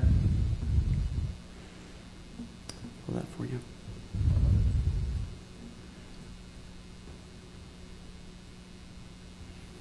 You have a slide on it? So we have the transfer from the general fund, approximately 270. Okay. 295 for the open space fee. Okay, so it is still property and interest. So where, I know we reserve those open space parks and charge a fee for that. Where is that in the revenue? It does not go to those parks. It just goes right into the fund of the, I mean, I think it was about 10,000 last year, so it goes in just the general, if they're reserving, or what is it, it will go to your, if you have your community center, your parks, and all the other. Right, and I believe that's been, and staff looked at that, I think, based on your comments previously, Councilwoman. And it does go into the same fund as all the other park reservation fees. It's quite a challenge to break out which parks, and in fact, the determination hasn't been made fully as to which parks would be in which bucket there. So that's. And we do need to understand, the general fund is transferring $270,000 into the open space fund. So it's not like the open space is the only one that's paying, the general fund is paying $270,000 back into it. Right. Yeah, I'm just saying that there are revenues generated off of those, and it's just not broken out. So that then is part of the general fund transfer, which is, I guess, technically less. So, and I appreciate your comments there. This is for the attorney again. So, if I choose to vote for this budget, basically I'm voting for the open space fee as it now exists. Is that not right in this current year budget?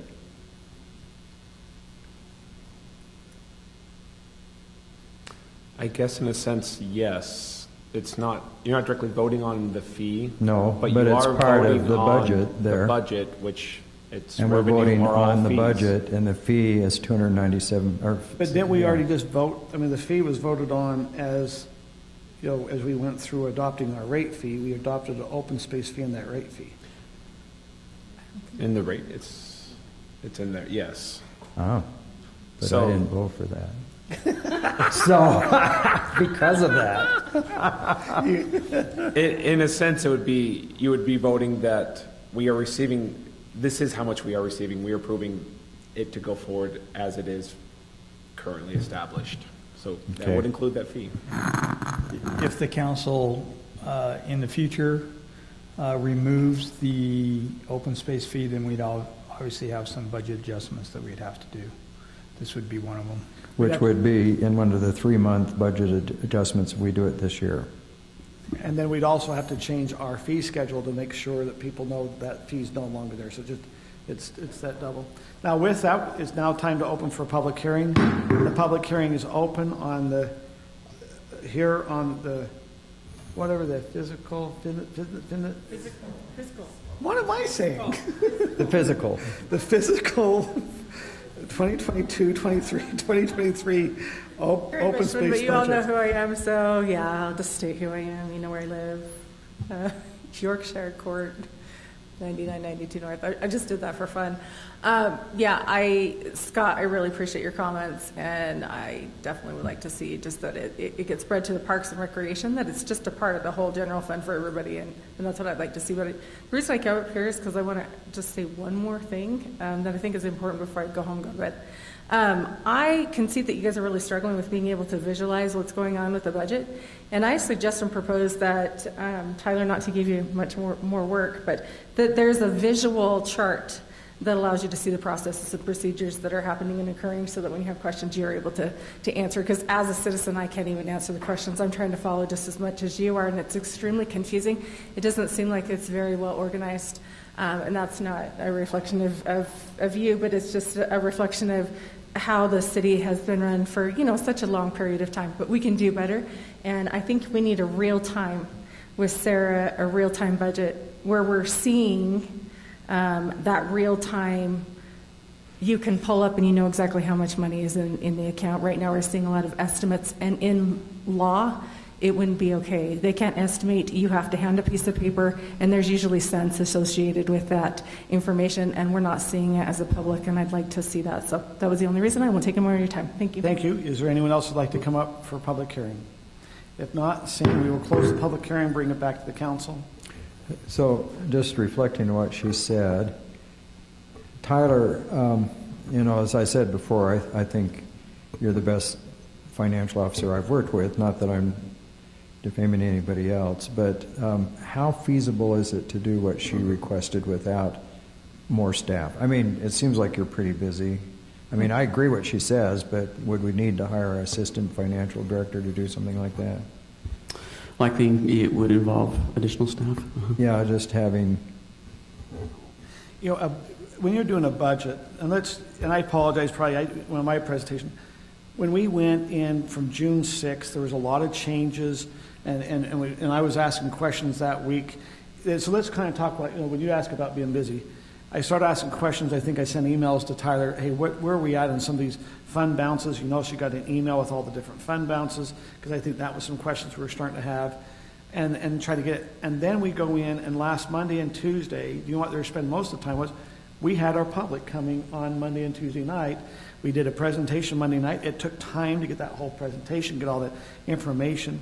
And then also you have changes. If you notice, the presentation on Monday night changed by the time we got to Tuesday night. And I think this is where, and then as we head in, and to be very open, then you start, I don't know if all of you got the big packet. I mean, I had a stack that Tyler was trying to get put together of having each fund on a separate page, and then we're getting ready for Thursday to be able to publish this. So you're trying to get just the budget out. And I'll be very open, it's probably, I think I was in a 4 o'clock meeting. We found out about the visa about 3:30. 4 o'clock was the first time I understood that I always thought, and I apologize to the public, I always thought that when we were talking is that the fee, the builder permit fee, was in the general fund. I did not recognize we were transferring it out in the fund. And so that shocked me this afternoon. And that was why I was saying, well, hold, if that's a transfer out, that's a totally different thing than what I thought was going on. And so into a different and I'm doing documents to try to get ready. I got done at 6:20, these documents I put together tonight. And so I apologize, I couldn't get it out to the council. So it is complex, so yeah. Just a lot of moving things, moving fast. But I think we've learned a lot this year how to do things, and we've had, because next year we may have to deal with elimination of some of our fees. So we appreciate your work, Tyler, but there's things we can always do better. I think we're back here on, we have a motion here for the Highland Open Space Special Service District.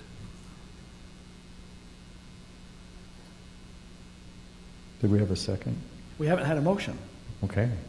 I thought you said we had a motion. No, we need to have a motion. I'll make a motion. I move that the board approve the resolution adopting the fiscal year 2022 to 2023 budget for Highland City Open Space Special Service District. I'll second. I have a motion by Kim, second by Brittany. Ready for a vote?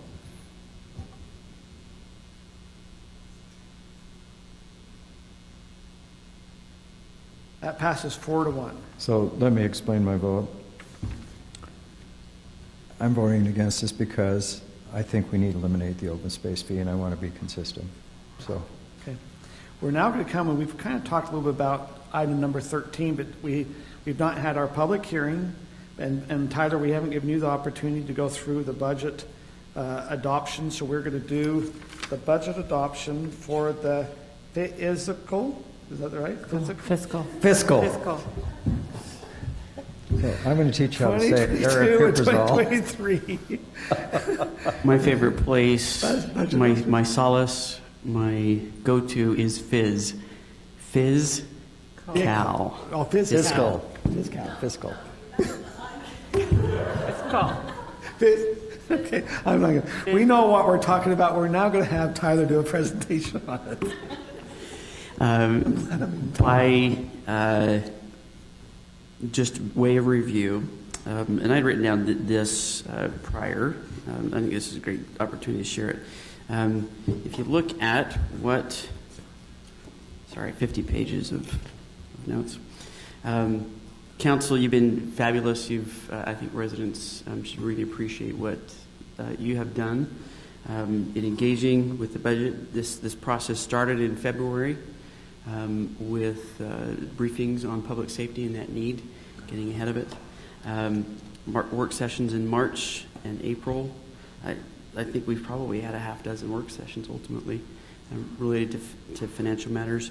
The tentative budget was considered at the beginning of May, and Council did not rubber stamp it. Council said, go back and let's make some tweaks. So that was then revisited on the 17th of May. And as Mayor alluded to, some work sessions and community budget meetings, and I think that there was participation by every single member of the council and the mayor in those meetings. So a lot of great work that's gone on there. And as we look back to the tentative budget, it was adopted in the middle of May. The changes that were included then in the final budget for your consideration included the public safety fee, which will amend to $15.25. We reduced the council chambers audiovisual replacement from $100,000 to $50,000, and removed a number of items that you see here on your screen. And it also includes the changes to the benefits renewals, the 7% and 1% we've alluded to. One addition that we do need to make here, and your motion on the screen will reflect it. We've identified here in the last month or so, and I failed to get it in the budget, there are a difference of $9,000 for the prosecutor, as a number of other expenses increasing. That's one will increase as well. Budget highlights, you've seen that probably more than you care to. Any questions about the general fund revenues and the garbage? Great. Library, primary fund source is property tax revenue, estimated at $288,000. They are anticipating declining grant opportunities, so you'll see both the expense and revenues coming down on that. But overall, the library is projected to roughly break even, with revenues at $374 and expenditures just under that at $371. The utility funds, sewer, storm, and PI will be using prior year savings or accumulated funds for capital projects. Culinary will use just over $100,000 for meter purchases, but the previously planned projects will be postponed until the fund can generate additional revenues. So if we put the $500,000 in the general fund, they wouldn't have to hold off on these projects? Not nearly as long. Okay. So it includes increases to the utility rates, of course, as council previously adopted. Salaries and benefits across the funds include a 6% increase cost of living and the benefits increases. This summarizes the impact on each of the funds, a total of $58,000 roughly. You see that there are a couple of funds there where there's actually some savings over the prior year, reallocation of one position, and then again, that sprinkler technician that also serviced open space.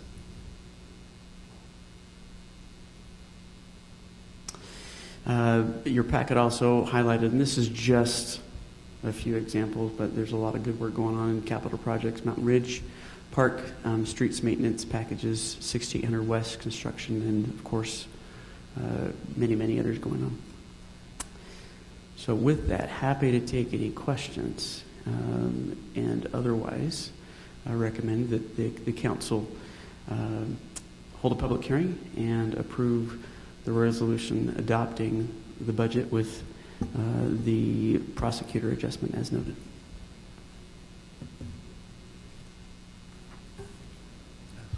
Oh, I'm just wondering why all of a sudden we're increasing the prosecutor budget to $27,000. This is the first time we've heard of it. Because we barely got that request from the prosecutor in the last couple of weeks. It was about a month ago. So is that because there's cost in the courts? Where's this increase going to? The increase goes to the prosecutor. Yeah, his fees to us have not increased since 2006, I want to say. Now, didn't we already, because I thought we voted, it wasn't $100, we went to $150 or something like that, or? That was for our defender, public defender. Oh, and this is the prosecutor. Okay. Yeah. But yeah. I think it was 100 to 150, though. I think you're right. That's what we discussed. Okay.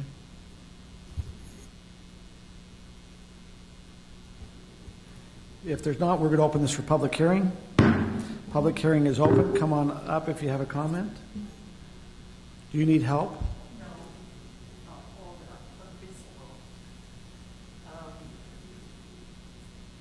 Helena has been here all night. Thank you for coming. I'm worried about something. You have not mentioned anything about our policemen and fire department.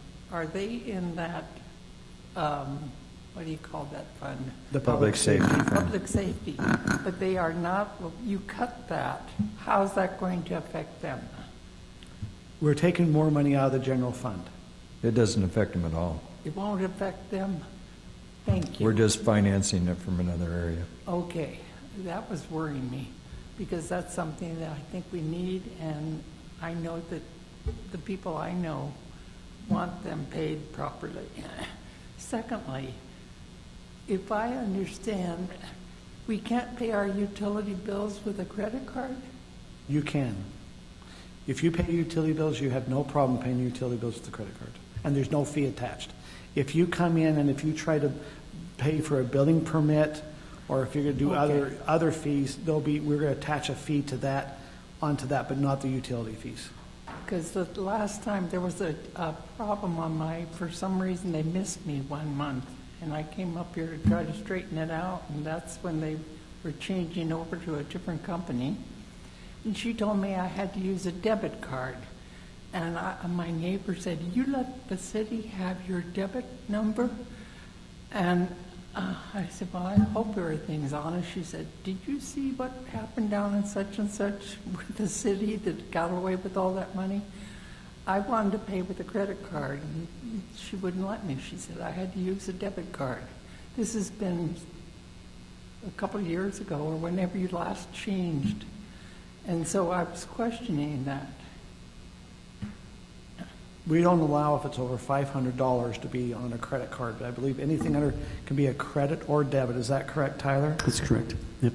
There have been changes over the years, and we've worked very carefully with the processing provider to make sure that they're providing a customer-friendly service.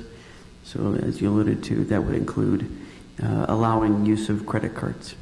Well, I think it's safer. Thank you. Thank you for your question. Anyone else?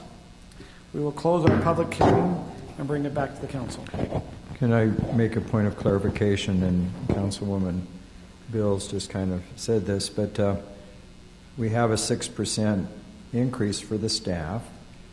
We've certainly increased fire and police, which was necessary. But the council itself has not had an increase since we decreased what the council is paid 12 years ago. And so I'm not advocating for an increase, but I think the public needs to know that the council is not increasing their salary. So I just think for clarification, especially when we're increasing fees by almost $270 a month. Well, and the other thing, there was what was called a mayor and city council appropriation where we could choose. We eliminated that. We eliminated that. You know, we're like I said, we're trying to be responsible. So, are we ready for a motion here?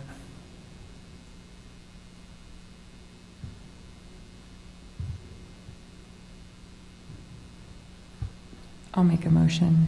I move that the council increase the prosecutor budget to $27K and otherwise approve the resolution adopting the fiscal year 2022 to 2023 budget for Highland City.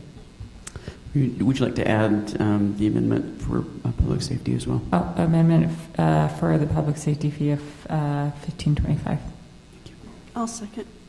Okay, I have a motion by Kim, second by Sarah. Ready for a vote?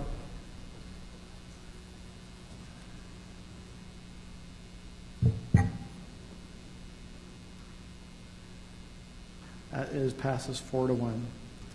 We now have the construction contract for the Highland Glen Trail pavement overlay.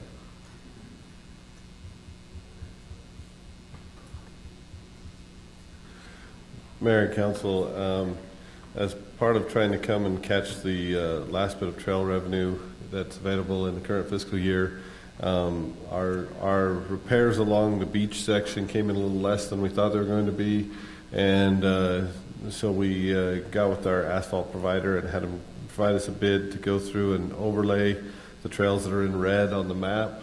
It's most of the trails that are through Highland Glen.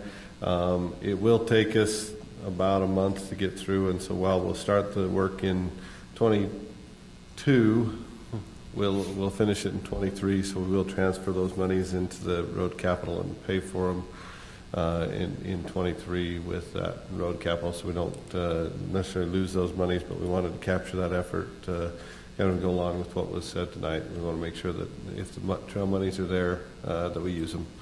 And so that's what's proposed, is that it's about $100,000, a little over $100,000 in trail paving at Highland Glen, but this should fix a lot of the areas where you have kind of the roots have grown and raised and other things, and so it'll give us a good refresher for a lot of the trails in Highland Glen. So this is just repairing existing trails in Highland Glen? Just the existing, and essentially what happened is we came in with a little better bid than we thought we were going to around that beach area, and so after that was approved by the council, then we got with our asphalt provider. We were hoping to be here 2 weeks ago, but it just didn't work out, and so as far as awarding this contract, so but yeah, we're overlaying the rest of the existing ones. We will have to, just for your information, we do have to cut a 10 by 10 corridor, meaning 10 foot wide, 10 foot high, for them to be able to get the equipment in, so there will have to be some trimming, but that's the only thing we can do. We got to be able to get in there to get you know, the asphalt in there, essentially. So is there any discussion among the staff? I know you have many projects going, but as we stop and we remove the tailings and different things from the west section of the park, is there any plans or discussion to extend the trail system into that area? Not yet. We did put, according to the resolution that the council adopted, there's $20,000 in the budget for rehabilitation of that area. But no, we haven't had any discussions about the trail in there. Andy, I have a question about the trails. I'm not against this or anything, but do we have a list of all the trails, and have they been ranked and prioritized to what needs to be done first? Yeah, our ranking system, and you'll actually see that on July 19th, kind of the trail plan that's coming forward, but the top ranked trail system to give attention to in this year, and the one that kind of sorted out as top ranked, was Highland Glen, although last year the city did go through and seal code a number of the trails because they wanted to give them some attention, but as far as kind of some of the more, I don't know, heavier work, you know, the overlays are heavier work, and that was based on the usage, basically the type of facility, you know, if it's kind of more of a core facility, and then also the usage numbers, and so because of that, you have actually really high usage at Highland Glen. There's a lot of people that are there and use those trails. Well, it's going to increase dramatically too. Yeah. Hey, Andy, I have a question for you. Mm-hmm. So the funding total is $117,000, right? Yeah, that's what. 117, 128, yeah, 70. yeah. So 45,000 is coming out of parks. Yeah, we had 45 out of parks. Sorry, I got to go to my council. The 65 that's coming out of open space, that's coming out of the open space trail account, right? Yeah. With the quarter cent sales tax, what they call the fourth quarter cent sales tax, when the city got it in, that's the gas tax money. There you go. Thank you. Basically, you know, they've taken and dedicated $135,000 to it. We put 70 in parks and 65 in open space, but it's all the county. It's actually not gas tax; it's county sales tax, the fourth quarter cent sales tax that was dedicated towards transportation purposes. Doesn't this kind of confuse things though when you say open space? I mean, we know what you're talking about. It does. But the public, if they see that, thinks it's coming out of the open space neighborhood fund. Yeah, it's not coming out of necessarily those. It's out of the gas funds. sales tax. It's out of the sales tax. Yeah. It's the fourth quarter cent sales tax from the county purposes. But what we did is we looked at it and said, okay, if we don't, well, just basically we said, well, what's left in the bucket this year, so to speak, for trails? Once we were done rebuilding that beach section, and we had, a little over 100,000, and said, all right, well, let's get as much done as we can with that, and and then we'll again do a project, a fiscal year 23 project. This would be our fiscal year 22 project, but it is going to kind of span that budget year, like I was indicating. We'll have to do that transfer of funds just to be able to pay for it in 23, but it won't. This won't be our 23 project. It's kind of our tail end 22 project. Okay, so I have a question about the physical. What the questions that here? This could be a joke. We're getting way too late. Okay, you're saying the funds are coming out of this year's 2022, but it's being spent. So we're transferring this over to into a road capital fund. Yeah, we'll transfer this amount into road capital because we've only got about a week left in fiscal year 22, and we can't get this work done in a week. Sure. What's the plan, since we're talking about trail funds in 23? Is the trail funds going to open up that can go elsewhere as we start? Like I said, on January 19th, we'll have a whole trail plan, has them all prioritized to be able to start saying this is where we see the needs and everything at, to be able to start moving on that. Yeah, admittedly, I do not remember what this coming year's is, the 23 project is, but there's projects that are next on the list, so to speak. So these are all the little trails that go, like where that little, I guess, I call it the amphitheater area. Yeah, these are all the little ones. It's not every last trail up there. You can see it's a lot of them, but we kind of set out to use the rest of the monies that we have. Is this going to help the drinking fountains work again in those areas, or no? Well, we are reconnecting we just did do a new connection for the drinking fountain where we're rebuilding it there'll be a new fountain by the beach. So Gotcha. But none in that little amphitheater where there's drinking fountains that don't work anymore. Yeah, this won't help those. What happened to those? I don't know the answer on that one. They're just broken. Yeah. I've told you, just come to my house for drinks. Is there other questions we have on this trail system or on the motion? I'll make a motion. Okay. So I move that the Highland City Council approve the contract with Eckles Paving and authorize a contract amount of $117,129 for the Highland Glen Park Trail Pavement Overlay, and authorize the city administrator to sign the necessary contract documents. I'll second. I have a motion by Scott, second by Sarah. Are we ready for a vote? Can we get done by midnight?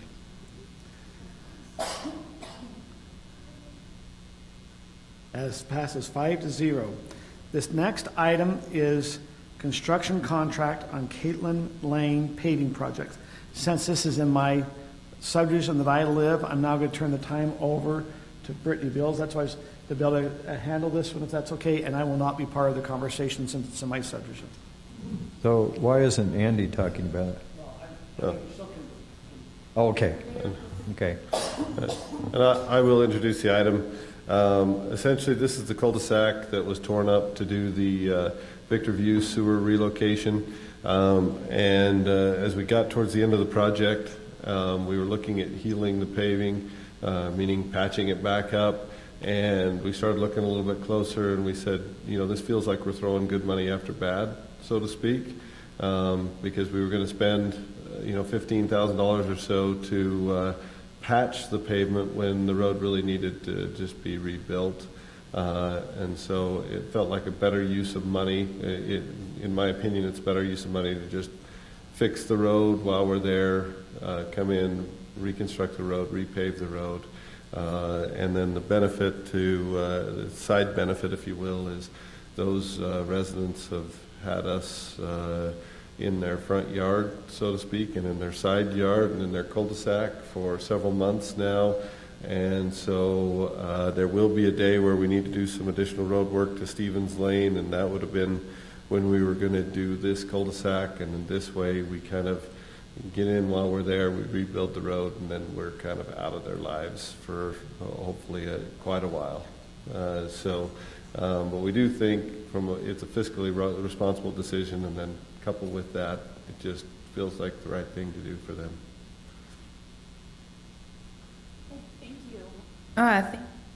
Thank you, Andy. Does anybody have any questions?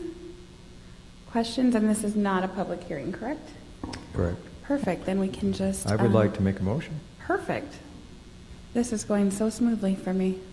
I move the City Council approve the contract with Eckles Paving and authorize a contract amount of $45,057 for the Kaitlyn Lane paving project, and authorize the City Administrator to sign the necessary contract documents with any tailings to be left in the mayor's front yard. I'll second that motion. No, strike that last phrase. Okay. All right, we got a motion by Councilmember Smith with a second by Councilwoman Rodella, so we can vote.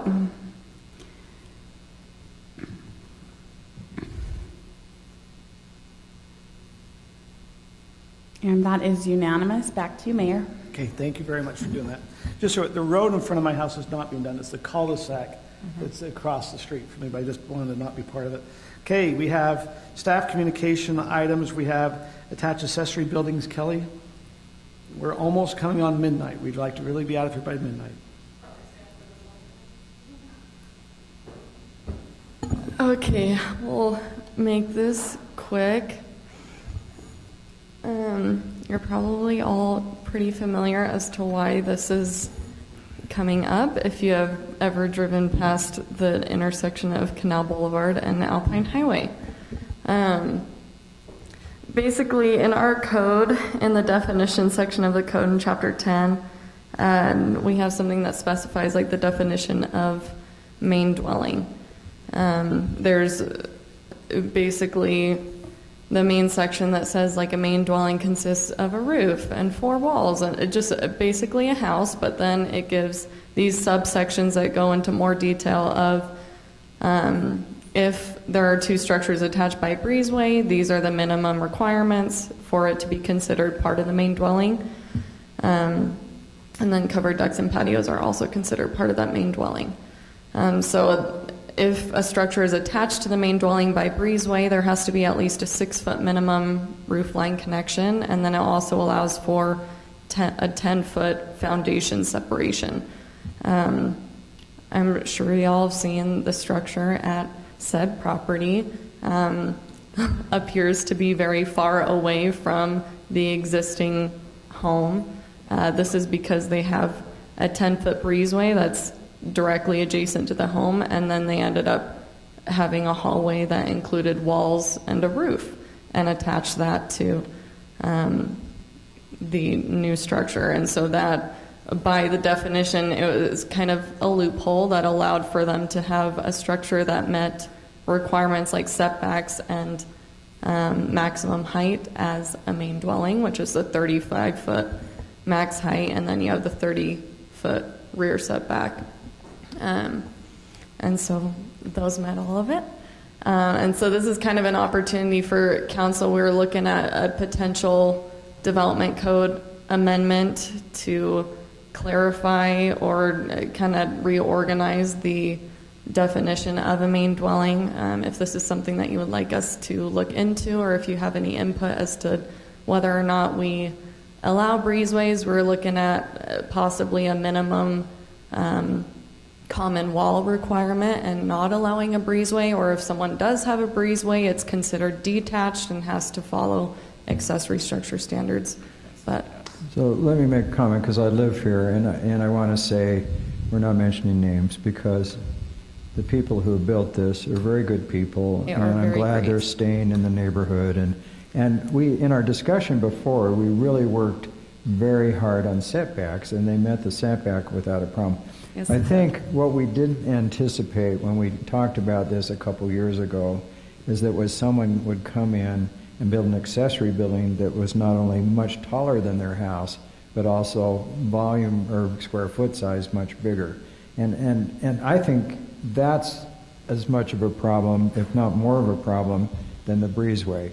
So I don't know, we may need to just kind of look at that and discuss it, because when I talked about, because I was kind of a proponent with the other one to saying, well, we can have houses 35 foot tall, but I don't think I ever anticipated that someone with a Rambler would then build a 35-foot story accessory building. Addition, yeah. Yeah, addition. So I don't know if there's a way to kind of address that. I think it's a complex thing. That's yeah. the question that Kelly's asking. Do you want Yes. this? Do you want the staff to look at? I do. Putting Yes. together a new, to come back and we can work through what we'd like to change with this code. I'm hearing, I got at least 3 council people that would like to have Right. that. I think, Kelly, we'd like to look at this, to look at the code and make modifications. Is there things that we can give directions to staff for that you'd like to see in that? I think they're also. That was the question I was going to ask. So it sounds like maybe there's a majority looking at getting rid of the breezeway exception. Yes. And then to Councilmember Smith's question, do you want us to look at something regarding existing height of home versus new addition of? Right. So if you have a 35-foot home, an accessory structure that's, 25 to 35 foot looks proportional, but in this case, and then it's on the top of a hill. I'm not particularly opposed to the breezeway thing, but I think things need to be a little more proportion, and I think that's been the complaint. The one that's Yeah. concerned maybe is looking at, hey, if your home height is 15 feet, you can't, maybe something that way is what you're saying, Scott? I think it should be kind of consistent with the existing structure. I heard, I don't know Kim if was that's a saying maybe problem. the breezeway, does the council want to discuss something with the breezeway where with that, where attachment of a breezeway? Or is the height more of the concern? I've had several calls about trying to do accessory apartments, if you want. They want to build a garage, be able to have their kids live in that garage or some things. And if they have a breezeway, they meet that. They could have someone living in it. That's kind of been the other loophole is technically, like, in order to have an accessory dwelling unit, it has to be attached to the home. And so in order for people to kind of feel like it's detached but have it by definition attached, they'll attach it by breezeway. I think we should at least look at it, because I'm thinking if we're not just looking at this one instance, I think there are other times when we may need to look at that. I can think of another time that we've had to work through this, so. Okay. Is council or staff getting enough direction, maybe what to do?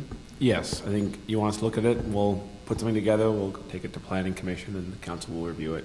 Let's make one final comment. There are some restrictions in state law regarding how much we can regulate the design of single-family residences, so we'll just make sure it complies with that, just so you're aware of that.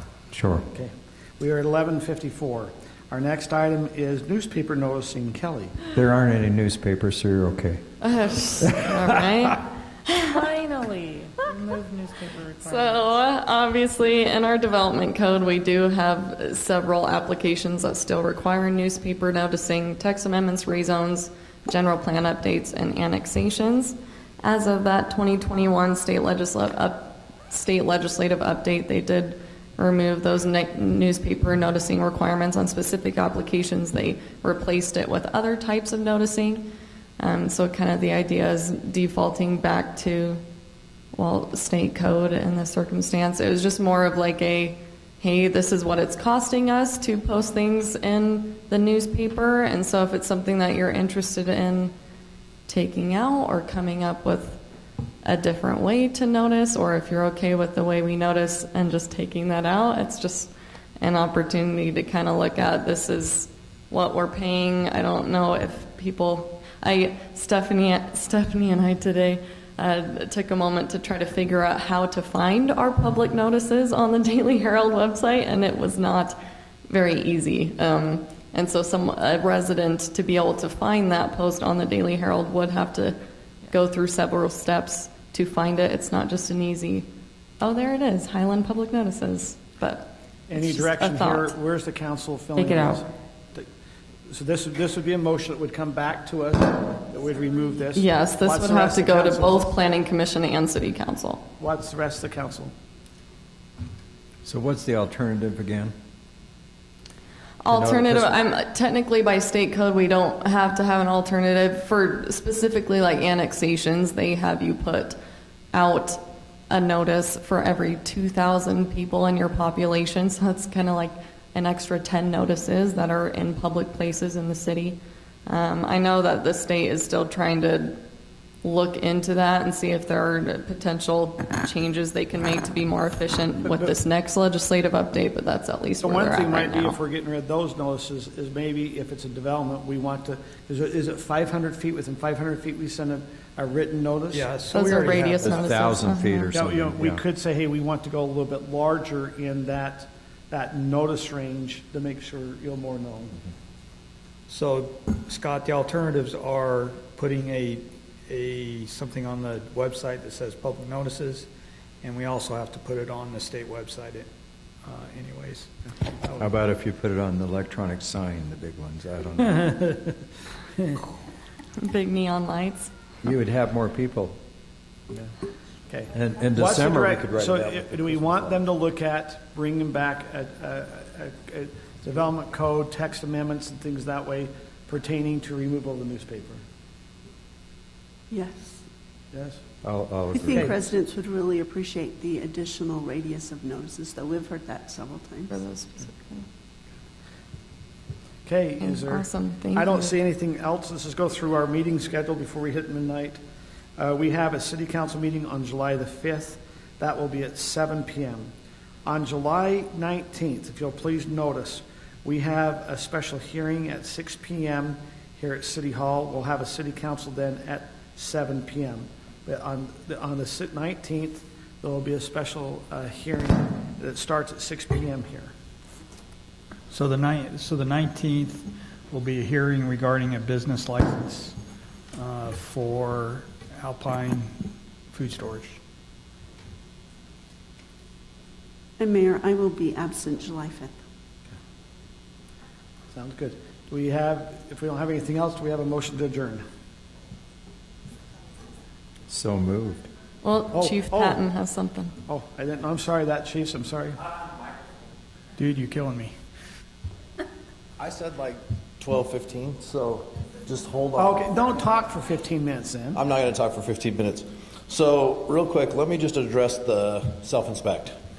Of the 600 and some odd businesses that we have in this town, 400 of them are home businesses. The majority of them are probably a computer. But if people can, they will. And I'm sure that there are businesses operating in this town that are probably dangerous, if you will. So, basically to save time and money and to not tromp 4 firefighters through every home business in this town, we sent out a self-inspect. This is done in a lot of other towns. We probably will separate the two out from the commercial ones, and commercial being more of the, if you have people coming into your home, outside strangers, you know, people who may not know the layout of your home, we'll probably separate those two.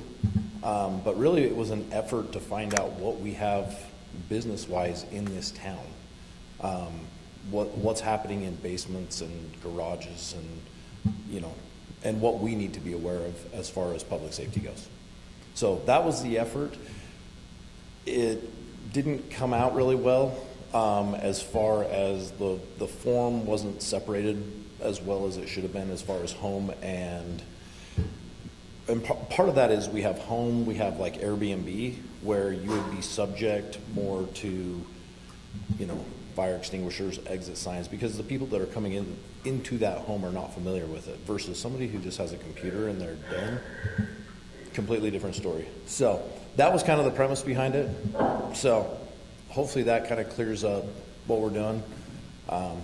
We may not. So maybe ever give it a do little bit again. better. So if you're a business in Highland, you got to notice, if your renewal right now, it's due in July, and your renewal, it says, will you please take pictures of all your fire extinguishers or your fire exits, and you have to fill out this whole form. It's called a self-inspect form. Now, it's like for someone like me, I'm going, okay, I am leasing one room in a business, and then I'm going, I have to go take pictures of all theirs, but I'm going, they should be taking pictures too. I mean, and so it's kind of, it was just a surprise because we haven't had to do it that way before. And so it's a shock. We had a couple come in today that they were a little surprised, and they were expressing their concerns. We'd be happy to run 4 firefighters to your house, but they probably don't. I mean, keep in mind. Why does it have to take 4? Home businesses, to get it done, to be efficient. Home businesses are subject to all of the same, they're businesses, right? They're commercial. So theoretically, they would be subjected to all of the standards that we would hold a business to, which I don't want anybody to strap a fire extinguisher to their front room that they're teaching piano in. I mean, that's craziness. But having one in the home, I mean, it's all just safety stuff, so. You might get some comments back from some residents, just so you're aware. Might? Oh, I have. We won't do it again.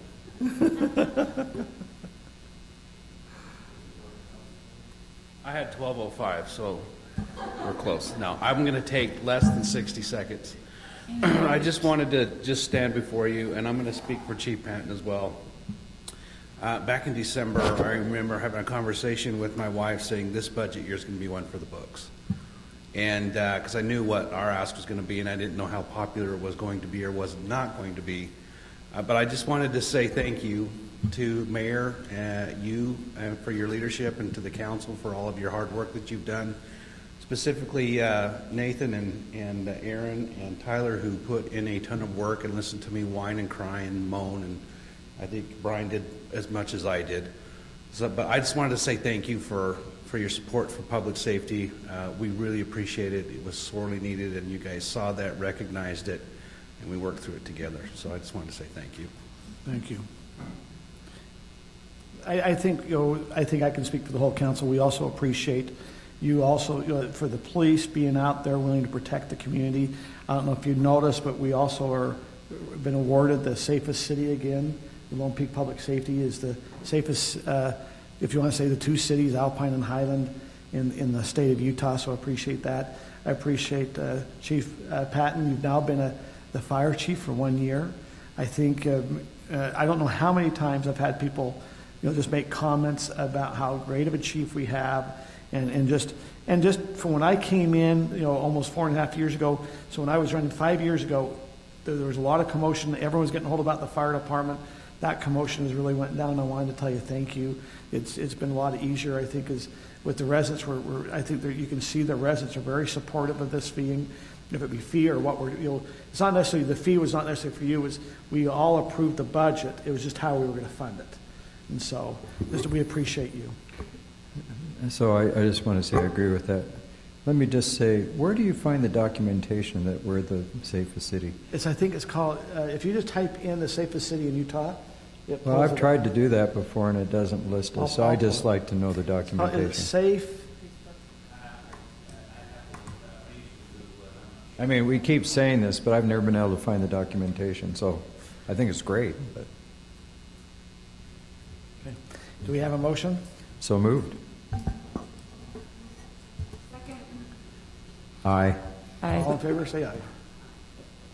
Wait, so who won?